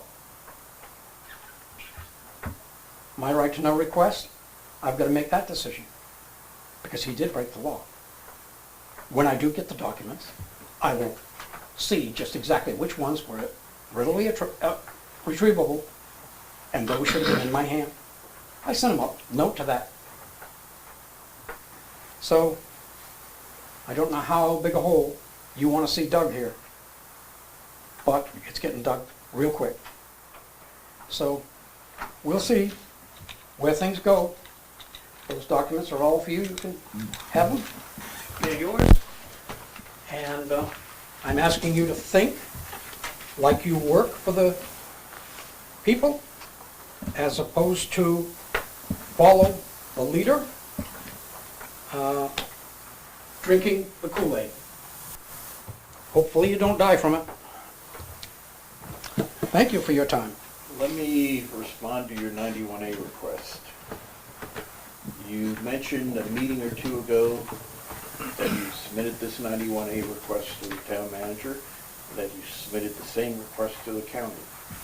And I believe your statement was if they don't match, you were going to sue us. Is that correct? The information coming back, if he doesn't supply all of the information that I get from this source, and he doesn't do it from here, yes. Okay. Because if in fact he's playing games like he's doing now, what is he going to give me and what is he not? I'm getting everything. And it's actually, to tell you the truth, it's overwhelming. I'm going to have to spend a lot more time there. But when I get done, I'll understand the personalities and what happened. O'Neill, I can remember it well. But at least it came to a resolution. This did not. It's gone on and on. Now, they've gone into, what's the last thing you had to do? It was where you sat down and do it, was court ordered? But let me finish my comments if I could. Go ahead. Once you said if they don't match, you were going to sue him or sue us, but you're going to bring suit. Basically, at that point, it was in the best interest of the town for Hunter to take it out of his hands, turn it over to our attorney, so that if there is a suit, basically the attorney is involved from the start with it. So that our attorney, independent of what he may want to do or what someone else may do, is doing this research and preparing it for you. It's called and it takes a while. It's called But cover your ass. Yep. And And when someone's sitting there saying, I'm gonna sue you if A does not equal B, it's like, well, yes, that's what we do. Over the years, how many suits have I put against the town, Jeff? I can't remember. Quite a few. Okay, so if I didn't say it, do you think I wouldn't do it? Oh, I have no doubt you would. All I was doing is putting a threat in there, do your job and do it right. And then he absolutely does it wrong. The dates prove that. There had to be something that was available in that time span, period. Got nothing. So you want to cover your ass, then you got to cover your ass. It'll cost me about $400 to put you in the court, and I'll win it. That's stupid. Really stupid. You're not thinking things out.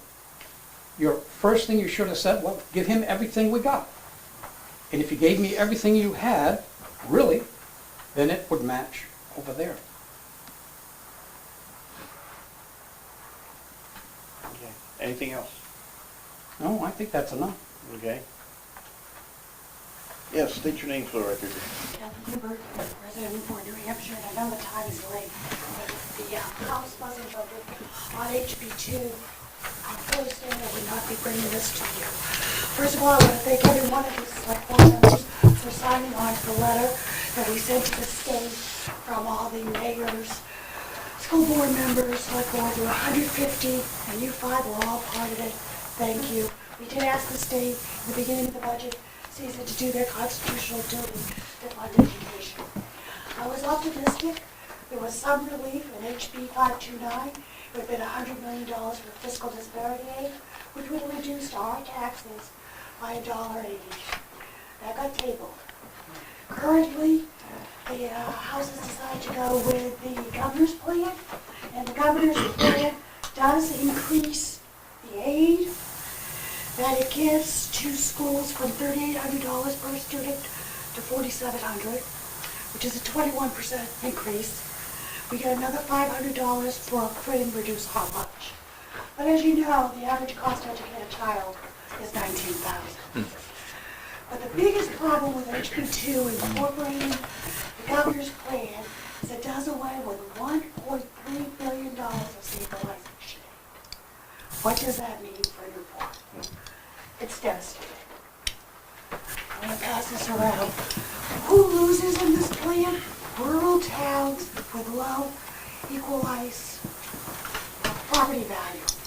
As you can see, there's a hold harmless grant, and he does put some money into extraordinary grant, but it diminishes 20%. So for 24-25, we'll get the same amount of funding that includes SWEP that we get now. FY 2026, we lose $500,000. Taxpayers in Newport, you will have to pick up 80 cents of that. Thank you, State of New Hampshire. In FY 2028, we reduce another state aid by another $600,000. So that cumulative funding that will be missing from the state will cost us about $1.50 on our taxes, and we'll have really hardship costs for our schools. As you know, with the draconian budget, we can't cut many more costs. We sure the heck cannot lose $1.1 million worth of funding. Over the 10 years, we keep on losing funding. There are some winners in this plan. Hanover gets more funding. Grantham gets more funding. Bedford, Portsmouth. Some of our bigger cities who need it, Manchester and Concord, also gets more funding. So we have to call our legislators, our House, Skip Rawlings, Margaret Dwyer, Steve Smith. They're not getting it. When the districts that pay the highest school property taxes are losing funding, this is not in our this is not in our interest. There is another amendment from Representative Weiler that is even more disappointed. He's from Kingstown. He wants to take over the next, and I hope it gets defeated on the floor Thursday, the $450 million of revenue out of the Education Trust Fund. He also wants expenditures for special education, CTE, and building projects to go in the general fund. That $450 million that he's taken out of the education trust fund is going to the general fund. Why is he doing that? The education trust fund has a surplus. The collection of business profits tax, business enterprise tax, and the sunset interest difference tax has been good. The education trust fund has a surplus, but they are lowering in the next 3 years our state aid by $1 million. I don't know what to say. Economically, we want to recruit more businesses. We want to retain businesses. By losing state funds, our property taxes will go up. Our business, will they want to come and stay in Newport when they can go to Grantham because they're getting additional state funds and see a lower stabilized tax rate? I just have to mention this to you because Concord's not getting it. There is some hope. April 14th, we do start with a Conval suit. I want to thank the Newport, April 10th, excuse me. I want to thank the Newport School District for participating in this. We need a hammer. And on the fall, we will have a Rand lawsuit, of which John and Mary DeFlon, on behalf of the Newport taxpayers, are participating. We have to restore our New Hampshire constitutional rights. We're talking about water, septic. We're losing funding here. They are shifting their responsibility again and again to us. Please, I put it on What's Up Newport, What's Up Claremont. Claremont's in the same position. Charlestown's in the same position. Franklin, Berlin, we're all going to lose. Call your reps. It's an easy link. Tell them before Thursday. Sorry I kept you up so late, but that's my message. Anyone else want the floor? Mr. Boardman. I just understand we just lost another highway person out there. And don't get along with Todd out there. And we're probably gonna be losing the guy head of the water department. So, just wanted to pass that on. It's out there. We just lost the one at head of the highway, probably not Todd, but the other one. Hunter? Mr. Chairman, I'd appreciate it if you could clarify for the audience here that you're aware of those changes in personnel. And it has nothing to do with the director. Right. Yeah. We are aware of those two. Right, so. Yeah. We're aware A lot of people that's left out there, Mr. Ring. Is there any upcoming projects in the next 6 months that the town should be aware of that we haven't heard of yet? Upcoming what? Projects. There's always projects. There's water works going on. I think we have a bidding out for bridge, Chandler's Mills Bridge. That's coming out shortly. Just received bids back for sidewalk work. There's always stuff going on. Paving, not sure how much paving we're doing. I think we're still paying off Bart Whitney, Blueberry Ridge, and Breakneck Road. This may be the last year of that. So. Is there a current list in the office that's coming up, events and stuff like that, or projects? Is there a list of that? Should be able to create a list of that if we don't have it readily.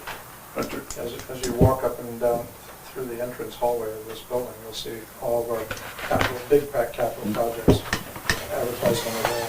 Oh, yeah, there's a little work being done on the back of the building out here. It really depends on how you define projects. I mean, we've got all kinds of. $500,000 out here. That's on the wall And downstairs. there's a big check And it was in the Newport. that covers most of it. You called it, you paraphrased it like it was, just a little job. It is. Anyone else from open forum? Yes, Joe. I'll move back to, as I will be thinking extensively about the committee that we'll be starting with.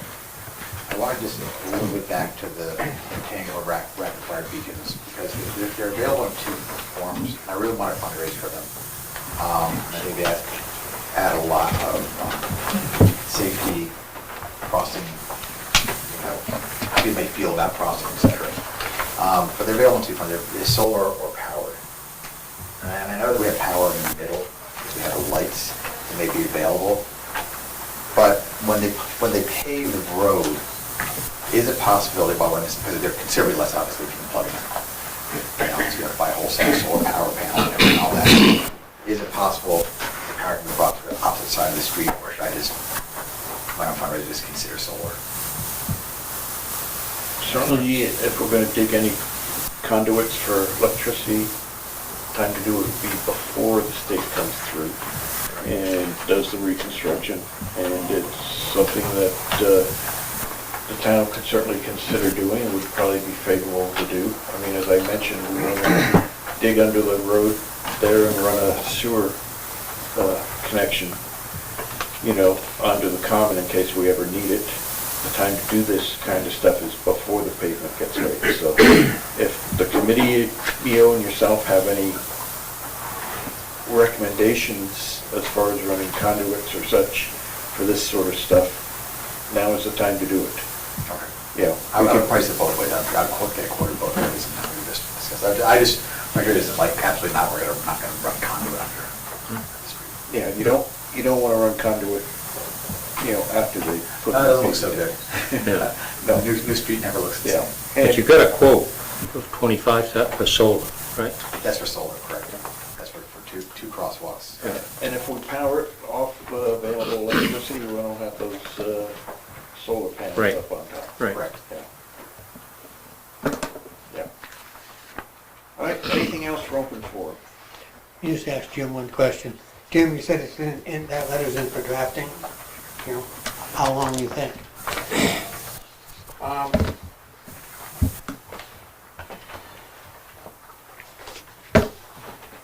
I would hope in the next day or two. Okay. Take that for an answer, yeah. I I'm- mean, there's bridges out there that gotta be done, and you're gonna let her down in Concord like that, he's not gonna get no work.